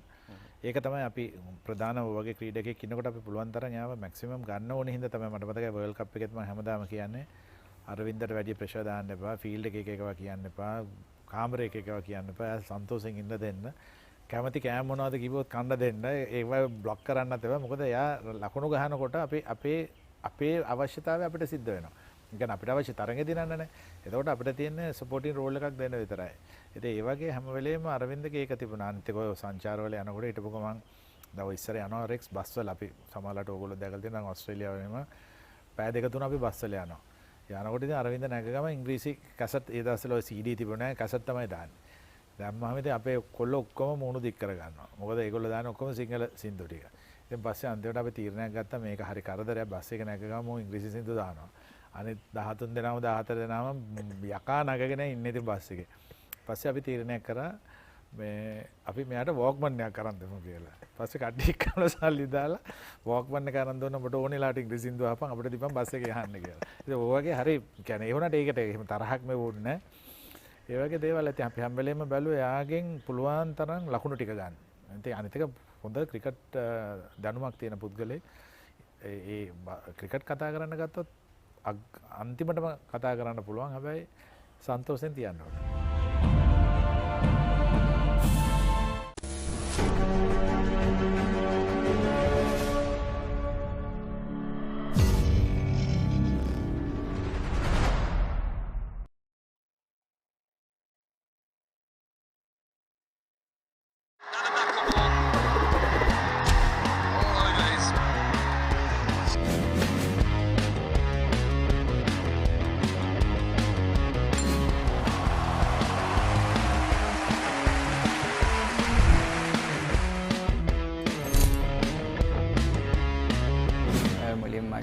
ප්‍රථම පාසල කොළඹ ඩිලාසා කොලේජ්. ඒකේ මම මුලින්ම සෙල්ලම් කරේ බාස්කට් බෝල් ගගාද්දී එහා පැත්තේ ක්‍රිකට් ප්‍රැක්ටිස් කරන ග්‍රවුන්ඩ් එකේ. එතකොට බෝලයක් ආවා මම ඒක ලෝන් බෙරෙල්ලයක් දාලා අල්ලලා බාස්කට්බෝල් කෝඩ් එකේ බයක් නැතුව මං අල්ලලා ඒක ත්‍රෝ කරා. ඊට පස්සේ ප්‍රැක්ටිස් ඉවරලා යද්දී ක්‍රිකට් කෝච් මට කතා කරා. සර්ගේ නම සුසන්ත ෆීලිස් ඩයස්. සර් ආදරෙන් මතක් කරනවා. සර් ඇහුවා මගෙන් පුතා ක්‍රිකට් ගහමුද කියලා. ක්‍රිකට් වලට ආසයිද කියලා. මං කිව්වා සර් අම්මෙන් අහලා කියන්න ඕනි කියලා මං ගෙදර ගියා. ඊට සති දෙකකට පස්සේ කොහොම හරි බාස්කට්බෝල් නැවතිලා එන්නම මං ක්‍රිකට් ප්‍රැක්ටිස් යන්න පටන් ගත්තා. ඒ තමයි මම පටන් ගත්තේ දී ක්‍රිකට්. ඇත්තටම අන්ඩර් 19 නේ ඔද කෝචින් ස්ටාෆ් එකක් ඉන්නේ. Ashan sir batting coach, Upul sir fielding coach, Vaas sir bowling coach. ඇත්තටම ගොඩක් උදව් කරනවා අපේ වැරදි හඳුන්වලා දීලා ගොඩක් දේවල් ඉගෙන ගත්තා ඒ අවස්ථාවවලදී. බැටින් පැත්තෙන් නම් ගොඩක්ම දේවල් ඉගෙන ගත්තා. ඇත්තටම මේ පොසිටිව් මයින්ඩ් බැට් කරන්න ඕනි කියන එක ගොඩක් ඉගෙන ගත්තේ අශාන්සර්ගෙන්. අශාන්සර් කතා කරලා ළඟට කතා කරලා කියන වලින් මයින්ඩ් හොඳට සෙටප් වෙනවා. කිසි බයක් නැහැ අපිට මැද ගිහින් බැට් කරන්න. අපේ රෝල් එක අපිට බැට් කරන්න විතරයි කියන්නේ. ඒක ගොඩක් අත්දැකීමක් වුණා. ස්තුතිවන්ත වෙනවා සර්ලා සියලු දෙනාට. මහානාම විද්‍යාලයට එන්න පුළුවන් වුණේ අපේ ඩිලාසාර් කෝච් කරේ සොනාල් දුල්ෂාන් ඇල්වලගේ සර්මයි. ඒ සර් ඊට පස්සේ කොමාරි මහානාම විද්‍යාලයේ ඇසිස්ටන්ට් කෝච් විදියට පත් වුණා. ඒ මාර්ගයෙන් තමයි මම මහානාම විද්‍යාලයට එන්නේ. අපි ප්‍රැක්ටිස් වල ඉඳන් අපිට හසන්ස උද දේවල් කියලා දුන්නා. අපි ඒ දේවල් ඔළුවේ තියන් තමයි මැච් වලට ගියේ. ඒ මැච් එකේ ලොකු ප්‍රෙෂර් එකක් තිබ්බේ නැහැ. Normal batting. ඒක තමයි මගේ බැටින් ස්ටයිල් එක. ඉතින් මම බැට් කරේ මම නෝමල් ගහන විදියට මගේ රෝල් එක මම අඳුනගෙන මම බැට් කරේ 100. මගේ ඩෙබියු මැච් එක අන්ඩර් 19 ඒක හොඳ සම්බන්ධතාවයක්. ගොඩක් වෙලා අපි දෙන්න බැට් කරන්න තමයි අදහස් කරේ. වැඩි වෙලා බැට් කරලා ස්ට්‍රයික් එකේ රොටේට් කරන්න තමයි අපි දෙන්න ප්ලෑන් එක තිබ්බේ. ගොඩක් දුරට ඒ දේ වුණා. හොඳට මැද කතා කරා. අපි ගොඩක් hina වෙලා මැච් එක ගැව්වේ. අපිට කිසි ප්‍රෙෂර් එකක් තිබ්බේ නැහැ. ඒ සම්බන්ධතාවය ගොඩක් දුරට ගියා ඒ නිසා. ක්‍රීඩා ගන්න ලංකාවට ගැසීම වෙනුවෙන් වෙන්න පුළුවන් නොවෙන්න පුළුවන්. ඒත් ඒක තමයි එකම බලාපොරොත්තු.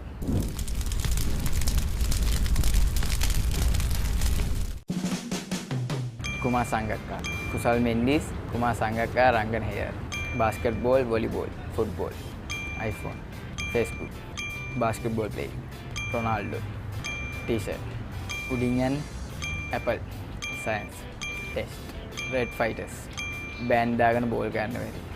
සූර්ය බණ්ඩාර, අශාන් ප්‍රියංජන්, වස්සර පෙරේරා.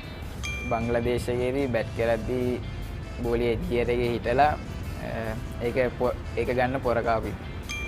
රැට සින්දු කියද්දී ඩාන්ස් කරනේදී ස්විප් එක. බංග්ලාදේශ ෆස්ට් ටෙස්ට් මැච් එක. කසුන් කල්ලාර. සූර්යවැව. ලංකාවට සෙල්ලම් කරන්නේ. අක්කට බැට්ටෙන් ගහුවේ. මගේ පළවෙනි සීයේ ප්‍රසන්න සර්, හේමන්ත සර්, ස්ප්‍රින්ට් මගේ තාත්තා. වැඩිම සීයේ හේමාල්, BMW, මෙසි, නවත් පරණිතාන්, ඉන්දියාවේ ජංගා. මුලින්ම මම ස්තුතිවන්ත වෙනවා මගේ කලින් පාසල කොළඹ ඩිලාසාර් කොලේජ්. ඒකේ ක්‍රිකට් පුහුණුකරුවන් වන Susantha Felix Dias sir, Alan Rodrigues sir, Dilruksha sir, ඒ සියලු දෙනාගේ යටතේ මම පුහුණුවීම් ලැබුවා. ඒ සියලු දෙනාටම ගොඩක් ස්තුතියි. මහානාම විද්‍යාලයට පැමිණුණාට පස්සේ ප්‍රධාන පුහුණුකරු කැලුම් ගංගුලිල සර් ගොඩක් උදව් කරන ක්‍රිකට් වෙනුවෙන් ගොඩක් දේවල් ඉගෙන ගත්තා ඒ සර්ගෙන්. ඒ වගේම සහාය පුහුණුකරු සොනාල් දූෂන් ඇල්වලගේ සර් ලොකු කැපවීමක් කරනවා මං වෙනුවෙන් ගොඩක්ම. පෞද්ගලිකවත් ක්‍රිකට් අතිනුත් ගොඩක් දේවල් කියලා දෙනවා. ඒ සර්ටත් ස්තුතිවන්ත වෙනවා. ඒ වගේම එවන විට ක්‍රීඩා කරන ක්‍රීඩා සමාජයේ CCC ක්‍රිකට් ඒකේ තරංග සර්ටත් ඒ ඇතුළු සියලුම ක්‍රීඩකයන්ට ස්තුතිවන්ත වෙනවා. ඒ වගේම පාසල් වල විදුහල්පතිවරුන් සියලුම දෙනා මතක් කරනවා. ඒ වගේම මගේ ප්‍රොවින්ෂල් කෝච්ලා වෙන සිත්තමගේ sir, Nalin sir, Dushantha sir, Kaman sir, ඒ වගේම තාරක සර් ඒ සියලු දෙනාට ස්තුතිවන්ත වෙනවා. ඒ වගේම බ්‍රදර් ලොයලවස්සා අනිකුත් මගේ යහළුවන් දෙමව්පියන්ට ඒ වගේම ගොඩක් ස්තුතිවන්ත වෙනවා. මාව මෙතෙක් පරිස්සමෙන් බලාගත්තාට මගේ යාළුවන්ට ස්තුතිවන්ත වෙනවා. ගොඩක් උදව් කරනවා. වචනකින් හරි උදව් කරනවා. සියලුම දෙනාට නම් කියන්න බැරි වුන් සියලුම දෙනාට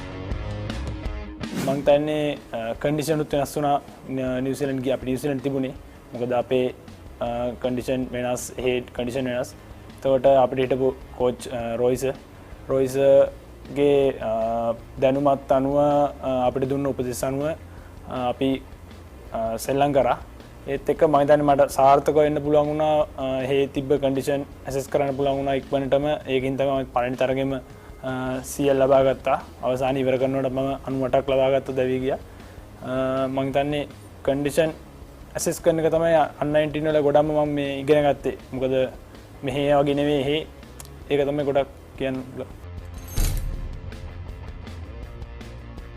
මම වෙස්ටර්න් ගාලා අවුරුදු 4ක් වෙනවා අවුරුදු 4ක් ගාව බිග් මැච් 4ක් ප්ලේ කරා ඒ අතර ඒ ගත්ත එක්ස්පීරියන්ස් එක මට කැප්ටන්සි එකක් ලැබුණා ඒක මම බැලුවා ප්ලේයර්ස්ලත් එක්ක කොහොමද හැන්ඩල් කරලා ප්ලේයර්ස්ලා හැන්ඩල් කරලා කොහොම හරි චැම්පියන්ෂිප් එකකට ගෙනියන්න මම හිතන්නේ අපිට වර්ල්ඩ් කප් නිසා ඉන්න බැරුණා මේ සමහර තරඟ ක්‍රීඩා කරන්න බැරි වුණා ඒත් වන් ඩේ ඔක්කොම කමුදුත් මාත් සෙල්ලම් කරා ඒකම අපි අපේ බෝලර්ස්ලා බැට්ස්මන්ලා හොඳට කරපු නිසා මම හිතන්නේ ඒකේ ප්‍රයෝජනයක් විදිහට අපි චැම්පියන්ෂිප් එක ලබා ගත්තා. මම හිතන්නේ පාසා ක්‍රිකට්වල ගොඩක් වෙනස් ඔක්කොම නැෂනල් ප්ලේයර්ස්ලා ක්‍රීඩා කරන නිසා මම හිතන්නේ කලින් තිබුණා සුපර් ප්‍රොවින්ෂල් එක. ඒකේ මට පර්ෆෝමන්ස් අතරට එන්න බැරි වුණත් මම ඒකේ ගොඩක් දේවල් ඉගෙන ගත්තා. මම හිතන්නේ මේ ඉගෙනගත් දේවල් වලින් තමයි වෙළඳ සේවක තරඟාවලියේ මට සාර්ථකත්වයට ලබා ගන්න පුළුවන්. ලොකු වෙනසක් තියෙනවා. ඉතින් අර ප්ලේයර්ස්ලා ලොකු අයත් සෙල්ලම් කරන්න වෙන්නේ. එතකොට එයාලා බෑ ගොඩක් සපෝට් කරනවා හැමතිස්සෙම මේක කරපන් මල්ලි මේක කරපන් කියලා. එතකොට ලොකු වෙනසක් තියෙනවා. එයාලගෙන් ගොඩක් දේවල් ඉගෙන ගන්න පුළුවන්. තව අපි පොඩි නිසා අපිට තව දේවල් ඉගෙන ගන්න තියෙනවා. මම හිතන්නේ ප්‍රීමියර් සීසන් එකටත් එහෙම ඉගෙනගෙන යන එක තමයි මම හිතන්නේ එකපාරට වඩා ඉගෙනගෙන යනකොට ලේසි කියලා මම හිතනවා. මම කෝල්ස් ක්‍රිකට් ක්ලබ් එකට තමයි සෙල්ලම් කරන්න බලාපොරොත්තු වෙන්නේ. ඒකේ පර්ෆෝමන්ස් පෙන්වන්න ගොඩක් බලාපොරොත්තු වෙනවා. එතන ඉන්න අයලගෙන් උපදෙස් අරගෙන කොහොමද යන්නේ තාම මම සෙල්ලම් කරලා නැහැ ප්‍රීමියර් එක මැච් එකක්. ඒ කට්ටියකින් උපදෙස් අරගෙන කොහොමද යන්නේ දැන් නැෂනල් ප්ලේයර්ස්ත් එක්ක දිගටම සෙල්ලම් කරා මම හිතන්නේ T20 ප්‍රොවින්ෂල් එකේ වන් ඩේ ප්‍රොවින්ෂල් එකක් ගියා. ඒවයි ක්‍රීඩා කරා. එතකොට වෙළඳ සේවක ක්‍රීඩා තරඟයේදී පර්ෆෝමන්ස් අතරට එන්න පුළුවන් වුණා. මම හිතන්නේ ප්‍රීමියර් සීසන් එකේ මට මගේ උපරිම දායකත්වය ලබා දී පර්ෆෝමන්ස් අතරට එන්න තමයි බලාපොරොත්තු වෙන්නේ. මම හිතන්නේ මගේ කැටගරි එක බැටිං ඕල් රවුන්ඩර්. එතකොට මම ගොඩක් ෆිට්නස් පැත්ත ගැන ගොඩක් බලා ගන්න ඕන. ඒකට මම හැමතිස්සෙම ප්‍රැක්ටිස් වල ෆිට්නස් සම්බන්ධයෙන් උපරිම මේව කරනවා. ඒ අස ජිම් ඒ දෙක සම්බරව තියාගන්න තමයි ගොඩක් බලන්නේ. නැත්තම් මැච් එක අතරතුර ඕපන් කරන්න ඕපන් බැට්ස්මන් ඕපන් බෝලින් කරන්නයි අමාරු වෙන නිසා. ප්‍රීමියර් සීසන් එකේ හොඳට perform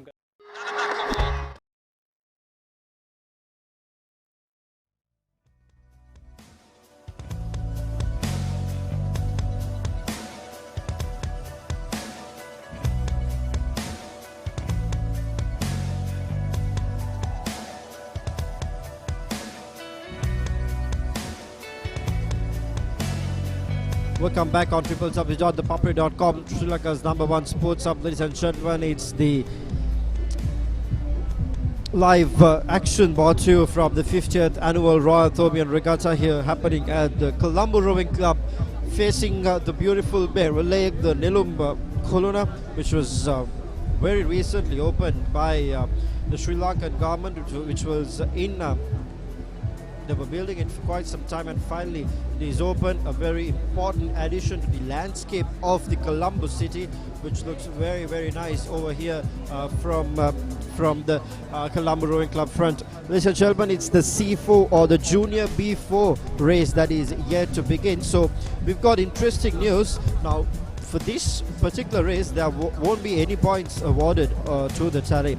So the under 16 4, the old boys 4, and the C4 or the junior B4, there won't be any points awarded.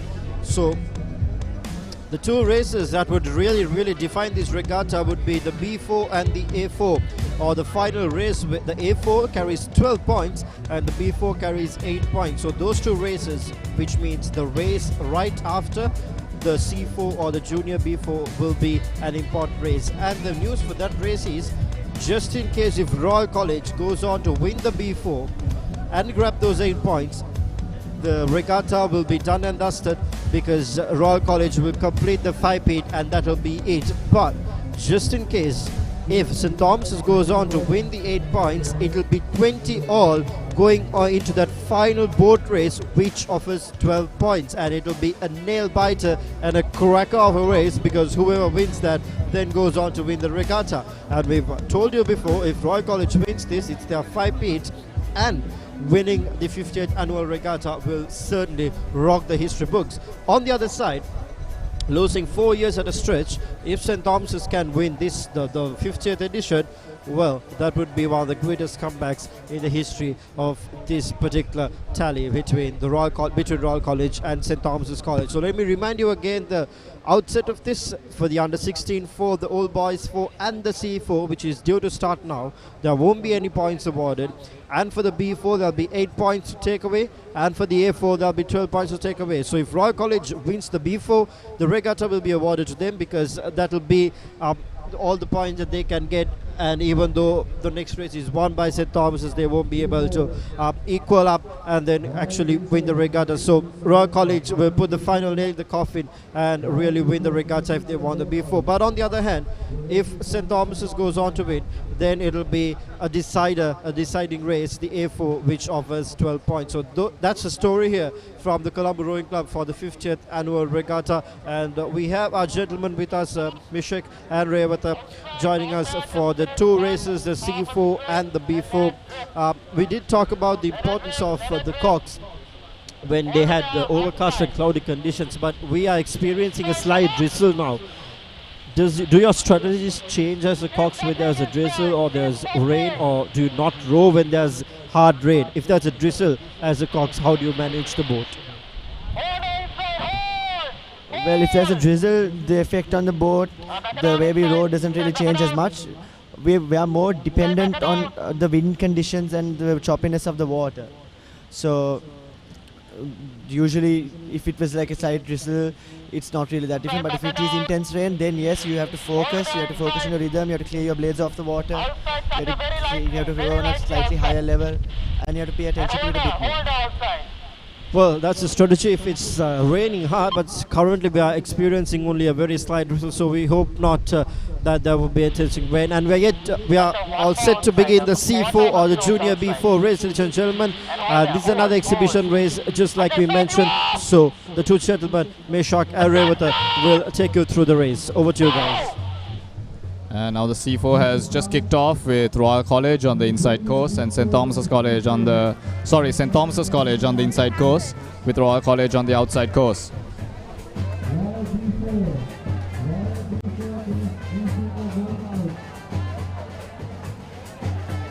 This is a very important race for both crews, as this will really set the pace for the next two races that will follow.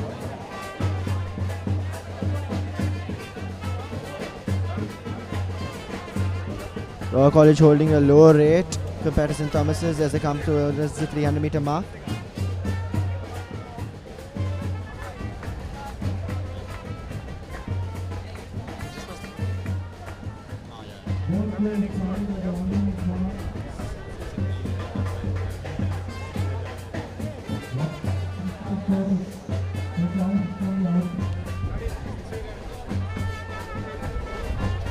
As you can see, the St. Thomas's College crew having quite a bit of trouble with the wind that's coming up at the 700 meters. St. Thomas's College maintaining a lead as Royal College keeps fighting to catch up with the 500 meter.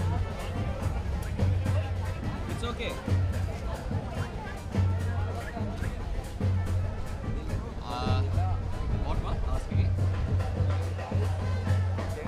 Both crews fighting tooth and nail to gain momentum back to their college.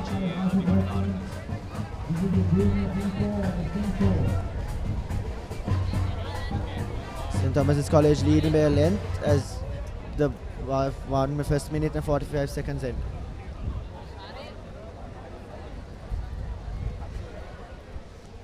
St. Thomas's College seems to have powered through their style issues and they are powering into the wind, doing quite well on the inside course. Royal College closely with them. Royal College now catching up as their length is reducing.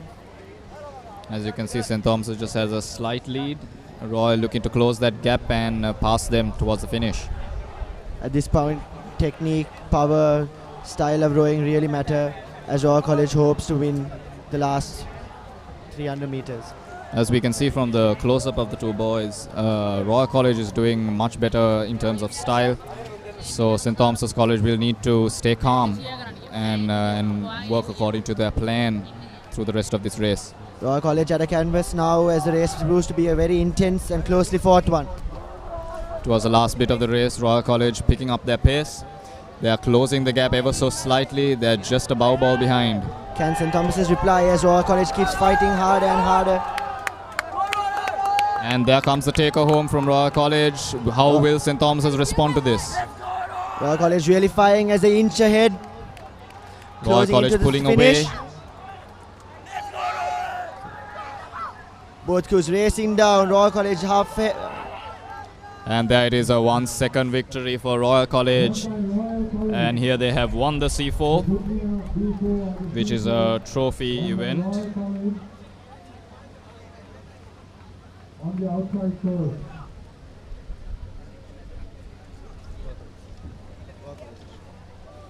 And we see the boys have really given their everything out on this lake today. Well, Royal College victorious at that particular point, winning the C4.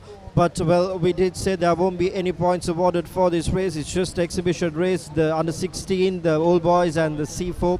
So, but this will be a good mental preparation for the rest of the two races for the teams to gear up, because whoever who goes on to win the B4, well, if it's Royal College, that will be the regatta for them that will complete the 5 paid. That's the most interesting race that's lined up. So, if I ask you, Revadan, this race, if Royal College wins, you complete the 5 paid. What do you think the strategy should be? What do you think it should go in their minds? They've completed 3 victories already, but they did break the momentum with the B double scull. St. Thomas's came back, and now they have a race at hand which they win, which will complete the trophy. If not, it will be a nail-biting, much more pressure for the senior 4. Well, I think the best strategy to go about this race is not to change the strategy at all. They've trained for one race for the whole 10 months of their season, so there's no reason to take it any differently, as it's just another race in the end of the day. So as they do their best to approach it as just another race and perform as they would any other day. Well, Mishak, let me ask you now. This is a must-win race for St. Thomas's. Yes, if not, definitely. If not, you'll be, well, another year that you lost the regatta. So how you think the preparation should be from the Thomian camp? I think St. Thomas's just needs to stay calm and realize that regardless of their C4 loss, that they must still stay calm and execute their plan on that day. And it looks like Royal College has just broken the C4 record with a record timing of 3 minutes and 12 seconds. Really great thing for them, a really good morale booster. And I think going into the B4, that's a great way to go after breaking a record.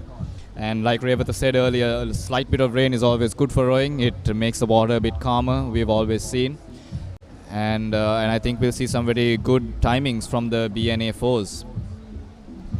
Speaking about the timings, one point that Sachiv also highlighted was that the timings have really improved in this particular regatta. What do you think? What are your views on why the timing has improved? Is it, much more better talent fed into the system, or is it improving of training techniques or better boats? What do you think the factor is behind these improved timings? I think that's quite a difficult thing to say, but we would say that yes, the boys have worked hard and they are very good talent, but at the same time, the conditions of the water affect a lot. Though you may not think so, when it comes to 2 or 3 seconds culminating over an entire 1,000 yards, definitely the conditions affect it. So I'd say conditions as well as, yes, the boys' hard work. They've definitely earned this record break. Well, those are the insights that we can give you to all our viewers who are joining us from home. If you're on the move, it's my TV, and if not in the television, it's the Dialogue TV channel number 77, or else www.thepapare.com, yours sports hub, yours friendly sports hub. Ladies and gentlemen, it's the B4 and the A4 that's coming. We'll once again remind you about the outset. If Royal College wins the B4 and grab the 8 points, they will go on to win the regatta to complete the 5-peat. Just in case St. Thomas's wins, it'll be an equal tally there, 20-20, and everything will be decided in the final boat race, which offers 12 points. So 2 exciting races and a must-win for St. Thomas's. And of course, if Royal College goes on to win them, well then, thumbs up for the final pair. No pressure, they could just row because the regatta has already been won. And on the other side, if St. Thomas's win, pressure will be exerted to both the senior crews, because whoever goes to win that match, that will be the regatta. So exciting stuff happening here at ThePapare.com. Here are the highlights of the C4, the junior B4, which was just over. Royal College went on to win the match, went on to win the race. So that is the most interesting thing here. And no points have been awarded here, and the 2 points will be awarded for the last 2 races, which are going to commence in a while. Stay logged and stay tuned on ThePapare.com, ladies and gentlemen. You guys want to be back? Oh, we'll be back to the B4. Yes. The last 2 races for the B4, there is 8 points and the boat race 12 points. The points are in moment.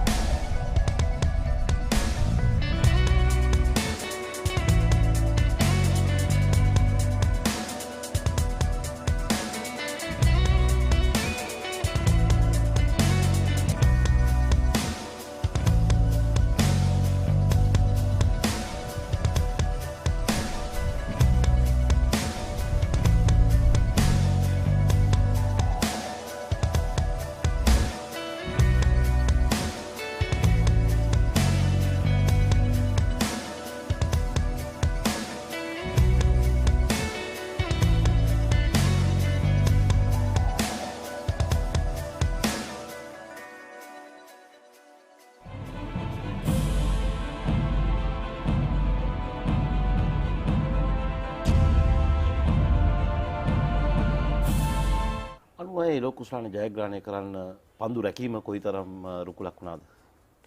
ඒක තමයි මම හිතන්නේ අපේ පන්දු රැකීම තමයි විශාල රුකුලක් උනේ. අපිට හොඳ ෆීල්ඩින් සයිඩ් එකක් හදාගන්න පුළුවන් කියන එක තමයි අපි මුලින්ම අපි බලාපොරොත්තු වුණේ මේ තරඟාවලියට ඉස්සෙල්ලා.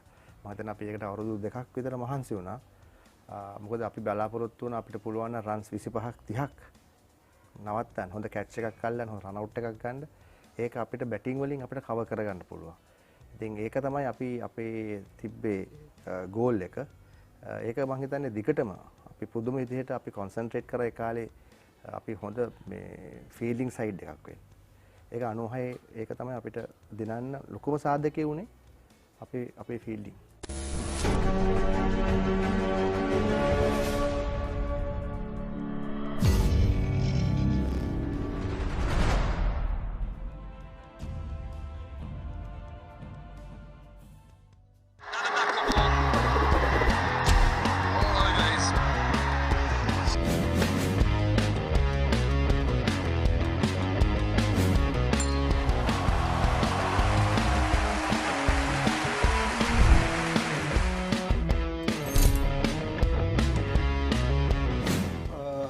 ප්‍රොවින්ෂල් ටූර්නමන්ට්ෙන් පස්සේ කෙලින්ම ඉන්ඩියා ටූර් එකට අපි සිලෙක්ට් කරා ටීම්ස් ස්කොඩ් එක.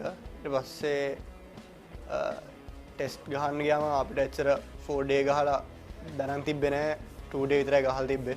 ඉස්කෝලේ ගහලායි අවුරුදු දෙකේ ප්‍රොවින්ෂල් ටූර්නමන්ට් එක එච්චරයි. ඊට පස්සේ 4 ඩේස් ගහන්න ගියාම ලේසි වුණේ නැහැ ඉස්සලා ගහන්න. මොකද අපිට එච්චර ලොකු ඉනිංස් ගහලා පුරුදු නැහැ. මොකද 2 ඩේ ගහලා 4 ඩේ ගහන්න එච්චර ලේසි නෑනේ.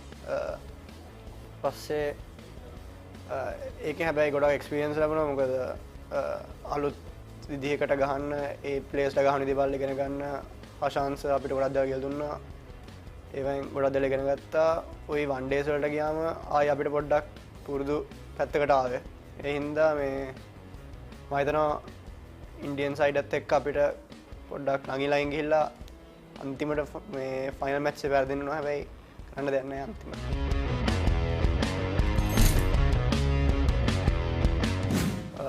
ෆස්ට් ටෙස්ට් එකේ මම ෆස්ට් ඉනිං එකේ 69ක් ගැව්වා.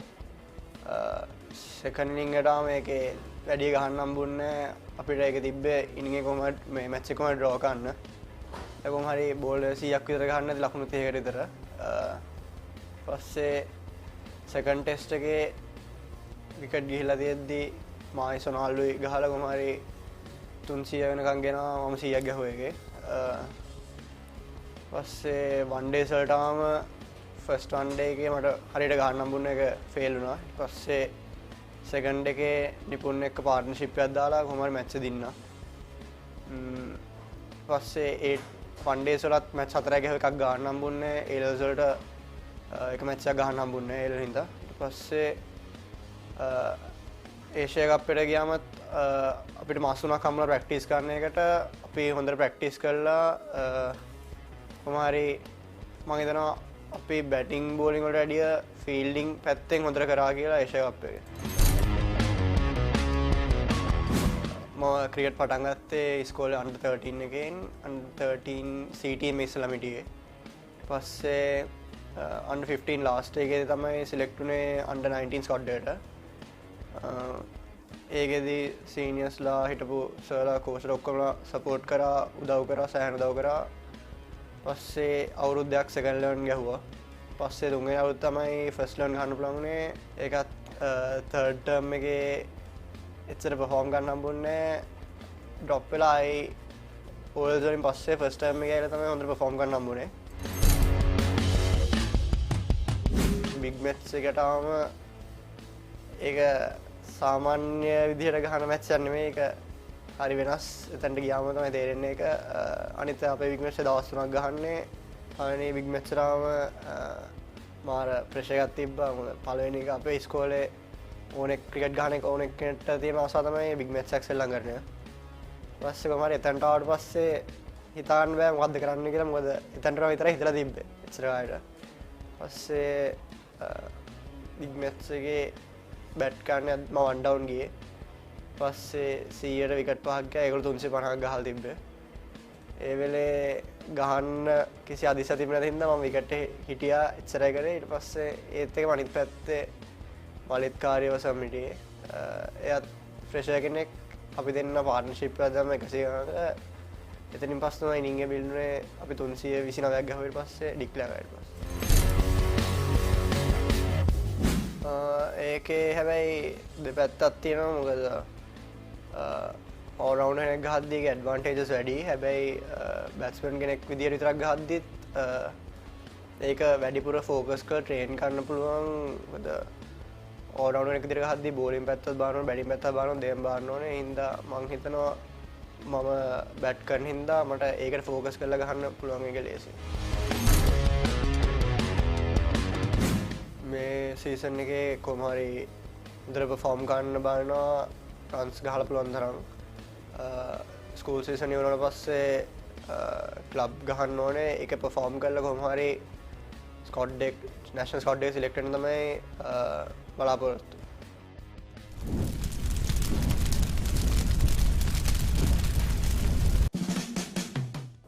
සුමාසංගක්කාර highest runs කවිඳු වදාරසිංහ නඩාල් ටෙනිස් 11 ඉන්නවා. බෝලේ බැට්ටේ තියෙනවා. බැට්ටෙන් බෝල් එක හදන්නේ.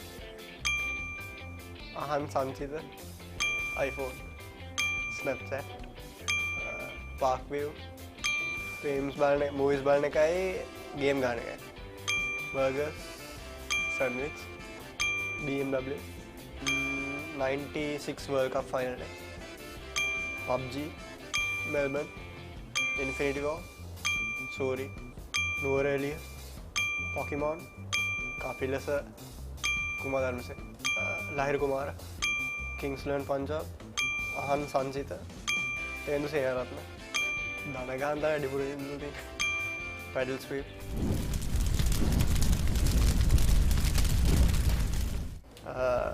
මගේ පවුලේ අම්මයි තාත්තයි අක්කයි අයියා ඉන්නේ. ඒ 7 දෙනාට තමයි විශේෂයෙන් ස්තුති කරන්න ඕනේ මාත් පොඩි කාලේ හිටියට.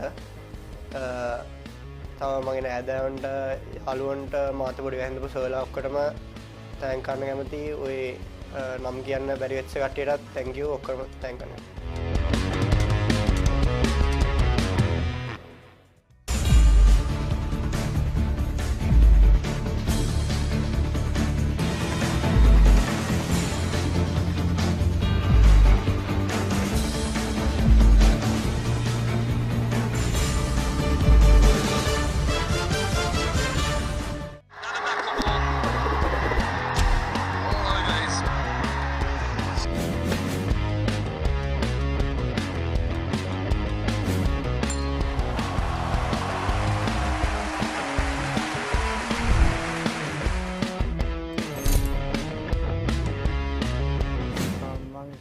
පටන් ගත්ත කියන්නේ මම ඉස්සර ස්කූලේ හවස් ආෆ්ටර් ස්කූල් වල අපි ක්‍රිකට් සෙල්ලම් කරනවා සොෆ්ට්බෝල් ගහනවා ඊට පස්සේ සොෆ්ට්බෝල් ගහනවා දැකලා එදා දවසේ ක්‍රිකට් ප්‍රැක්ටිස් එකක් තිබ්බා.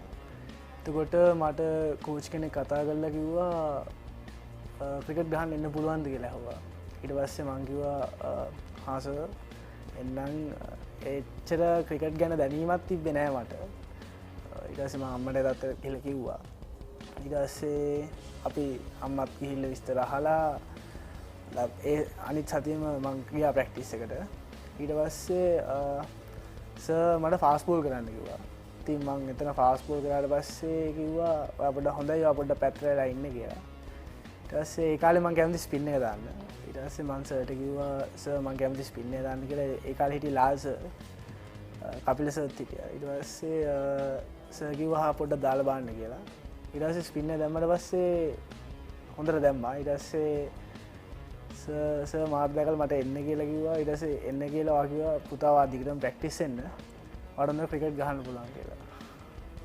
ඊට පස්සේ තමයි ඒ සතියේ පස්සේ සතියේම අපේ පානදුර ලයිසියම් එකේ ක්‍රිකට් තිබ්බේ නෑ. ඒ කියන්නේ අපි නුගේ ගොඩත් එක්ක කම්බයින් වෙලා ගැහුවේ. ඊට පස්සේ ඒ වෙලාවෙම සිලෙක්ෂන් එකක් තිබ්බා. under 15 සිලෙක්ෂන් එකක් තිබ්බා. ඉතින් මට කිව්වා අපේ ඉස්කෝලෙන් 3 දෙනෙක් යවන්න නුගේ ගොඩට. ඉතින් ඒ 3 දෙනා අතර වත් ඉන්නවා කියලා.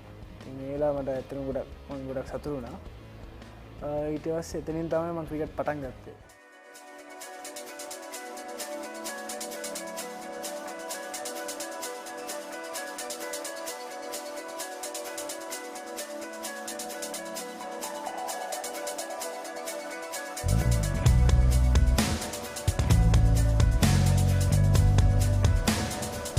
Welcome back on www.thepapare.com, Sri Lanka's #1 sports hub.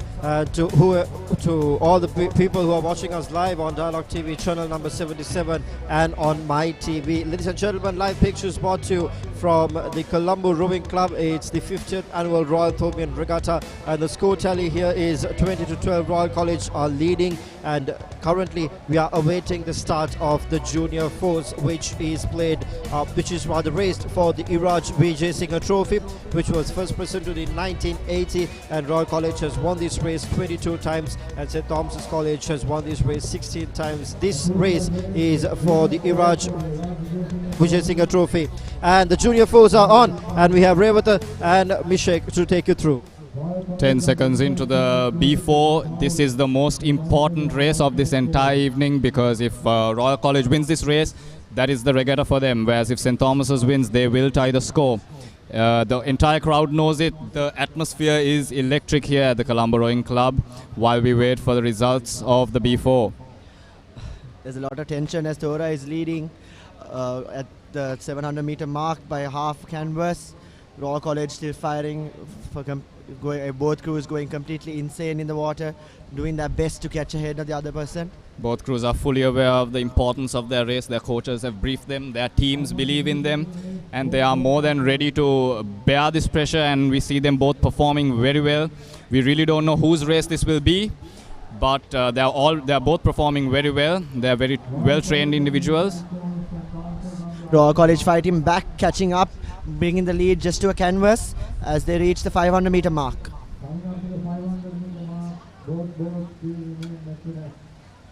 Both teams are neck to neck as expected of this very important event here. They're just with each other. The angle is just deceiving us a bit, but they are close. St. Thomas's College looking to lead by half a length as they pass the 500 meter. Royal College needs to reply now if they want to win the regatta with this race. St. Thomas's is looking for those 8 points. They are hungry for those 8, as you can see by the boys there.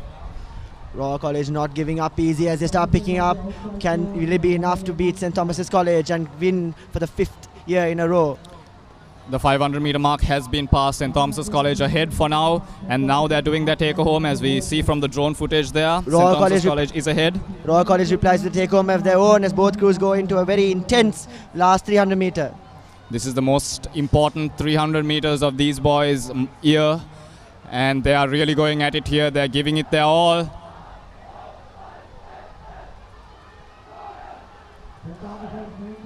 St. Thomas's leading, they're maintaining their lead. This St. might Thomas's be the College. 8 points for St. Thomas's College here. St. Thomas's College leading here. It's a must-win race for them. Royal College powering up, putting all their strength, trying to go. There's a drone footage. We can clearly see St. Thomas's College leading and dashing through the waters. If they do win, it's going to be a tiebreaker in the final. And well, the crowd is up. Everybody's up looking at if St. Thomas's goes through, ladies and gentlemen, it will be 20 all. Here we come for the final bit. These 4 boys are just racing through for an important win and a must-win race for the Thomians. And that's the finish. St. Thomas's College winning it convincingly for the Iraj with chasing a trophy, the junior force. And now it will be all decided with the final boat race, the senior force, as St. Thomas's College goes to win this particular event quite convincingly, the junior force. And that's what just the doctor ordered for St. Thomas's. They wanted to make sure that they win this. It was a must-win event, and if not, the regatta would have been sealed by the royal list and they would have completed the 5 paid. But the Thomians, they didn't go down without a fight. They brought it up right to the finish line. It's one race, one final race for these 2 teams to really decide who's going to be the winner here. It's happening all here at this 50th Royal Thomian Regatta. 50 years of rowing, 50 years of competition. They've just brought to a stylish end. 20 all is the tally here. So whoever goes on to win the final race, the senior force, the boat race, ladies and gentlemen, will go and win the regatta. And we do have the timings. It's pretty intense. St. Thomas has completed this with 3:03 and Royal College was just behind by 2 seconds. That's 3:05. Those are the timings. Once again, St. Thomas has won the race by 3:03 and Royal College finished it at 3:05. So just a 2-second gap, and that 2-second gap has brought up an equal tally, and St. Thomas's is back in the game, fighting for a historic comeback here at the 50th annual Royal Thomian Regatta.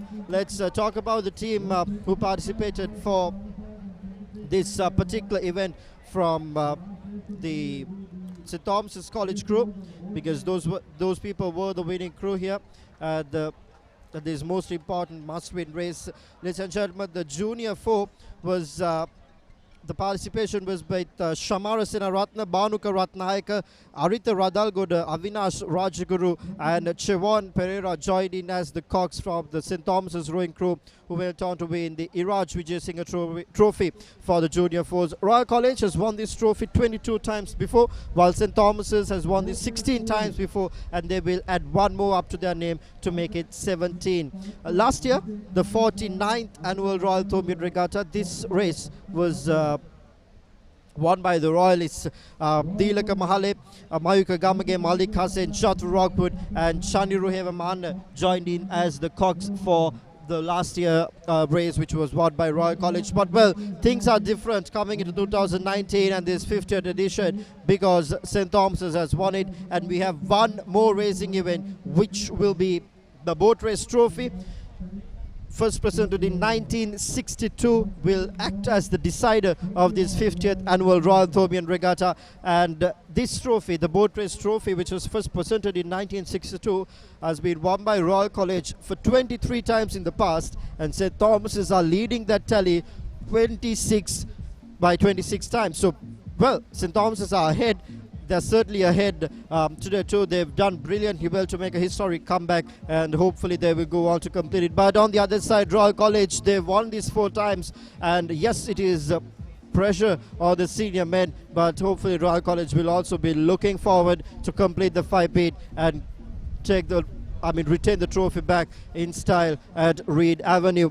Speaking about the trophy that is presented to the overall winners here at the annual Royal Thomian Regatta, the T.N. Fernando Memorial Trophy was first presented in 1966, and the tally states that Royal College has won this trophy for 21 times in the history, while St. Thomas's has won this for 23 times in the history, and there has been 5 ties, ladies and gentlemen, for this particular overall trophy, the T.N. Fernando Memorial Trophy. For the past 4 years, it has been the Reed Avenue lads who's been dominating this Bearwell Lake, winning the annual Royal Thomian Regatta, and they are looking very much eagerly waiting to really complete their 5-peat. Here we go. Take a look at this important highlight, the must-win race for St. Thomas's. Look, the energy, the passion, the hard work that they've been training for all these months. They just put it in one go, and St. Thomas's a stylish win for the Mount Lavinia lads. There you go, the drone footage captured courtesy of the ThePapare.com video crew.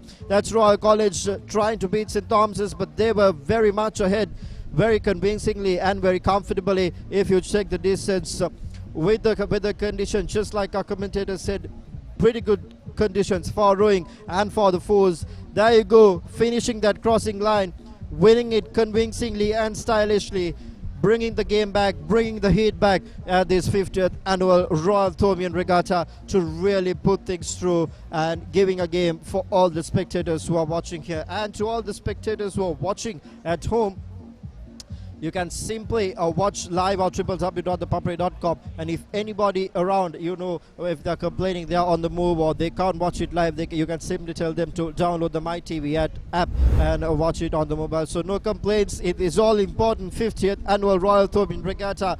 Leader in sports for Sri Lanka, Sri Lanka's #1 sports hub, ThePapare.com, has brought you the live action, and we are still ready to bring you the live action of this all-important final senior fours, the boat race trophy, wherever you are across the globe. If you're on the web, tune in to www.thepapare.com. If you want to watch it on television, Direct TV channel number 77. If you're on the move, stop your car, stop whatever you do, wherever you are. If you're a Royalist or a Thomian, take your mobile, download the MyTV app, or take your browser, log on to www.thepapare.com. Watch these all-important races where St. Thomas's has won 26 times in the past, and Royal College has won 23 times in the past. The trophy was first presented in 1962. Ladies and gentlemen, this is a highlight reel which we are presenting you on what happened throughout the day. The senior skull, this is Ratnavira, who recorded the first victory for St. Thomas's College, who started off things in style. It was a repeat performance for him from last year, because he was a person who won for St. Thomas's last year as well, and that really set the tone for the Thomians. But well, the momentum was broken during the 3rd, 4th and the 5th races, but they got back the momentum, winning the senior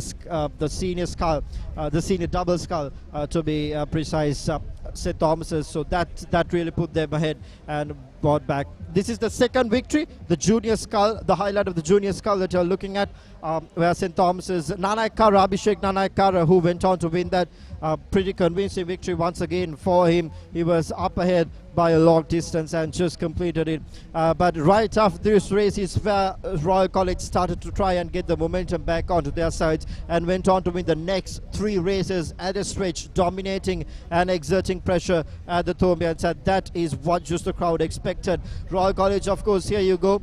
They're leading this quite easily. This is the B pair or the junior pair. Well,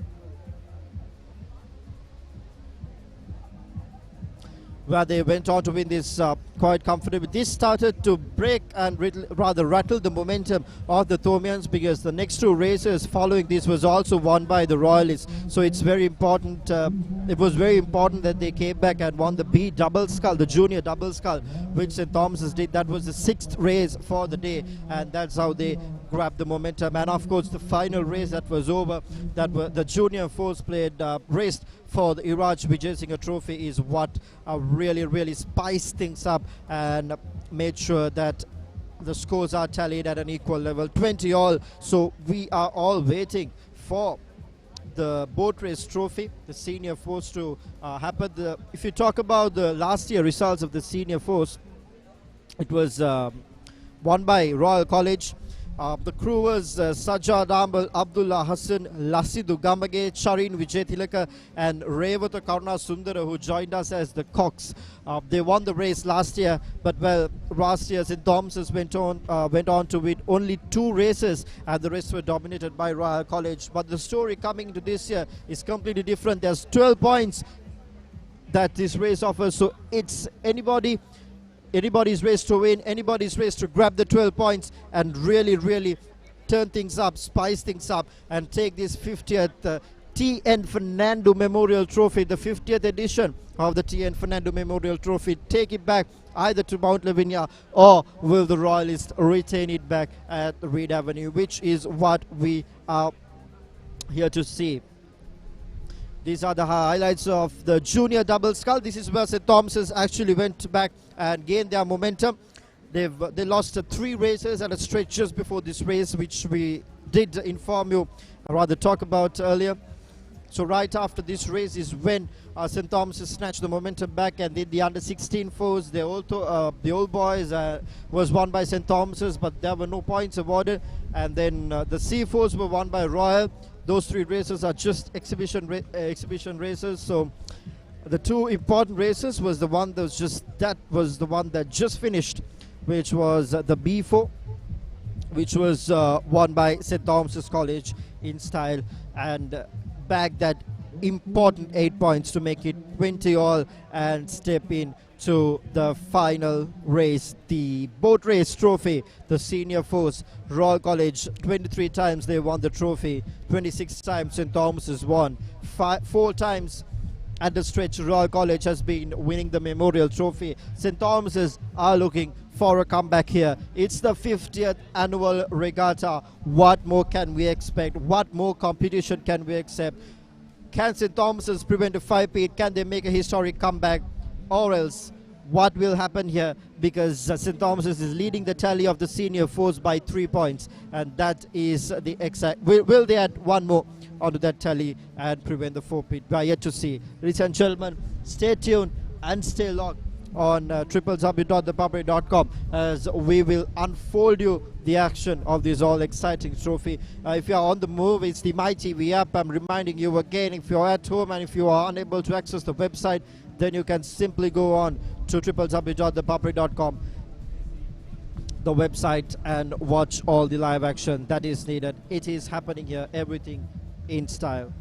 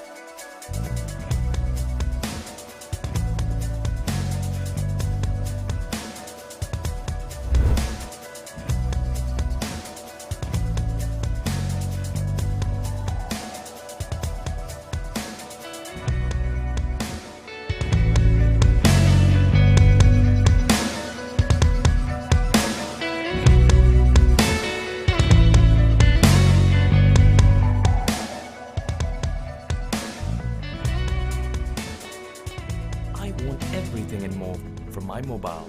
Unlimited talk time, text and endless data. When I try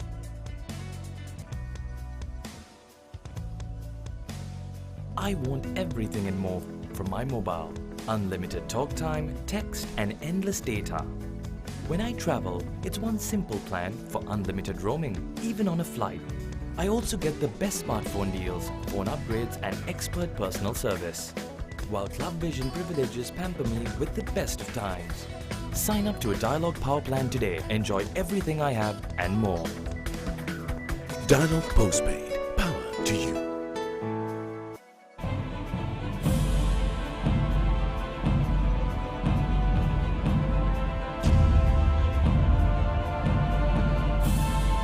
මේ වගේ මම හිතන්නේ දැන් එනකොට මම හිතන්නේ ක්‍රීඩකෙට හම්බෙන number 3 4 ඉතාම ප්‍රබල කණ්ඩායම සිටියේ කෝල්ස් චමින්ද මෙන්ඩි දුලිප් සමරවීර රොමේෂ් කලුවිතාරණ ජීවන්ත කුලතුංග සජිත් ෆර්නෑන්ඩෝ ඉතාම ප්‍රබල කණ්ඩායම සිටියේ මම අංක 7 තමයි ක්‍රීඩා කරේ. හැබැයි ඊට පස්සේ මම පන්දු අර 20ක් 25ක් හැමදාම පන්දු යව තරඟයකදී මායි දිනු කෙට්ටේ ආරච්චි ඊට පස්සේ මම SSC එකට තමයි ඉතාම තවත් ප්‍රබල කණ්ඩායමක්. ඒකේ මම සමහර දවස් වලට නම්බර 7 8 තමයි ක්‍රීඩා කරන්න නම් සමහර රංගවල පන්දුර පහර දෙන්න ලැබෙන්නේ නැහැ. ඒ තරම් ප්‍රබලයි කණ්ඩායම. ඊට පස්සේ මම පන්දු යැවීමට ඇත්තට උනන්දු වුණා. මම හිතන්නේ සාජහි ඒ තරඟාවලිදී මට ලැබුණේ මම හිතන්නේ මුරලිදරන ආබාධයකට ලක් වුණා. ඊට පස්සේ කුමාර් ධර්මසේනට එතකොට තිබුණා පන්දුව දමා ගැසීමේ චෝදනාවක්. ඒ සියල්ලක් සමග තමයි මම හිතන්නේ මම 23 පාද තරඟාවලිය ඉතාමත් හොඳින් කරා. SSC කණ්ඩායම ශූරතාවය ලබා ගත්තා. ඒත් සමග තමයි මම හිතන්නේ සාජවිතේ විශේෂ දේ තමයි ඉන්දියාවත් සමග. මම හිතන්නේ පළවෙනි පන්දුව මම හිතන්නේ මම පන්දු යුවේ මොහමඩ් අසරුඩීන්ට මම හිතන්නේ අද වගේ මතකයි මම හිතන්නේ ඔව් මම හිතන්නේ ඕෆ් එකේ බෝලයක් ලෙග් එකට ගහුවා. මම හිතාගත්තා මේක තමයි ජාත්‍යන්තර තත්ත්වය කියන එක.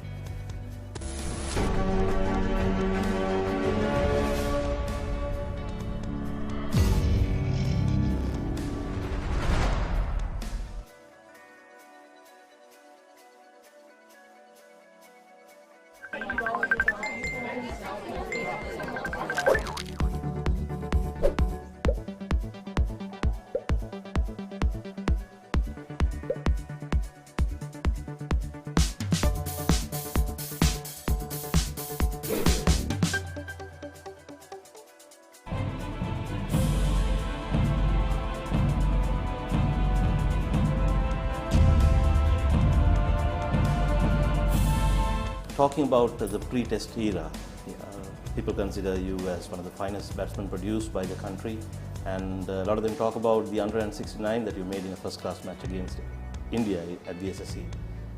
If you can recall that knock? Yes, why not? I think it was one of my better knocks, I would say, if not the best. We, on the final day, it was a 4-day unofficial test match. On the final day, we were 5 wickets down, I think, and we still had to wipe off something like 120 runs or so to avert an innings defeat. So it was quite an uphill task for us when we started the day, but I was able to hang in there, and as the day progressed, able to collect some runs, which enable us to overhaul the deficit and set India a target of 80 runs in the second innings, which they made for the loss of 4 wickets. But from the position we were and the way we recovered, I think it was quite an achievement.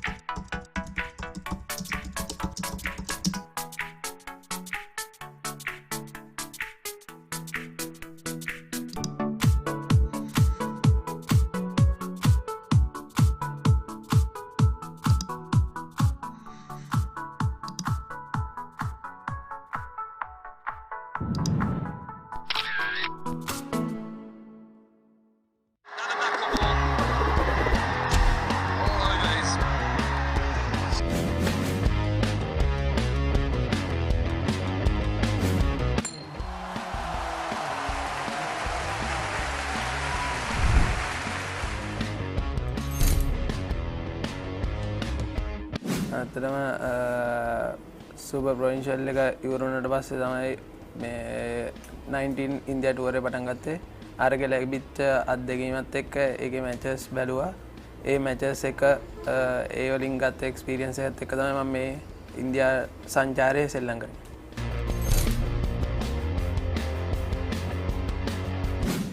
මුලින්ම මම ගියේ Asia කප් එක. ඒකේ සෙල්ලම් කරන්න හම්බුනේ එක match එකයි. පාකිස්තාන් ඒකේ ෆේල්. ඊට පස්සේ ඉන්දියා සංචාරයේ චැලෙන්ජ් ට්‍රොෆි එක. ඒකේ ෆයිනල් එකේ 45ක් ගැව්වා. ඊට පස්සේ ඒකෙන් තමයි වර්ල්ඩ් කප් එකට සිලෙක්ට් වුනේ. ඒකේ ගිහිල්ලා මුල් මැචස් තුන සෙල්ලම් කරන්න හම්බුණා. ඊට පස්සේ මං හිතාගත්තා මට හම්බෙන ඔපචුනිටි එකේ මම උපරිම ප්‍රයෝජන ගන්නවා කියලා. ඊට පස්සේ ප්ලේට් මැචස් වලදී හම්බුණ පළවෙනි මැච් එක කෙන්යාවත් එක්ක ඒකේ 62ක් ලබා ගත්තා. ඊට පස්සේ දෙවෙනි මැච් එකේ සිම්බාබ්වෙත් එක්ක තිබ්බේ. ඒක අවශ්‍යම ජයග්‍රහණය කරන්න ඕන මැච් එක ප්ලේට් චැම්පියන් එකේ ෆයිනල් එකට යන්න. ඒකේ 109ක් ලබා ගන්නකොට මම ක්‍රිකට් ආරම්භ කරේ 6 වසරේදී. මොරටු විද්‍යාලයෙන් තමයි ක්‍රිකට් ආරම්භ කරේ. ඉස්කෝලේ ක්‍රීඩා කරේ. මම සෙල්ලම් ගන්නේ මුලින්ම ගෙවල් පැත්තේ සෙල්ලම් කර හිටියේ. සොෆ්ට්බෝල් ක්‍රීඩා කරේ. ඊට පස්සේ අපේ මගේ අම්මා තාත්තා කිව්වා මේ පාසලේ ක්‍රිකට් ක්‍රීඩා කරන්න කියලා. ඊට පස්සේ 6 වසරෙන් තමයි මම ක්‍රිකට් ආරම්භ කරේ. ඇත්තටම ලොකු සපෝට් එකක් තිබ්බ ඉස්කෝලෙන් මේ තැනට එන්න. කෝචින් ස්ටාෆ් එක ඉස්කෝලේ ප්‍රසන්න සර් එයා ගොඩක් කැපවීමකින් පුහුණුවීම් කරනවා. එයාගේ ලැබිච්ච අත්දැකීම හැම එක්කෙනාටම දීලා ඒක ඒ එක්ස්පීරියන්ස් එක අරගෙන තමයි මම මේ තැනට ආවේ. පැට්‍රිස් වලදී දෙකම බැලන්ස් කරගන්නේ බැටිං කරලේ වුණාම ප්‍රැක්ටිස් සෙෂන් වලදී බැටිං කරද්දී මැච් සිටුේෂන් බැට් කරනවා. ඒ වගේම විකට් කීපින් කරද්දිත් මැච් සිටුේෂන් එක හැන්ඩල් කරන විදිහට විකට් කීපින් ඩ්‍රිල්ස් කරනවා. බැටිං ඉවරුණාට පස්සේ මම කරන්නේ විකට් කීපින් ඩ්‍රිල්ස් කරන එක තමයි. ඒ සීසන් එක ගැන කතා කරොත් මම මගේ දෙවනි අවුරුද්දේ under 19 පළවෙනි මම අවුරුදු දෙකක් සෙල්ලම් කරන්න නැතුව ටීම් එකේ හිටියා. ඒ අවුරුදු දෙකේ ඉඳලා ඒ අවුරුදු දෙකේ ලැබිච්ච එක්ස්පීරියන්ස් එකත් එක්ක ලොකු අයියලා සෙල්ලම් කරන විදිය බලාගෙන ඒගොල්ලෝ සෙල්ලම් කරන විදියට ඒගොල්ලෝගේ තියෙන ඒ සෙල්ලම් කරන එක්ස්පීරියන්ස් එකත් අරගෙන තමයි මම ඒ අවුරුද්දේ හොඳට සෙල්ලම් කරේ. ලකුණු 10 ලබා ගන්න පුහුණු කරන සර් ගොඩක් උපදෙස් දුන්නා. ඒ උපදෙස් අනුව ක්‍රීඩා කරපු හින්දා තමයි මම හිතන්නේ මට ලකුණු 10 ලබා ගන්න පුළුවන් වුණේ.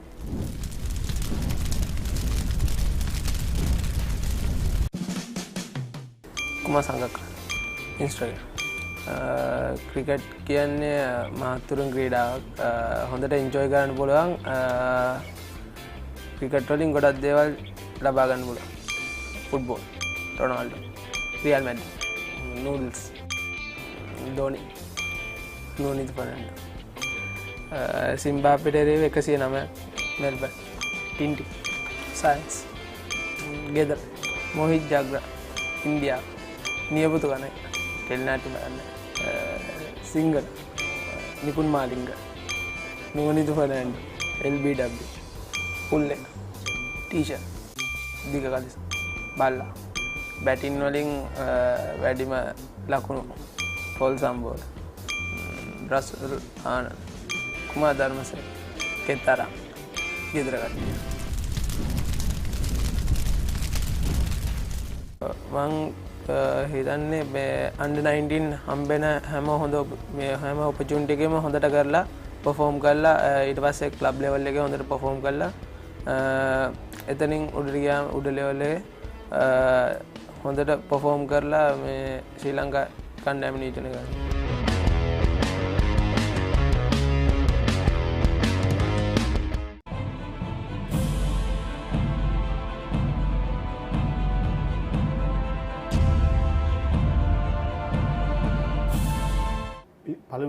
ඉන්දියාව තමයි පන්දුවට පහර දුන්නේ. මම ඉතාමත් හොඳ ආරම්භයක් වුණ ලබා ගත්තා. ඒත් මුරලිදරන්ගේ විශේෂ අතිවිශිෂ්ට පන්දුවේ ඉදිරියේ ඔවුන් සියලු දෙනාම මම ලකුණු 220 ගානකට දෙවි ගියා. ඉන් පස්සේ මගේ වාසනාවට මම හිතන්නේ මම තුන්වෙනි ක්‍රීඩකයෙක් හැටියට තමයි ඒ තරඟයට සහභාගී වුණේ. හැබැයි මගේ වාසනාවට මම හිතන්නේ මම පන්දුවට පහර දෙන්න යනකොට ලකුණු 400ක පමණ කඩලු 5ක් 6ක් දැවී තිබුණේ. මම හිතන්නේ ඒකත් එක්තරා හේතුවක්. හැබැයි මම පන්දුවට පහර දෙන්න ඉස්සෙල්ලා මට මාවන් යම් දෙයක් ප්‍රකාශ කරා. ඔහු මට කිව්වා හැමතිස්සෙම ගහන්න බලන් ඉන්න පළවෙනි ලකුණ ගැහුවන් පස්සේ ගොඩක් වෙලාවට ඔයා සෙටල් වෙයි කියලා. මම හිතන්නේ ඒ උපදේශ මත මම හිතන්නේ තුන්වෙනි පන්දුවේ මම හිතන්නේ මම ලකුණු දෙකක් ලබා ගත්තා. ලබාගෙන ඒ පන්දු 12ක් පමණ ක්‍රීඩා කරාම මම හිතන්නේ දිවාහාරයක් ආවා. ඒ දිවාහාරය මම ක්‍රීඩාගාරයට මම හිතන්නේ මාවන් මට මතක් කරා එයාට අවුරුදු 6ක් ගියා කිව්වා එක ලකුණක් ගහන්න. හැබැයි මම පන්දු 3කින් ඒ ලකුණු ගැහුවා කිව්වා. මම හිතන්නේ ඒ සමගම ඊට පස්සේ තේපානේ වෙන විදිහ ලකුණු 50ක් ලබා ගත්තා. ඊට පස්සේ මායි හෂාන් හිටියේ. ඉන් පස්සේ හෂාන් මට ප්‍රකාශ කරා ඔබ දැන් ලකුණු 50ක් ලබාගෙන තියෙන මල්ලි මේ ගහලා බලන්න වැදුනොත් 100ට එයිද කියලා. මම හිතන්නේ අන්තිම 50මත් ටිකක් වේගෙන් පහරවල එල්ල කරා. හැබැයි මගේ වාසනාවට හැම පාරක්ම පිටේ වැදුනා.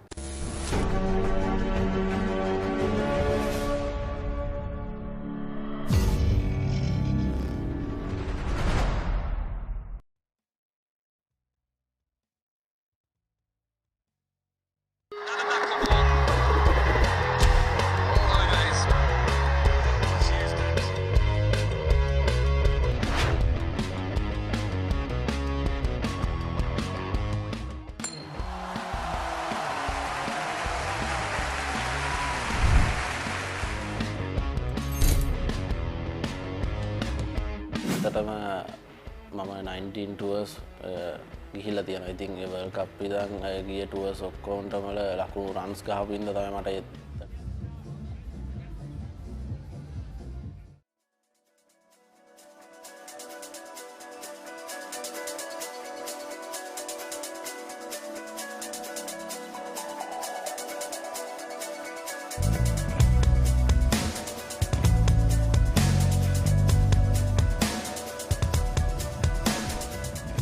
Welcome back on www.thepapare.com, Sri Lanka's #1 sports hub.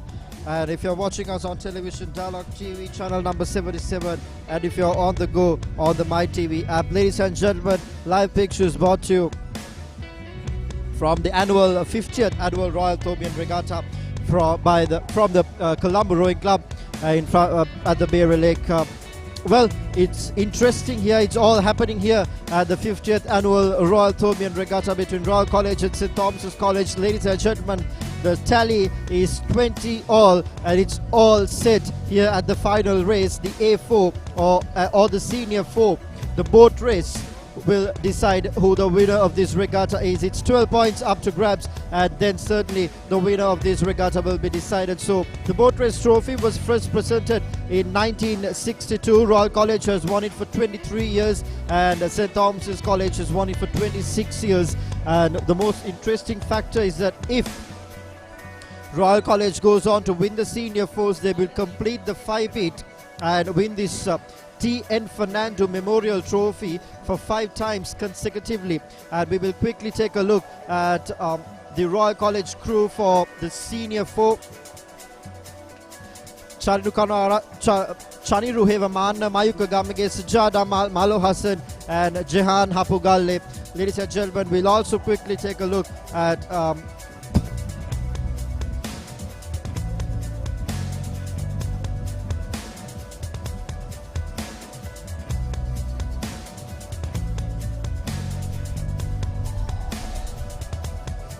here comes the St. Thomas's College crew for the Senior 4, the boat race. Ashan Malpula Niran, Vandavitan, Abhishek Nanaikara, Ashika Ratnavira, and the skipper Daraka Pedis. Ladies and gentlemen, both Abhishek Nanaikara and Ashika Ratnavira has already recorded wins in the first 2 races, the A scar and the B scar. So now they are looking to complete their task and really make sure that this win is written under the Thomian name. Well, ladies and gentlemen, if St. Thomas's goes on to win this, it'll be one of the amazing and one of the historic comebacks in the history of the annual Royal Thomian Regatta, because Royal College has been winning it for 4 years, and if they do go on to win this, it'll be their 5-8. And if St. Thomas's do really come back in, then it will be a very historic win. The boat race is for the Boat Race Trophy, which was first presented in 1962. And we'll take a look at the results of the 49th Royal Thomaian Regatta. The boat race was won by Royal College, Sajjad Ajmal, Abdullah Hassan, Lasid Ugamage, Charin Vijay Tilaka, Revata Karuna Sundara joined as the cocks for the boat race at the 49th Royal Thomaian Regatta. And just to remind you about the Royal College rowing crew, the boat race crew will be Chani Ruheva Manna, who will be joining as the cocks. Mayuka Gamage Sajjad Ajmal will be again representing the crew. Malik Hassan and Jihan Hapugal are the Royal College crew in this boat race. And of course the St. Thomas's crew for the senior four. Daraka Piris, the skipper. Niran Varavita, Abhishek Nanaikar, Ashika Ratnavira and Ashan Walpola will be joining as the cocks. So those are the two crews for the two senior fours that is just going to take place here at the Colombo Rowing Club. Ladies and gentlemen, the scenario is that whoever who goes on to wins this race will win the TN Fernando Memorial Trophy today at the 50th edition of it. It was first presented in 1966 and Royal College has won it for 21 times in the history, and St. Thomas's are leading that tally by 2 wins, that is 23, and there have been 5 ties. So let's see who wins this particular edition, the 50th one. There's 12 points up for grabs for both these teams, and now they are rowing back to their starting lineup, waiting for the start. The crowd is ready. We can hear the music in the background. The ThePapare music is there. The crowd is set. Everybody's set for the 50th annual Royal Thomaian Regatta, the final race, the boat race trophy, the senior fours, where Royal College has won it for 23 times in the past, and St. Thomas's have won it. And St. Thomas's has won it for 26 times in the past. Well, it's all set. Live pictures are brought to you by www.thepapare.com, Sri Lanka's #1 sports hub. And of course, you can catch us live on television, also Dialogue TV channel number 77. And if you're on the move, you can simply catch us on the My TV app. While they are getting ready, we are also completing 10 years of dedicated sports coverage here in Sri Lanka, and our team is very humbly proud and humbly thankful to each and everybody who joined with us to digitize and transform and take Sri Lankan sports to a global standard.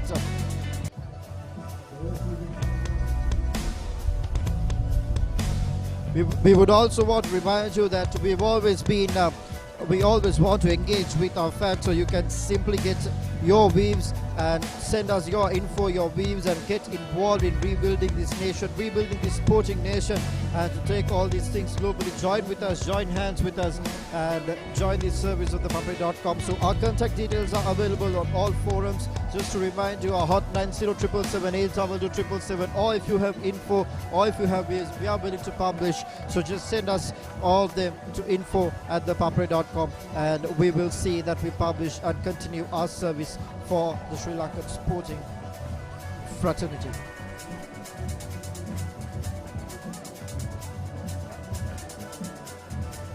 The 50th annual Royal Thomaian Regatta. That's the waters, the Beere Lake, backed by the beautiful Nelum Kuluna, which was opened recently, the newest addition to the Colombo landscape. A beautiful scenery and a beautiful wave here from the Colombo Rowing Club. As you can see, this is the drone footage that we are bringing live and exclusive on www.thepapare.com. A lot of hard work has been put in to make sure we bring this all spectacular images right to your television, wherever you are, on a mobile app, on a web browser, in a television. Everything seamlessly provided by the leader in Sri Lanka sports. Ladies and gentlemen, Sri Lanka's #1 sports hub, www.thepapare.com. While we see this beautiful picturesque scenery, I'm going to quickly remind you about our YouTube channel as well. You can simply subscribe. www.youtube.com/ThePapare official is the URL. You can subscribe and catch and watch all the exclusive interviews, the reviews, the previews, the segments, the info videos, the exclusive documentary segments that are included, everything at one stop shop. www.youtube.com/ThePapare official. Ladies and gentlemen, we are all set for this final race, which is going to decide the winner of the 50th edition of the T.N. Fernando Memorial Trophy, which was first presented in 1966. The tally, let me quickly remind you, St. Thomas's are leading it by 2. Royal College has won it for 21 times in the past, while St. Thomas's has won it for 23 times in the past. There has been 5 ties, so whoever who goes on to win this will be a very memorable win in this 50th edition. If Royal College wins, they'll complete the 5-peat. If St. Thomas's win, they'll break a 4-year hoodoo and come back and set their tone right in style. So we have a brilliant outset here, a brilliant competition at hand, and we invite each and every one of you to join with us, to stay logged on to our website, stay tuned on to channel number 77 of Dialogue TV, or watch us on my TV as we bring you the live footage, the live coverage of this all important boat race trophy, which is also led by St. Thomas's College. They won this boat race for 26 times in the past, which was first presented in 1962, and then of course for 23 times Royal College has won it. Ladies and gentlemen, we are yet to see we're here to witness the start of this event. We are all set, and there you go, the start, the one final race which will really decide the winners of this trophy, the T.N. Fernando Memorial Trophy. The overall trophy that is presented to the winners, we can see both the boats, Royal College and St. Thomas's College, hard practice that they put in month and month out. It's all going to be decided in this particular race. There you go. Royal College is in the inside lane, while St. Thomas's College are out on the outside lane. We are bringing you the footage. Well, seems if Royal College are leading, the crowd is gearing up, the cheer is coming. If Royal College goes on to win, it will be a 5-peat, and if St. Thomas's do go on to win, it will be a historic comeback. We are here to witness. The race is on, ladies and gentlemen.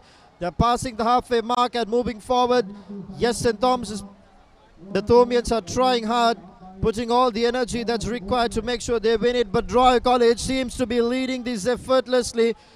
They are in control. We did have a lot of insight on what the Cox does, so pretty sure those two Coxes are really putting their hard work and gearing and steering these two crews to win. Royal College, there you go, slicing the waters, gunning and dashing through to that 5-peat victory. Will they complete? On the other hand, St. Thomas's, pretty big lead for them to catch. Can they catch it up? Can they put the boost in? We are yet to see. It's the 50th edition of the Royal Thomian Regatta, ladies and gentlemen. All up to win all 12 points to grab in this race and to really win the regatta. Who will win it? 20-all. The scoreline is on the left-hand side of your screen. 1 minute and 48 seconds into the race. Who will go on to win? Here's the drone footage. We can see a clear lead by the Royalists. Will they go on to finish this in style? On the outside, you can't see, but we can hear the crowd chanting the two anthems. The Royal is cheering for them. Can Royal College complete the 5-peat? Are they going forward? Seems as if so. It's a pretty big lead. Royal College seems to be taking this pretty convincingly. They're chasing down the Cox with his hand up. Says go. He's motivating the crew. That's the job of the Cox, and he's doing it in style. Ladies and gentlemen, the 5-peat is on the cards. It's 20-all. Here we go, one final drone footage for you to take a clear look on who's leading. St. Thomas's College clearly trailing meters behind.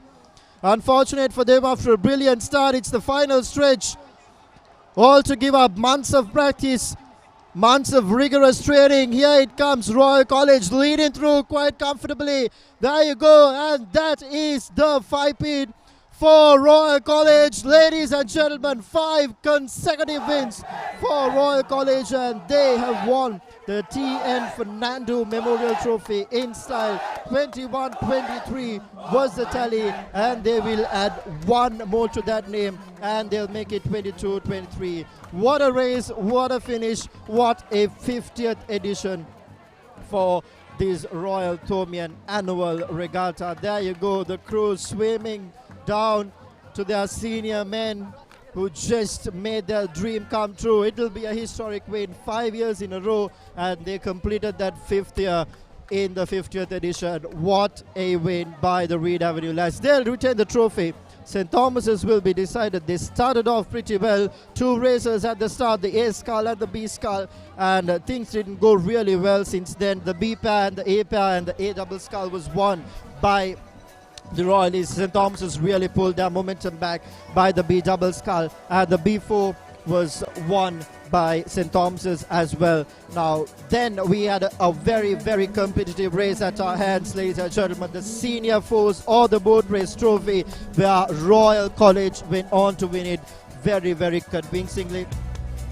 Indeed, there we go. We just got the times. Royal College has won this race just at 3 minutes on the dot, and St. Thomas's were just 5 seconds behind them, clocking 3:05. So those were the timings. Royal College 3 minutes right on the dot, and St. Thomas's College ended it at 3:05, just 5 seconds behind. 30-20 is the tally, and Royal College complete their 5-8 in style and makes history today at the Colombo Rowing Club. And with the ThePapare.com crew are very fortunate and humbly proud to have brought you this live coverage, and we've done so for 10 years, and we are very proud to have been a part of this historic win in our 10th year. Reed Avenue lads doing it in style, adding one more to the T.N. Fernando Memorial Trophy tally, making it 22 and 23.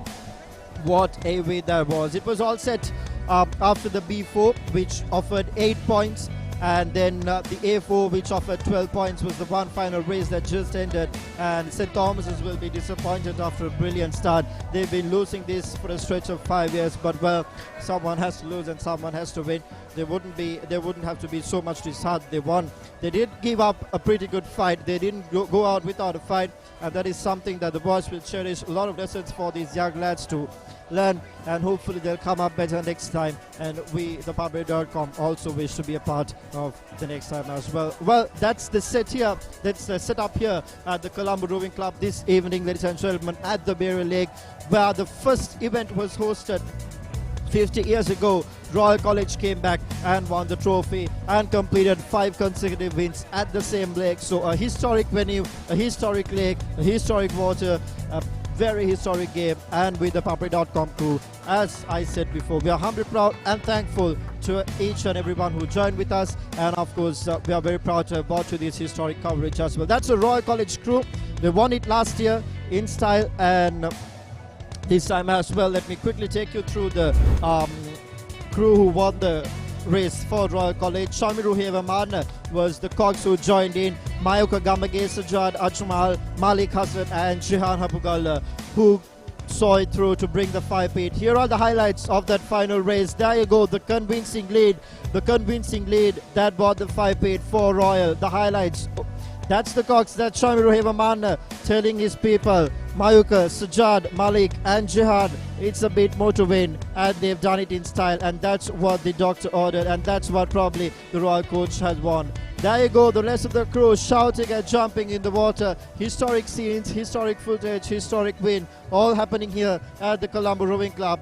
And it's a 5-8 for Royal at the T.N. Fernando Memorial Trophy. Ladies and gentlemen, do not go anywhere. We will be bringing the live pictures for you of the presentation ceremony. And to quickly run you through the day's proceedings, the A Skull, the B Skull was won by St. Thomas's College. The B pair, A pair and the A double skull, the 3 races were won by Royal College. The B double skull was won by St. Thomas's College once again. And the B4, which set the tone right for a nail-biting finale, was won by St. Thomas's College. But unfortunately, they couldn't come through. They couldn't see the dream through in this final one. The A4, the Senior Fours and the boat race was won by Royal College. Congratulations to the Royal College rowing crew from ThePapare.com, and we invite you to stay tuned and stay long as we go for a short commercial break with that nice weave of a rainbow with a glimpse of better things to happen. Stay tuned as we will be back with the presentation ceremony.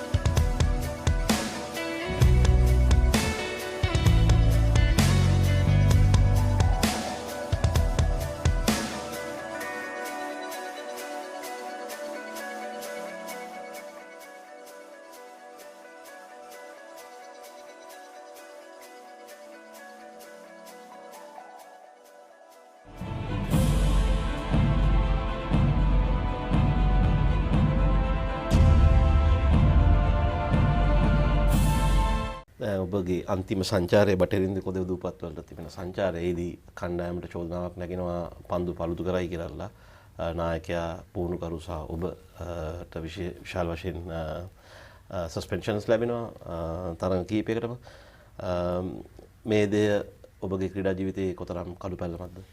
මම හිතන්නේ ඒක තමයි මට cricket ජීවිතයේ තියෙන ඒ කියන්නේ regret වෙච්ච කියන්නේ තරගයක් තියෙනවනේ සස්පෙන්ෂන් එකට වඩා අපිට ඒ චාර්ජර්ස් ඇවිල්ලා එකකින් වෙච්ච එක අන්තිම සස්පෙන්ඩ් වෙච්ච එකයි. ටීම් මැනේජර් හැටියට ඒගොල්ලන්ගේ ඉබේම එනවා ටීම් මැනේජර් එකට. ඒගොල්ලන් මොකද චාර්ජ් කරන්නේ කැප්ටන් වයි කෝච් වයි මැනේජර් වයි. ඒක ලොකු කළු පැල්ලමක්. ඔය කියන්නේ මට විතර නෑ හැම එක්කෙනාටම එතන හිටපු. මං හිතන්නේ ඒ තරගෙන් පස්සේ මම ඒ දවස්වල කලමනාකරු විතරක් හැටියට හිටියා නම් හයි පර්ෆෝමන්ස් එක නැතුව මම ගොඩක් වෙලාට එදා ඇත්තටම ඒ ටුවර් එකෙන් පස්සේ මම ස්ටෙප් ඩවුන් කළා ඒක ඉවර කරන්න තිබ්බා මොකද මම දැනගත්තා ඒක හරි නෑ ශ්‍රී ලංකා ක්‍රිකට් වලට මොකද ටීම් එකම අපි අන්තිම ශ්‍රී ලංකා ක්‍රිකට් එකටයි ඩැමේජ් එක ආවේ ඒක හරි දුකයි ඒ වෙච්ච දේ ගැන දැන් ඒ තරඟ තීරකවරයා ජවගල් ශ්‍රීනාත් ඔබ තමත් සමීප මිතුරන් එකට ක්‍රීඩා කරලා තිනවා. ඔහු කිසියම් අවස්ථාවක ඔබට කිව්වේ නැද්ද මේ කරන දේ වැරදි මේක නොකර ඉන්නයි කියලා අවධානමක් දුන්නාද? ඒ කියන්නේ අපිව චාර්ජ් කරන් පස්සේ අපිට ගොඩාක් උදව් කරා. මම හිතන්නේ වෙන මැච් රෙෆරි කෙනෙක් හිටියනම් ওই මැච් එක අවෝඩ් කරනවා. එතෙන්දිම අවෝඩ් කරා නම් අපිට තව ගොඩාක් ප්‍රශ්න එනවා වෙස්ට් ඉන්ඩීස් ක්‍රිකට් කණ්ඩායමෙනුත්. මම හිතන්නේ ශ්‍රීනාත් නිසා තමයි අපි ඔච්චර විදියකින් හරි බේරුනේ. ශ්‍රීනාත් ගොඩක් වෙලාවට අපිට අවිලා මට කතා කරලා කිව්වා එයා ඇඩ්වයිස් කරා දිගටම. ඉතින් අන්තිමට අපි ටීම් ඩිසිෂන්ස් අපි ගත්තේ හැමදේම මේ එයා ඇත්තටම ඉවරුණාන් පස්සේ මේ ළඟදී සවුත් ආෆ්‍රිකන් සීරීස් එකට ආපිලෙත් මාත් එක්ක වාඩිලා ලොකු කතාවක් කරා. එයාත් එක්ක ඉතින් ඒ යාළුකම තාම තියෙනවා. එයාටත් ඇත්තටම දුකයි අපි ඇයි කියලා ඒ වැඩේට මේ වුනේ. අසල දැන් අපි පන්දු පළුදු කිරීම පැත්තකට තිබ්බොත් එහෙම පිටියට නොයාම දැන් ඔබ ගොඩක් අත්දැකීම් බහුල පුද්ගලයෙක් ඔබට තේරුණේ නැද්ද මේ කරන දේ වැරදි කියලා කිසියම් අවස්ථාවක යන්න ඕනේ කියලා ආයෙ නැවත පිටියට? මට මුලින් ඉඳන්ම මේකත් මම කවදාකවත් ජීවිතේ අපි ක්‍රිකට් ෆීල්ඩ් එකකින් මම යන්න කැමති නෑ. දැන් අර්ජුන පළවෙනි තරඟයේ අර කියන්නේ මුරලිදරන් ඉස්සෙල්ලාම කෝල් කරේ වෙලෙත් අපි ඒ වෙලාවෙත් මේවා කරේ අර්ජුනට තනියම ඇතුළට යන්න. ටීම් එකේ ක්‍රීඩා කරා. අරවින්ද ඇක්ටිං කැප්ටන් කරලා අපි ක්‍රීඩා කරා තරඟේ. ඉතින් අපිට පාසලෙත් උගන්වලා තිබ්බේ අන්තිමට අම්පයර්ස්ලයි කියන දේ හරි ඒකට යන්න. ඉතින් මුලින් ඉඳන්ම මට කිසිම මේකක් තිබ්බේ නෑ මැච් එක ගහන්න ඕනේ නෑ කියලා. මගේ ඇඩ්වයිස් එක තිබ්බේ ප්ලේයර්ස්ලටයි කෝචින් ස්ටාෆ්ටයි මැච් එක ගහන්න ඕනේ කියන එක. මගේ විතරක් නෙවෙයි කොළඹිනුත් ආව ඇඩ්වයිස් එක ඒකයි. ඒ දවස්වල අපේ ස්පෝර්ට්ස් මිනිස්ට්‍රියේ ෆයිස මුස්තෆා මහත්මයා මේ මහත්මයාත් මට කතා කරා. ඒ මහත්මයාත් කිව්වේ ඒකයි ටීම් එකට කියන්න යන්න. මෙතන ඉන්නේ අපි ඒක ප්‍රශ්නේ අපි පස්සේ විසඳමු. එතකොට හිටපු බෝඩ් එකේ ප්‍රෙසිඩන්ට් ළඟ සුමතිපාල මහත්මයා මට කතා කරා. කතා කරලා ටීම් එකට යන්න කියන්නේ මේ තව ප්‍රශ්නේයි කියලා. ඒකම මේ කවුද රොෂාන් මහානාම මගේ හොඳම මිත්‍රයා පාරණ මැච් රෙෆරිත් මට කතා කරා. කතා කරලා කිව්වා ටීම් එකට යන්න කියන්න. ඉතින් ඔක්කොම ඇඩ්වයිස් ඇත්තටම ආවේ ෆීල්ඩ් එකට යන්න කියන එක. ඒක තමයි අපි වැරදියට කරේ.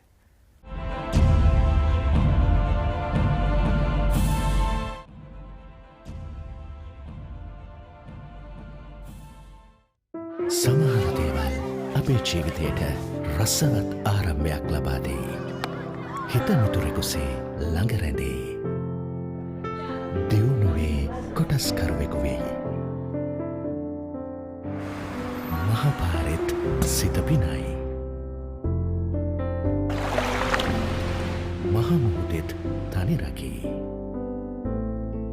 ලෙඩකදී දුකකදී ආදරයෙන් රැකබලා ගනී.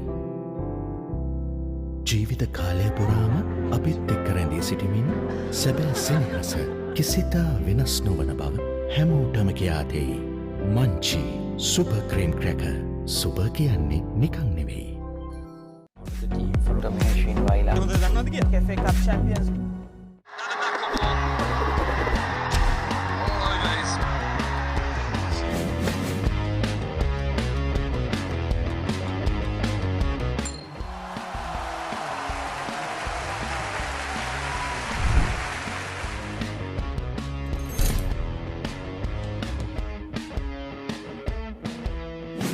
ගොඩ ලොකු එක්ස්පීරියන්ස් එකක් හම්බුණා ඒකේ. මම පර්සනලි ෆේල් වුණා. ඒත් කෝචස්ලායි ෆේස්ලා ගොඩක් කතා කරා එක කතා කරලා කිව්වා මල්ලි කොයිලාත් වැටෙන්න එපා ෆේල් වෙනවා තමයි. උනාට වාට පුළුවන් දේවා කරන්න මේ ඒ විදිහට හොඳට බැට් ගන්න එන විදිහට. ඉතින් මම ඒ හැමදේම ඔලුවට අරගෙන මම ක්ලබ් වල සෙල්ලම් කරපු විදිහට වැඩි ප්‍රෙෂර් එකක් නොදා හොඳට සෙල්ලම් කරා.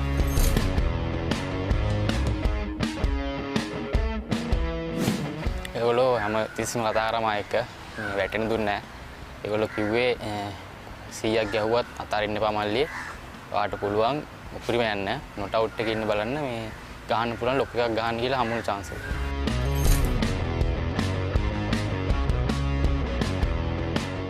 ඒ මගේ ෆස්ට් ක්ලාස් පළවෙනි සීසන් එක. ඒකේ ටිකක් මුල් මැච් එකේදී පොඩ ප්‍රෙෂර් එකක් තිබ්බා. ඊට පස්සේ මේ පළවෙනි මැච් එකේ මම 100ක් ගැහුවා. ටැමිලුවනේ මේකට. ඒකෙත් ඉතින් කට්ටිය මුගක් මගේ ඔළුව හැදුවා මල්ලි මෙහෙමයි මේ විදිහට වෙන්න ඕනේ. එහෙමයි කියලා ඒ දේවල් හරියට කරේ මම ප්‍රැක්ටිස් කරා හොඳට. කරලා ලකුණු 640ක් ගැහුවා.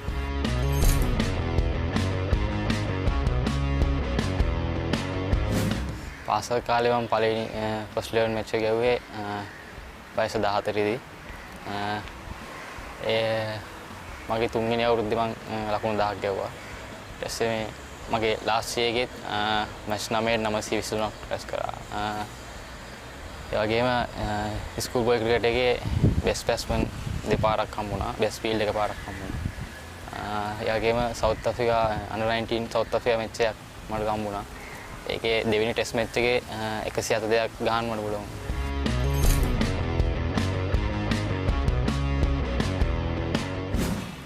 මුගක් මට පස්සේ කකුල සෙල්ලම් කරන්න පුළුවන්. ඒක මට ගොඩක් වාසියක් තියෙනවා. අනිත් අයට වඩා ස්පින් එකට එහෙම වුණත් මට අනිත් අය ඉස්සරහා ගහන්න බෝලේ මට පස්සට ගිහිල්ලා ගහන්න පුළුවන්. මේකක් තියෙනවා. ඒක මට ඉතින් වාසියක් තියෙනවා.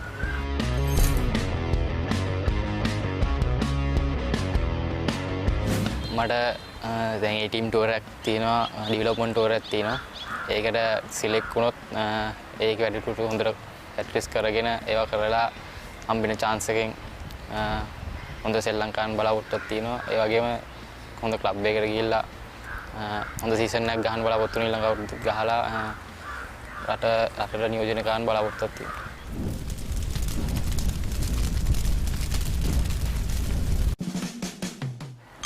Surrey village, Lords. වැඩිම ලකුණු ෆුට්බෝල් මම රොනාල්ඩෝ.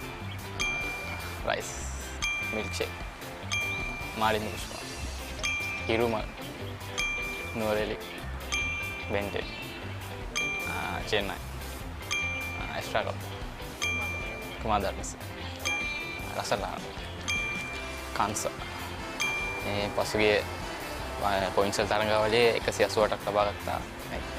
යසිත ගාන මිස් කෙනෙක්ට විහිළු කරලා ගුටි කාලා දෙනවා. කවුද ඉස්කෝලේ අnder 19 මැච් එකට නුවර ගිහලා ආවේ සර්ලා නිදන්දී සර්ලාගේ දොරට ගහලා මොකක් ගිහිල්ලා උදේ අන්තිම බැනුම් යව කට්ටියම මගේ තාත්තා කැමති එක අපේ T20 ෆයිනල් එක සුපර් කොටා බාහුවලි ඉන්ස්ට්‍රාග්‍රෑම් iPhone මුලින්ම මගේ තාත්තට අම්මලයි ස්තුති කරන්න ඕනේ. මේ වගේම මගේ කලුතරිද්දී මට පුහුණු කරපු හැම සර් කෙනෙක්ටම ස්තුති කරන්න ඕනේ. ඒ වගේම මම 25 ආවා.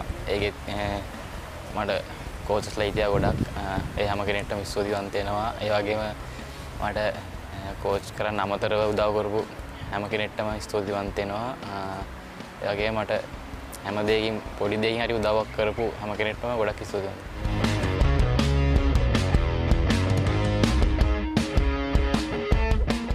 Single point. What did the team from Domination Vaila? Cafe Cup champions.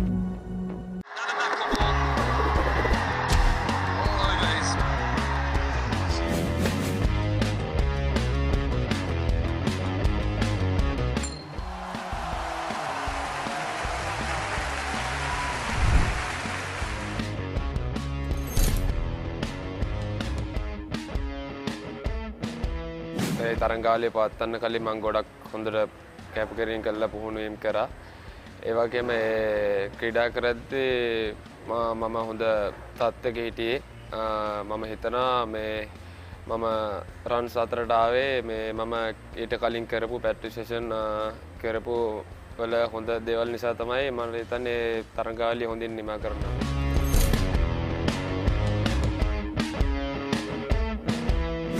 එතන තමයි මුල් තැන උනේ. මොකද එතන මම හොඳින් ක්‍රීඩා කරපු නිසා තමයි මට අද මේ තත්ත්වයට එන්න හම්බුනේ. මොකද ඉස්කෝලෙන් එළියට එද්දී මම ඉස්කෝලේ ඉන්නකොට මම අnder 19 ශ්‍රී ලංකා ප්ලේ කරා. එළියට එද්දී මට හොඳ ක්ලබ් එකේ ප්ලේ කරන්න හම්බුනේ. මම හිතන්නේ මම ඉස්කෝලේ ගොඩක් හොඳින් ක්‍රීඩා කරපු නිසා.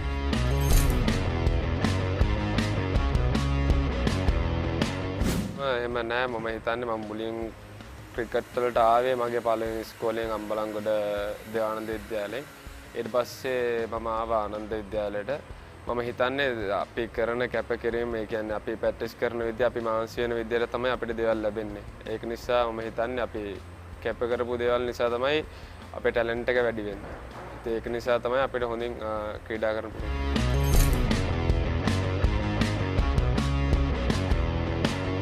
අපිට ප්‍රැක්ටිස් තියෙන කෙත්තාරාමය උදේ පටන් ගත්තා මට්ටට ගියාට පස්සේ අපි එන්නේ කොහමත් 2ට 3ට අපේ ප්‍රැක්ටිස් ඉවර වෙන්නේ. උදේ ජිම් කරනවා, රනින් තියෙනවා, ඒ වගේම අපේ ෆිට්නස් ටෙස්ට් තියෙනවා, ඒ වගේම අපේ ස්කිල්ස් ප්‍රැක්ටිස් තියෙනවා.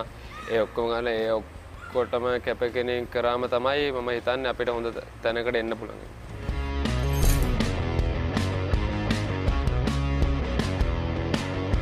මම මුලින් කරන්නේ මුලින් ගිහපු ගමන් මම බලනවා මට කරන්න පුළුවන් මොකද්ද විකට් එක මොකද්ද වෙන්නේ. මම පොඩ්ඩක් වෙලා ගන්නවා. ඒ විකට් එක පොඩ්ඩක් සෙටල් වෙලා පළවෙනි රන්ස් 10 15 ගන්න.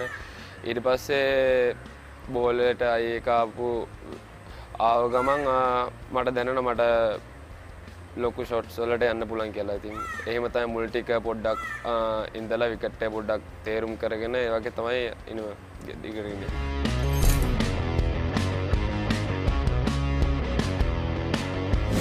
ලොකු අත්දැකීමක් ඒක. ඒගොල්ලෝ කියන අවවාදය කියන්නේ ඒගොල්ලෝ ඇසිරෙන විදිහ අපිට ඒගොල්ලෝගෙන් ගොඩක් දේවල් ඉගෙන ගන්න පුළුවන්. මොකද ඒගොල්ලෝ ඒ තැන ඉන්නේ ගොඩක් ශ්‍රී ලංකාවට ගොඩක් මැච් ප්ලේ කරලා ඒ වගේම ඒගොල්ලෝ අපිට වැඩිය ගොඩක් එක්ස්පීරියන්ස් තියෙනවා. අපිට පුළුවන් ඒගොල්ලෝගේ එක්ස්පීරියන්ස් බෙදා ගන්න. ඒ වගේම ගොඩක් ඒ අයියලත් උදව් කරනවා මේක වෙන්න ඕනේ මෙහෙම කරන්න. ඉතින් අපිට ලොකු වාසියක් තියෙන ඒගොල්ලොත් එක්ක ක්‍රීඩා කරන්න ලැබෙන එක.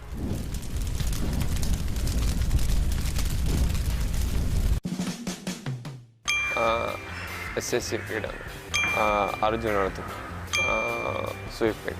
ඇත්තටම මම ඉස්කෝලේ ක්‍රීඩා කරද්දී මම 352 ලබා ගත්තා නොදෙවි. ඒක තමයි. තරඟේ මම එංග්ලන්ඩ් වලදී ක්‍රීඩා කර අnder 19 ශ්‍රී ලංකා ටුවර් එක ගිහිල්ලා මම ඒකේ මැච් එකක් දෙනවා කුමාර අපි 312ක් චේස් කරා. මම ඒකේ 88ක් නොදෙවි ලබාගෙන කුමාරි තරඟාවලිය ජය ගත්තා. මම කැමති ලෝඩ්ස් ක්‍රීඩාංගණේ ක්‍රීඩා කරන එක තරඟ. මම ස්කූල් මැච් එක තියෙන විකට් 7ක් ලකුණු 20. ඇත්තටම හිතා ගන්න බෑ. මිතුරන් නම් එක්කෙනෙක් කියලා නෑ ගොඩක් කියලා. මුම්බයි ඉන්දියන්ස් වන් ඩේස් ගොඩක් කැමති මීට්ස් වලට. මම කැමති අම්බලන්ගොඩ. ඒ කියන්නේ මම ඉපදිච්ච තැන මම යාළුවොත් එක්ක ගත කරන්නේ. චාරිත් අසලං බෙන්ටෙක් ලෝන්නෝ මම හිතන්නේ 15ක් විතර ලබන්නේ. රොනාල්ඩෝ පීරියඩ් කට් කරලා ප්‍රින්සිපල්ට ආවෙලා පැයක් දන්න ගාගෙන හිටියා.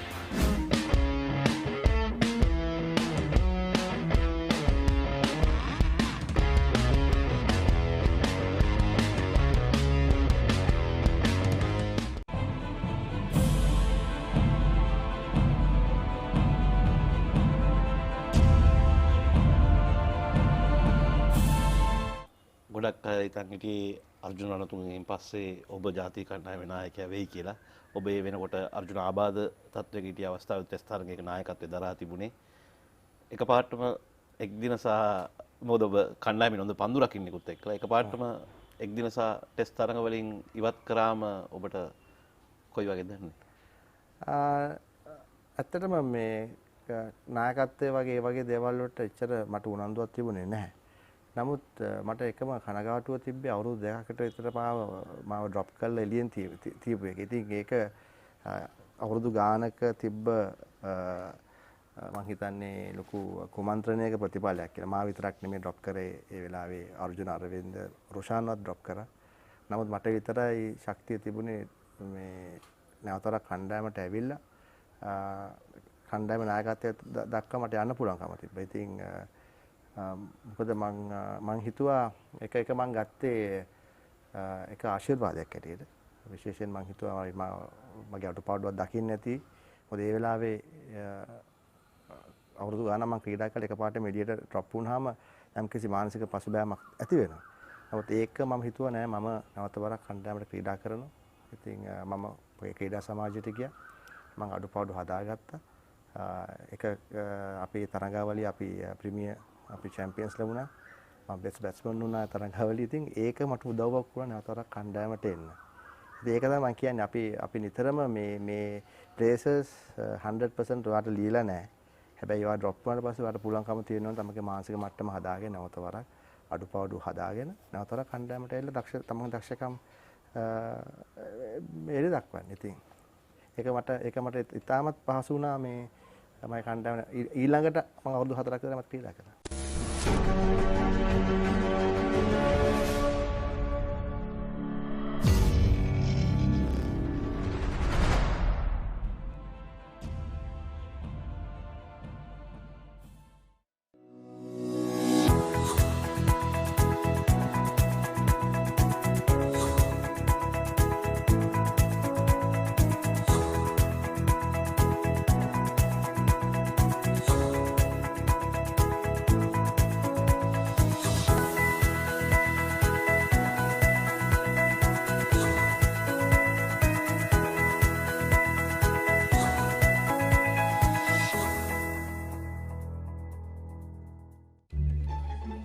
මේ දන්නවද? මොකද්ද? ඉස්සර කැප්ටන් කළා. දන්නවා.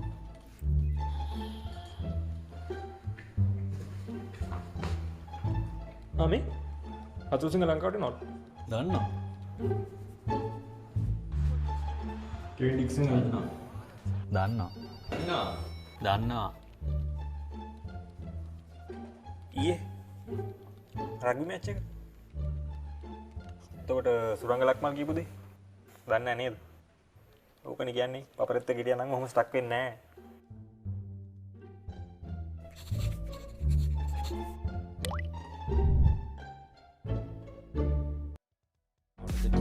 Machine Vaila. FA Cup champions.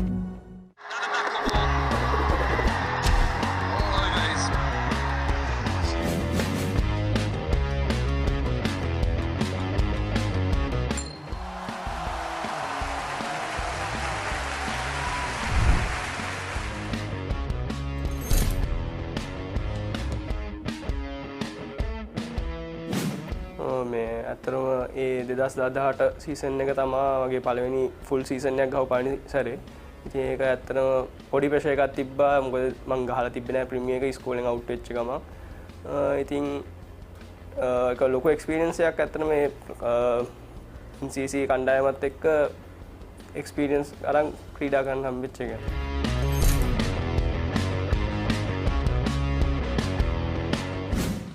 ඉස්සලාම් big match 2015 මේ හරිත්ගේ කැප්ටන්සි එක යටතේ ඒ අවුරුද්දේ මම සීසන් එකේ විකට් 75ක් ගත්තා. ඊට පස්සේ අවුරුද්දේ මගේ ඇත්තම එම් එකක් තිබ්බා විකට් 100ක් අරන් හොඳම බෝලර් වෙන්න. ඊට පස්සේ 2016 අවුරුද්දේ ගීෂාත්ගේ කැප්ටන්සි එකේ අපි බිග් මැච් දින්නා. ඒ අවුරුද්දේ කඩුල 121ක් ලබන්න පුළුවන් වුණා.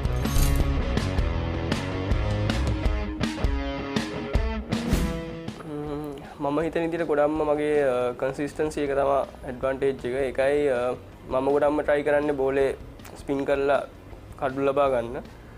මම හිතන ඒක තමයි තියෙන ලොකුම ඇඩ්වාන්ටේජ් එක මට.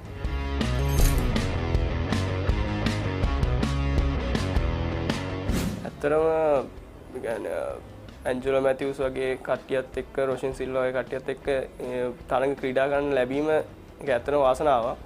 මොකද ඒගොල්ලොන්ගෙන් ගොඩක් දේවල් ඉගෙන ගන්න පුළුවන්. මොනවද අපි මැච් එකක් කළා කොහොමද හැසිරෙන්න ඕනේ, කොහොමද සිටුේෂන්ස් හැන්ඩල් කරන්න ඕනේ. ඒකෙන් ඇත්තටම ලොකු එක්ස්පීරියන්ස් එක ලබා ගන්න පුළුවන් ඒ වගේ තරඟයක් ක්‍රීඩා කරනවා කියන්නේ.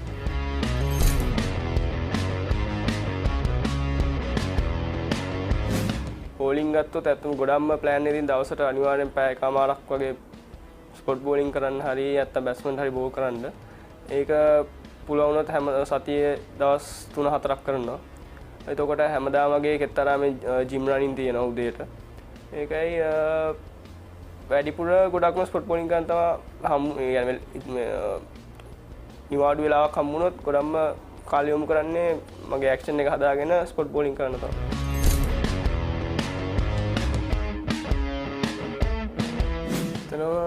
පොඩි කාලේ එහෙම ලොකුවට මේ يعني ක්‍රිකට් ගහනවමයි කියලා එහෙම තිබ්බේ නිකන් ආසාවක් තිබ්බා නිකන් සෙල්ලම් කරන්න ඕනි කියලා. ඊට පස්සේ ඒකෙන් මම NCC ඇකඩමි එකට ගියා. ඊට පස්සේ under 13 ස්කූල් සිලෙක්ෂන්ස් තියෙද්දිත් අතරම අම්මලා තාත්තලා දන්නේ නැහැ මම සිලෙක්ෂන් ගියා කියලා. මම නිකන් සිලෙක්ෂන්ස් ගිහිල්ලා බෝල් කරලා බැට් කරලා ආවා.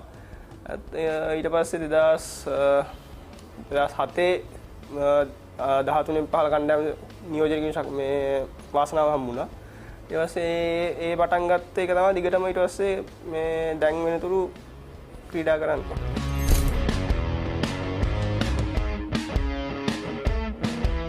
තියෙන්නේ ඇත්තටම ඉස්සරහට එන ඉමර්ජින් තරංගාවලිය හොඳට කරන්න, ඒ කියන්නේ කණ්ඩායම් සිලෙක්ට් වුණොත් ඒක හොඳට කරන්න තමයි මගේ ලොකුම අදිෂ්ඨානය තියෙන්නේ.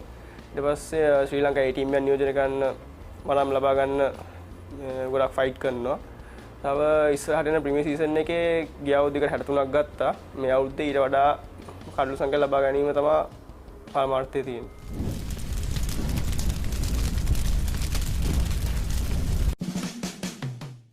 ගණිත සුමිත් සර් ඉඳා නවින් ඉන්ස්ටාග්‍රෑම් බෙන්ටෙන් කඩලු 6ක් ලකුණු 59කට BRC කණ්ඩායම රංගනයේ NFL කෙතරම් ලෝඩ්ස් තාත්තෙක් වියට්නාම් ඩුප්ලසිස්ගේ කවිච් කන්ටි Danny Morrison Simon top test පොඩි කාලේ දඟලඩක් ග්‍රේඩ් 8 වල එහා පන්ති ළමයින්ට කෑම වලින් ගහලා ඊට පස්සේ ඒක වැද්දලා තියෙන සර්ට يعني තාප් එක يعني පොඩි මේ බිත්තියකින් පන්ති දෙක වෙන් වෙලා තියෙන. ඉතින් උඩින් කෑම යවුවා ඒක ඉතින් සර්ට සර් ඇවිල්ලා අන්තිමට කනේ පරක් ගහලා දන ගහන් හිටියා දවස. රොෂන් සිල්වා The Flash රසිත් මාලි ඉංජිනේරින් ලහිරු කුමාර් පවුට් මුම්බයි ඩ්වේන් ජොන්සන් iPhone අම්බුලා ඇවෙන්ජර්ස් එක්ස්ට්‍රාස් ඇත්තටම මගේ ලොකුම අදිෂ්ඨානය තියෙන්නේ හොඳම ලෝකෙ ඉන්න හොඳම ලෙෆ්ට් ආර්ම් ස්පිනර් වෙන එක. ඉතින් ඇත්තට ඒකට දැන්ටම මට ගොඩක් අය උදව් කරලා තියෙනවා. පොඩි කාලේ ඉඳන් ගත්තොත් පොඩි කාලේ ඇකඩමි එකේ ඉඳලා ඉස්කෝලේ ඉඳලා ක්ලබ් වලට එද්දි හිටපු කෝචස්ලා ඔක්කොම මට ගොඩක් උදව් කරා. ඒගොල්ලෝ හැම දෙනාම මට පොඩි හරි දෙයක් හැමදාම වගේ උගන්වලා තියෙනවා. ඉතින් ඒගොල්ලෝගේ අත්තරම ලැබුණු මේ ඔවදන් වලින් තමයි මම ඇත්තට මෙතන ඉන්නේ. ඊට පස්සේ ප්‍රීමියර් ලෙවල් එකට ආවන් පස්සේ ඒ කෝචස්ලාගෙනුත් හම්බෙච්ච එක්ස්පීරියන්ස් එකෙන් තමයි දැන් මේ හොඳ තැනකට මම ඉන්නේ.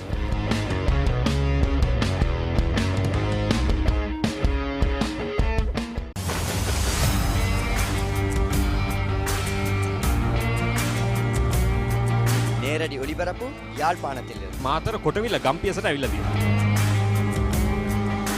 සිද්ධාශ ඇට්මොරටුව පියගම මහින්ද රාජපක්ෂ ක්‍රීඩාංගණය කිழக்கு மாகாணம்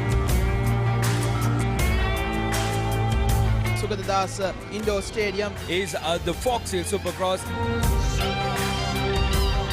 කුරුණෑගල සිටි ඇතුගල් පුරවරය papare.com අපි අද ඇවිල්ලා ඉන්නේ නෝරෙලිය ප්‍රදේශයේ. Final showdown Kandy sports club Polonnaruwa ජාතික සංකීර්ණයේ සිට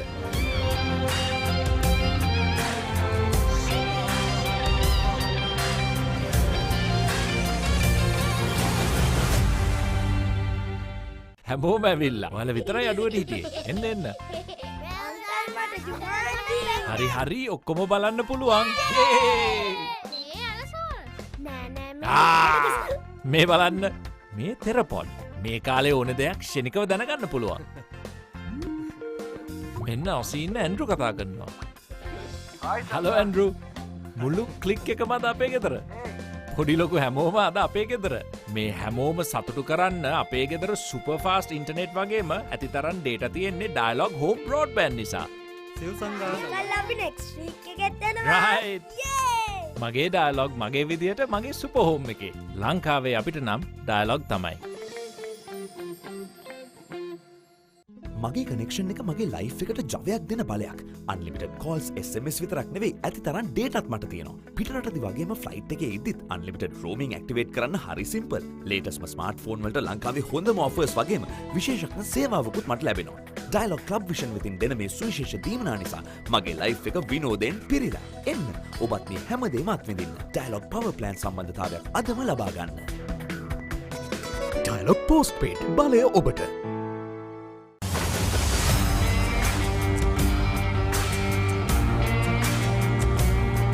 நேரடி ஒளிபரப்பு யாழ்ப்பாணத்தில் මාතර කොටවිල ගම්පියසට ඇවිල්ලා තියෙනවා.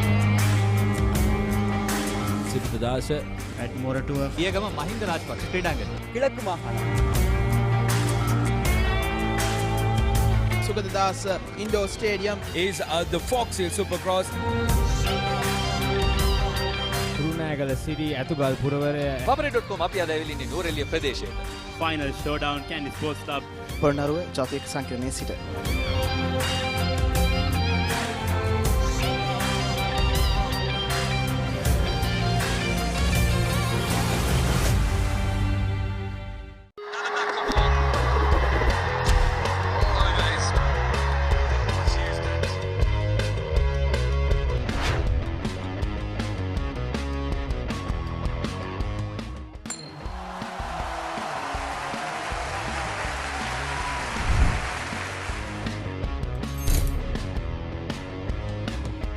ක්‍රිකට් වල ආරම්භය ගියොත් මගේ ක්‍රිකට් ආරම්භනේ අතරම ගාල් මහින්ද විද්‍යාලයේ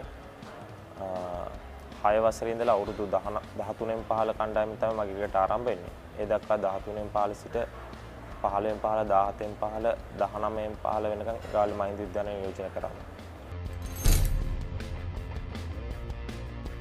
ඉස්කෝලෙන් පස්සේ කියන්නේ ඉස්කෝලේ අන්තිම අවුරුදු දෙකේ ඉඳන් තමයි මම හිතන්නේ මගේ ක්‍රිකට් වල වෙනසක් වුණේ. අන්තිම අවුරුදු දෙකේ 19න් 15 ඒ අවුරුදු දෙක මම හොඳින් ක්‍රීඩා කළා. ඉස්කෝලෙන් පස්සේ පළවෙනිම පැතුගත් වෙන්නේ ප්‍රාගම ක්‍රීඩා සමාජයට. ප්‍රාග ක්‍රීඩා සමාජය අවුරුදු 23න් 15 තරඟවාර 4ක් විතර මම ක්‍රීඩා කරා. ඊට පස්සේ ප්‍රාගම ක්‍රීඩා සමාජයේම පළමු පෙළ කණ්ඩායමට වසරක් ක්‍රීඩා කිරීමේ අනතුරුව ටැමිලිනෝ ක්‍රීඩා සමාජයට මම මම හිතනවා මම දැන් සෑහෙන කාලයක් අවුරුදු 6ක් 7ක් 8ක් විතරම පළමු පෙළ ක්‍රීඩා කරා. ඒ ලැබුණු අත්දැකීමුත් එක්ක මම හිතනවා දැන් මම දන්නවා කොහොමද පන්දු යම යුත්තේ කියලා. ඒකින්ද මට හිතෙනවා දැන් මම හොඳ තත්ත්වයක ඉන්නවා කියලා පන්දු යවන්නෙක් විදියට. මම හිතන්නේ මුලින්ම තිබුණේ මේ වසරේ ක්‍රීඩා සමාජීය තරඟාවලියෙන් පස්සේ පළාත් තරඟාවලිය. සිව්දෙන තරඟාවලිය මම හිතන්නේ එම තරඟාවලියේදී මම වැඩිම කඩුලාභිය බවටපත් වුණා. කඩුල 11 ලබාගෙන මේ තරඟ තුනක් තුළදී. ඉන් අනතුරුව තිබුණු ඒ ටීම් සංචාරයේදී බංග්ලාදේශ සංචාරයට මම තෝරාගෙන ලැබුවා. වසර දෙකකට පසුව. ඒ සංචාරයේදී මම හිතන්නේ මට ලැබුණ අවස්ථාව මම හොඳින් කරා කියලා. ඊට පස්සේ දකුණු අප්‍රිකානු ඉමර්ජින් තරඟාවලිය පැවතුණා මේ ලංකාවේ. ඒ තරඟාවලියේදී මට ලැබුණ අවස්ථාවේ මම හොඳින් දක්ෂ අතරේම රැකියාව ලැබුණා. මම හිතන විදිහට මම දකින විදිහට තමයි මට පන්දුව සීම් කිරීමේ හැකියාව තියෙනවා පන්දුව දෙපැත්තටම. ඒ වගේම පොඩ්ඩක් අර ස්කිඩ් ගතිය හින්දා මගේ අර අනිත් පන්දු යැවීමට වඩා යම්කිසි වෙනසක් තියෙනවා කියලා මම හිතනවා. මම හිතන්නේ දැන් ඉදිරියේදී පැවැදෙන මර්කන්ටයිල් තරඟාවලියත් ඊට පස්සේ ඉන්න අනතුර නැවතත් ක්‍රීඩා සමාජීය තරඟාවලියක් පැවැත්වෙනවා. මම හිතන්නේ මට ලැබෙන හැම අවස්ථාවෙදීම මම දෙයක් කිරීමට උත්සාහ කරනවා. මොකද මම ඒ ලැබෙන අවස්ථාවේ ප්‍රයෝජන ගන්න උත්සාහ කරනවා. මට ලැබෙන මොන අවස්ථාවේ ඒවා මම දන්න මට පුළුවන් උපරිමයෙන් මම කණ්ඩායම දීලා මම නිතරම මගේ දක්ෂතා අතර රැඳී සිටීමට තමයි මම බලාපොරොත්තු වෙන්නේ.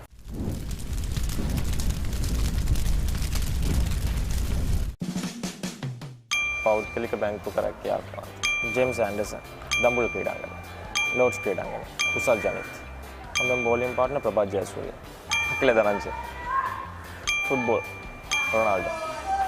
ලකුණු 50කට කඩලු 7ක්. ඇන්ජලෝ ජයසිංහ.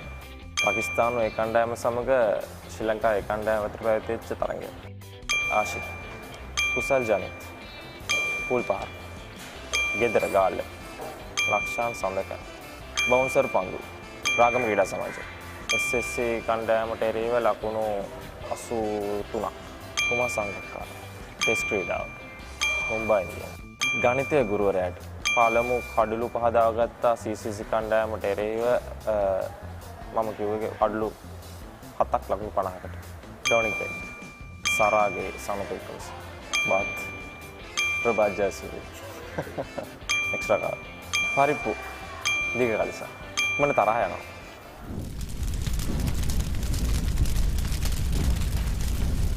විශේෂයෙන්ම කියන්නේ මට ගොඩාක් දෙනෙක් උදව් වුණා. විශේෂයෙන්ම මම මතක් කරනවා මගේ අම්මයි තාත්තයි, ඒ වගේම අයියලා දෙන්න. ඒ වගේම පාසල් පුහුණුකරුවන් වන කීර්ති ධම්මප්‍රිය, ධනුෂ්ක දෙනගම, හර්ෂ මුනිසිංහ, ඒ වගේම ලසිත් චමින්ද. එතනින් පස්සේ ක්‍රීඩා සමාජය අතරට පැමිණියාම රොයි ඩයස් මහත්මයා, අශාන්ති ඉලකරත්න, වේගපන්දු පුහුණුකරුවන් විදියට අනුස් සමනායක, චම්පක රාමනායක, චමින්ද වාස්, චමිල ගමගේ, දර්ශන ගමගේ, රවින්ද්‍ර පුෂ්පකුමාර, ඒ වගේම මේ වෙන විට ජාතික කණ්ඩායම පුහුණුකරුවන රොමේෂ් රත්නායක මහත්මයාට සහ ඒ සියලු දෙනාටම උදව් වෙනවා. ඒ වගේම මෙතෙන්ට එන්න 2010 වසරේදී මාව මුලින්ම හඳුනාගත්තේ ලසිත් මාලිංග විසින්. එයා තමයි මාව දැකලා ඒ විදිහට මේක පන්දු පුහුණුකරුවන් වෙච්ච චම්පක රාමනායකට සහ අනුස් සමනායක මට හඳුන්වා දීලා මාව දැකලා ඒ කට්ටියට හඳුන්වා දුන්නේ. මම හිතන්නේ ඒක ගොඩක් උගලක් වුණා මට මේ තත්ත්වෙට එන්න. ඒ සියලු දෙනාටම ඒ වගේම දැනට මම ක්‍රීඩා කරන කෝල්ස් ක්‍රීඩා සමාජයේ පුහුණුකරුවන් මුතුමුතුගේ පුෂ්ප කුමාරට එයාම ක්‍රීඩා සමාජයේ පැත්තේ මට සෑහෙන උදව් කරනවා. මම හිතන්නේ ඒ සෑම දෙනාටම ස්තුති වෙනවා මේ අවස්ථාවේ.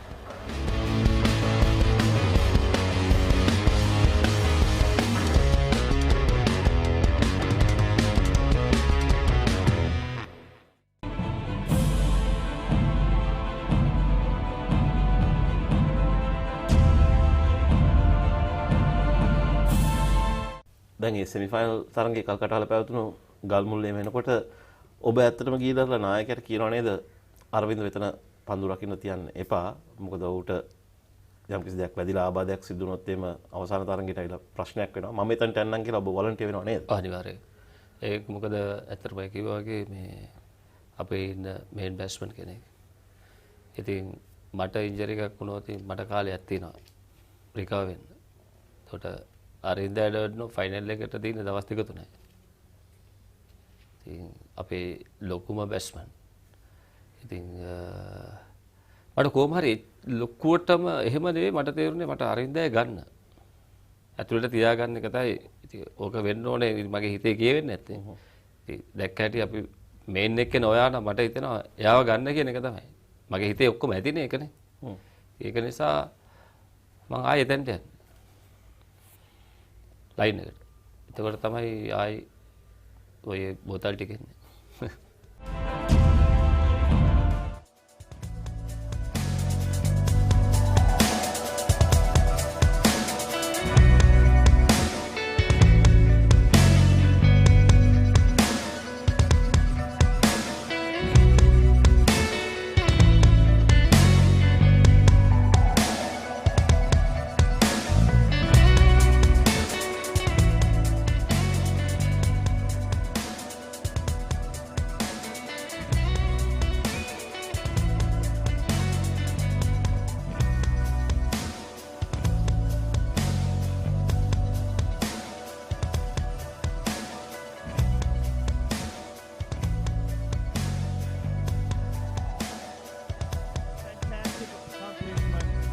Well done for keeping us in suspense and putting on a great show.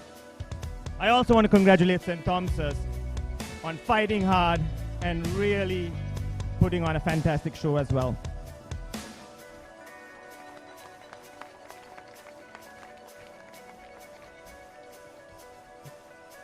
"30 years ago," I'm holding the mic because it seems a bit precarious.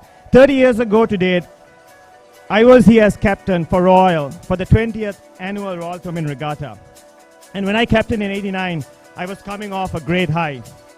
We had won the regatta convincingly in 1987, the first year I rode under the leadership of one of the great captains, a legend in the sport, and my good friend and patriot, Nalin. He's probably somewhere up in the bar somewhere.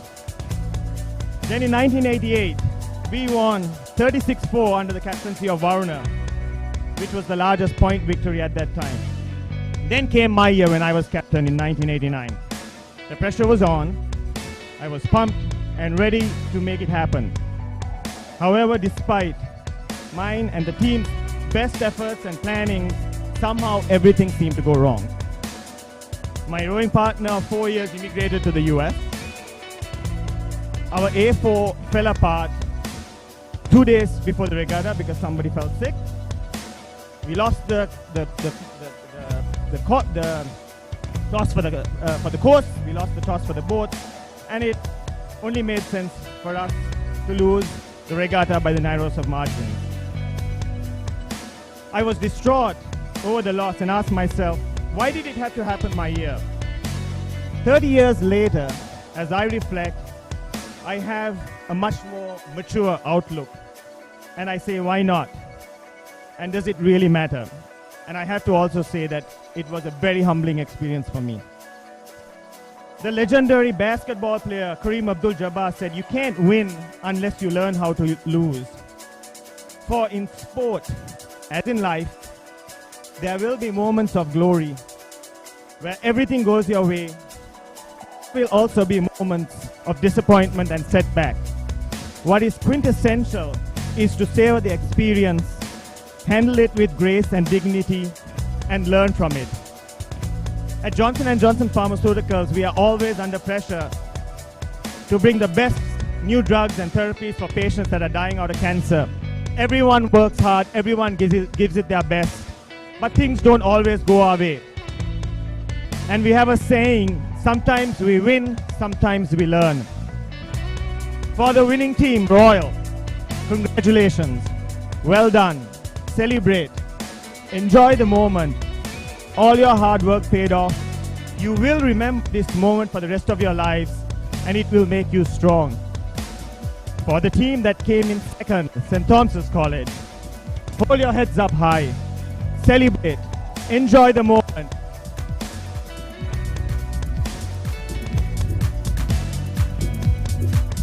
All your hard work paid off. You will remember this moment for the rest of your lives, and it will make you strong. For all of you that rode today and took part, for the rest of your lives, you will always be able to say, I was a member of a very special team whose whole was greater than the sum of its parts, and it was one of the greatest experiences of my life. Winning medals is good, racing is better, loving the sport is best. When you give your best and play well, with honesty, integrity, dignity, hard work, no one loses. It is when integrity and sportsmanship are compromised for a must-win at all costs attitude that the sport loses. When we look around, we see many examples of athletes and sports teams fallen from grace because of this, using performance-enhancing drugs, the form cheating to get an advantage over their competitors, dominates the new sport over the world. The cost of winning at too high a price can then bring about shame and upset. I learned many great lessons from the sport of rowing, which I apply to my work and life as I raise my children. How to work hard to achieve your goal, how to deal with setbacks, how to inspire and motivate people around you, how to deal with situations when things don't go your way, and how to always keep your head up high and to press on forward. We must continue to keep this wonderful sport that requires both mental and physical toughness, free of politics, cheating, scandal, and other external influence. I am delighted to see that this regatta has never been compromised and that it has always been about fair play, and good sportsmanship. Never lose sight of that. This glorious sport must always be free of politics, ethnic and religious bias, and external influence. Let physical grit, determination, hard work, camaraderie, and friendship be what always dominates this sport. One of the great lifelong gifts I got from this sport was friendship, and that is priceless. And as I look around and as I spend time up in the bar, I met many of my very close friends from 30 years ago and still are dear friends. In closing, I want to thank my wife and family for their support. They couldn't be here due to work and school, but they know that rowing has always been a big part of my life. As oarsmen, and for all of you that took part today, we should also thank our families and our parents who sacrificed to support us. My own mom, who is in her late 70s, is here. Auntie Ruby, as she was fondly known, was probably my #1 fan and had the enviable task of feeding the team after practice with a famous ice cream cake. A huge thanks to all the old boys from both schools. They raise funds to purchase equipment, they help with coaching and training and do so much for the betterment of sport and to make good men out of young boys. They are the bedrock for this sport and the driving force in the continued success of that sport. And we all owe them a big debt of gratitude. Finally, thank you to the young men that I know gave it their very best from both Royal and St. Thomas's to put on a spectacular show of strength, courage, and class. Thank you.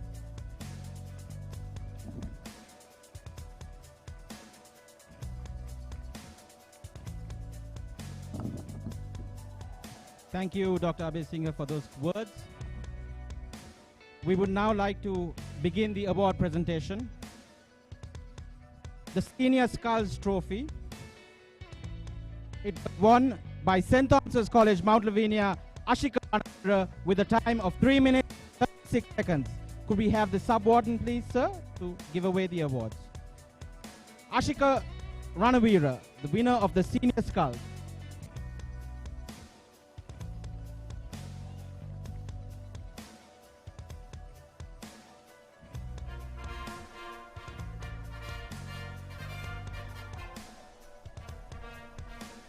Remain, sir. The Ajit Gunawardena Trophy for the Junior Skulls with a timing of 3:42. St. Thomas's College, Mount Lavinia, Abhishek Nanakara.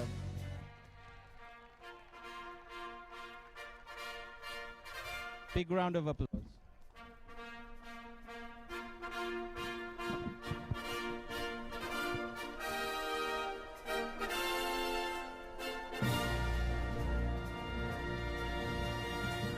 And the next award, the Freddie Rout Trophy for the senior pair, won by Royal College Colombo with a timing of 3 minutes 23 seconds.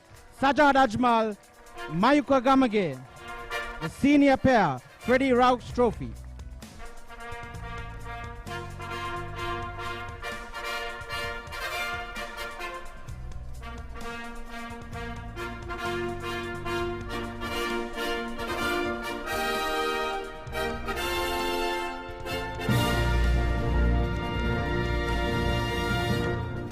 Thank you, Sub-Warden, sir.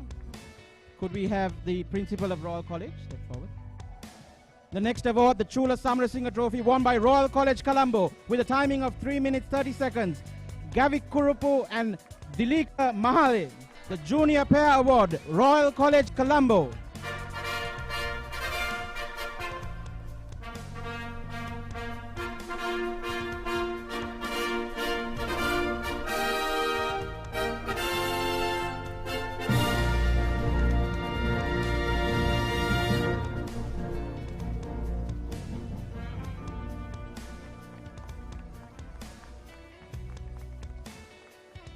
The next award, the Senior Double Skull, the Sirisena Sirimana Trophy, won by Royal College Colombo with a timing of 3 minutes 30 seconds. Jehan Hapugalla and Malik Hassan from Royal College Colombo.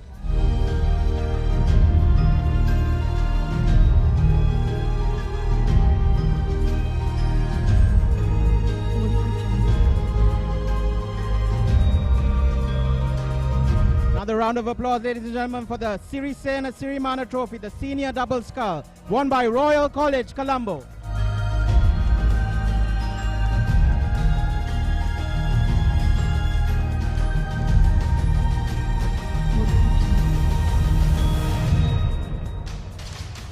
Thank you, Principal.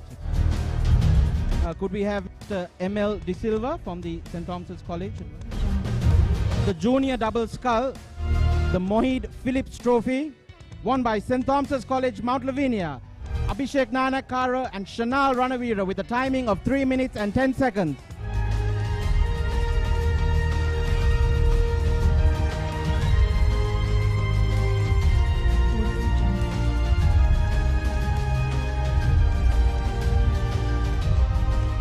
Once again, the junior double scull, Mohid Phillips Trophy, won by St. Thomas's College, Mount Lavinia.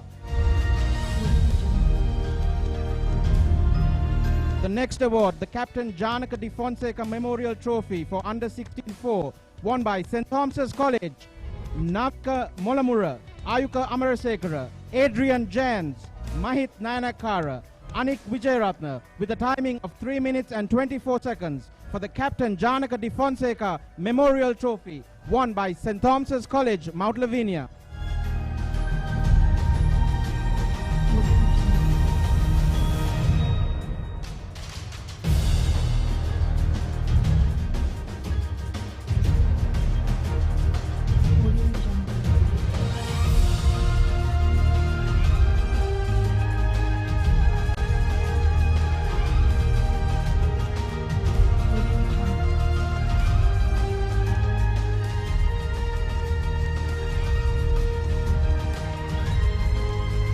Thank you, Mr. De Silva. Could we have Mr. Varuna De Silva from the Royal College Advisory Committee come forward? The next award is the Old Boys 4. It was won by St. Thomas's College, Ruvin Veerasinghe, Sajeev De Silva, Sandesh Bartlett, Devan Hallock, Sharen Kannangara. This is the Old Boys 4, won by St. Thomas's College, Mount Lavinia. Ruvin Veerasinghe, Sajeev De Silva, Sandesh Bartlett, Devan Hallock, Sharen Kannangara. Let's give them a big round of applause, ladies and gentlemen.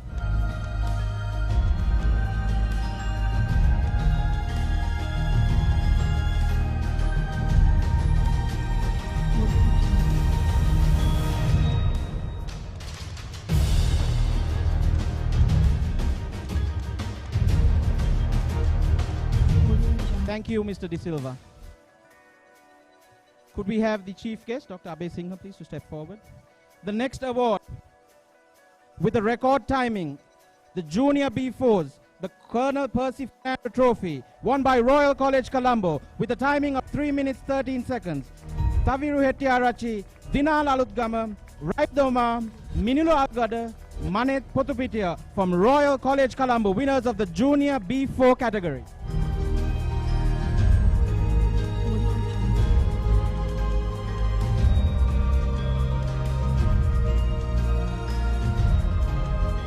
Let's give them another round of applause, ladies and gentlemen. Royal College, Colombo, winners of the Junior B4s.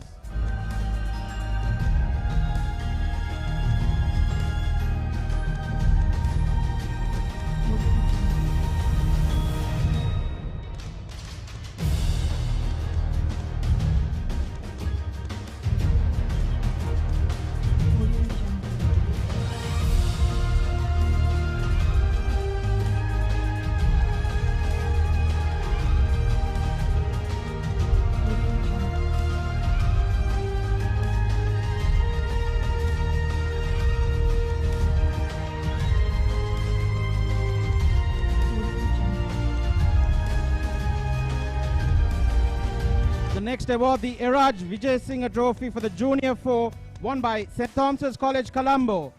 Siobhan Pereira, Shanara Senaratna, Bhanuka Ratnayaka, Arita Raddalagoda, Avinash Rajaguru of St. Thomas's College, Mount Lavinia, the Eraj Vijay Singh Trophy for the Junior 4 category.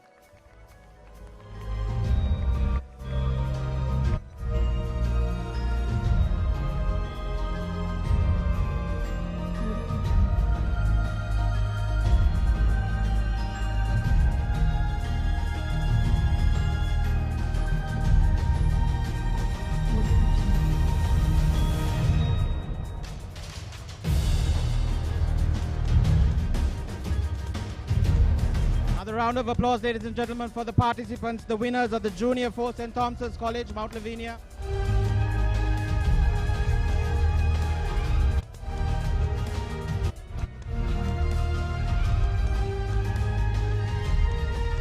We now have some tokens for the coaching staff. Could we have the Royal College coach, Mr. Mohammed Rifat, the assistant coach, and the trainer, please, on stage for tokens for the coaches.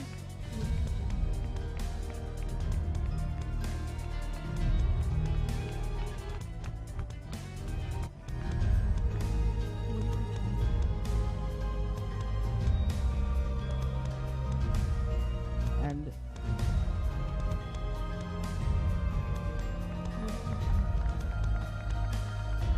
could we have the coach and assistant coach of St. Thomas's College on stage, please, to receive the token of appreciation. The coach and assistant coach of St. Thomas's College, please.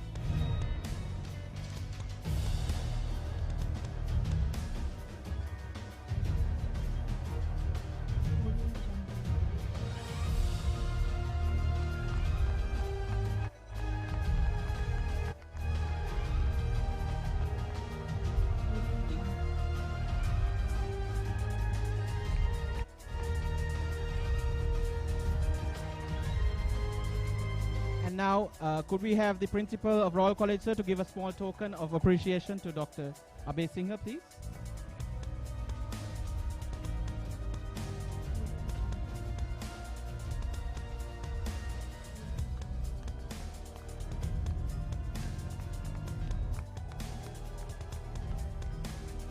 Thank you. I would now like to invite Mr. Changa Samarasinghe, who has a special award today to hand out for a institution of Royal College Rowing.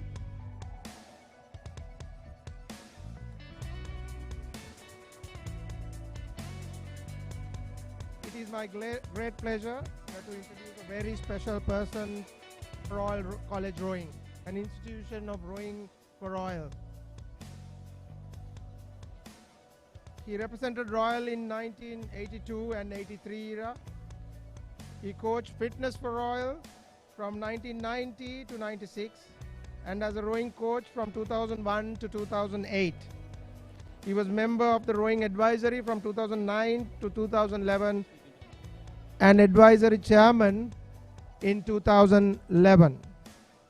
He was instrumental in building up the boat fleet which we currently enjoy for Royal.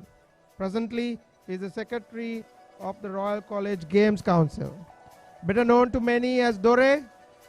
Please may I ask Mr. Hiran Dornagama to come up and accept this token of appreciation from all of us. And Principal Sir, if you don't mind, please.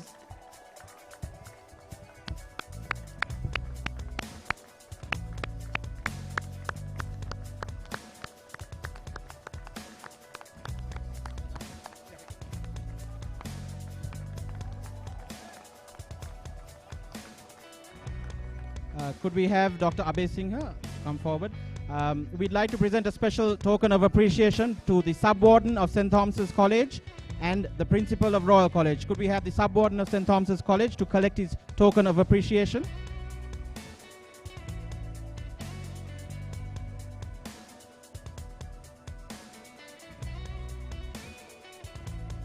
And now could we have the Principal of Royal College, please?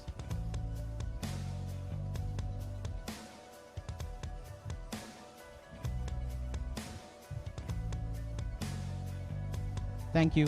Dr. Abhay Singh, you can take a seat. I'd like to now very quickly thank the sponsors. Without this would not happen. UTS InSearch, Saline Shipping, John Keel's Properties, CIMA Sri Lanka, Munchie, ACL Cables, Che Adventure Park, Alpha, Safes, and HNB. So we thank all our sponsors at this time. Now, ladies and gentlemen, the two most important awards, or considered awards we can say. I'd like Dr. Abhay Singha to step forward again. Winners of the boat race with a time of 3 minutes. The Senior 4, Royal College Colombo, Chaniru Hevamana, Maika Gamage, Sajad Ajmal, Malik Hassan, and Jehan Hapugala. Let's hear it for them, ladies and gentlemen, with a big round of applause.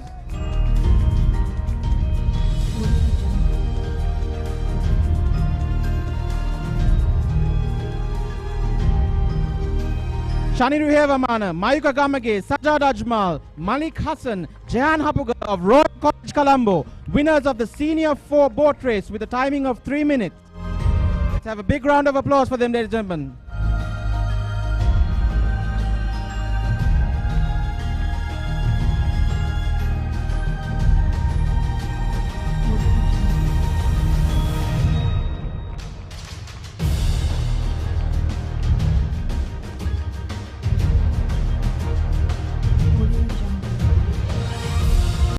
And now we go on to the most outstanding oarsman. And this year, the 50th annual year of the Royal Thomaian Regatta, it is shared by 4 individuals. The most outstanding oarsman, Mayuka Gamage, Sajad Ajmal, Malik Hassan and Jehan Hapugala, sharing the most outstanding oarsman award at the 50th annual Royal Thomaian Regatta.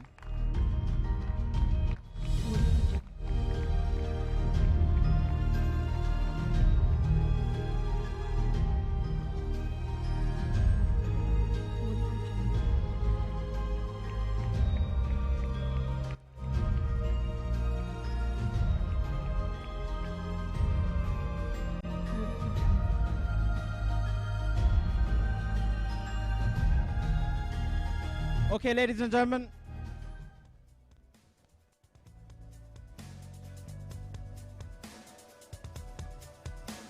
Could we have Charin Vijay Tilaka, please, on stage to collect your token, please? Mr. Charin Vijay Tilaka on stage. Sorry, we missed you out earlier.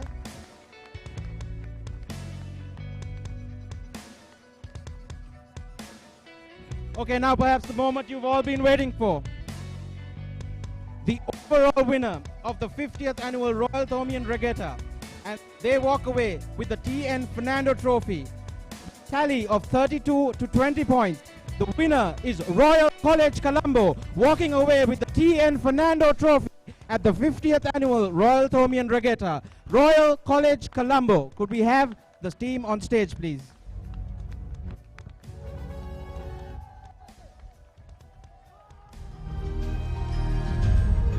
And there you have it, ladies and gentlemen, the Royal College Colombo team celebrating their victory as they walk away with the T.N. Fernando Trophy with a points tally of 32 to 20. The 50th annual Royal Thomaian Regatta winners overall, Royal College Colombo.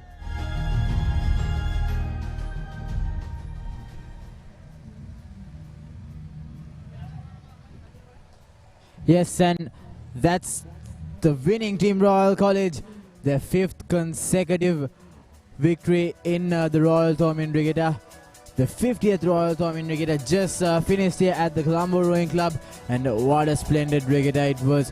Came down to the wire, 20 all both teams, and the final boat race was the decider, which Royal College convincingly winning it with recording a great time of 3 minutes and 12 seconds. So amazing stuff by the young royalist, but St. Thomas's College not second to that, almost trying their best to defend Royal College from making it 5 in a row, but the boys from Reed Avenue just too strong.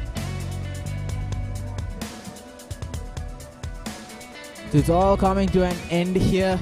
There you go, the confirmation, 32 points to 20. Royal College Colombo, 5 in a row for them, a remarkable achievement for the Reed Avenue boys. St. Thomas's College, 20 points, winning the first 2 races and then just losing their momentum down the line. But they tried to come back strong at the midpoint of the regatta. But Royal College just fighting through. So the live pictures were brought to you by ThePapare.com, Sri Lanka's #1 sports hub. We're ready to bring you more pictures, but until then, good night and take care.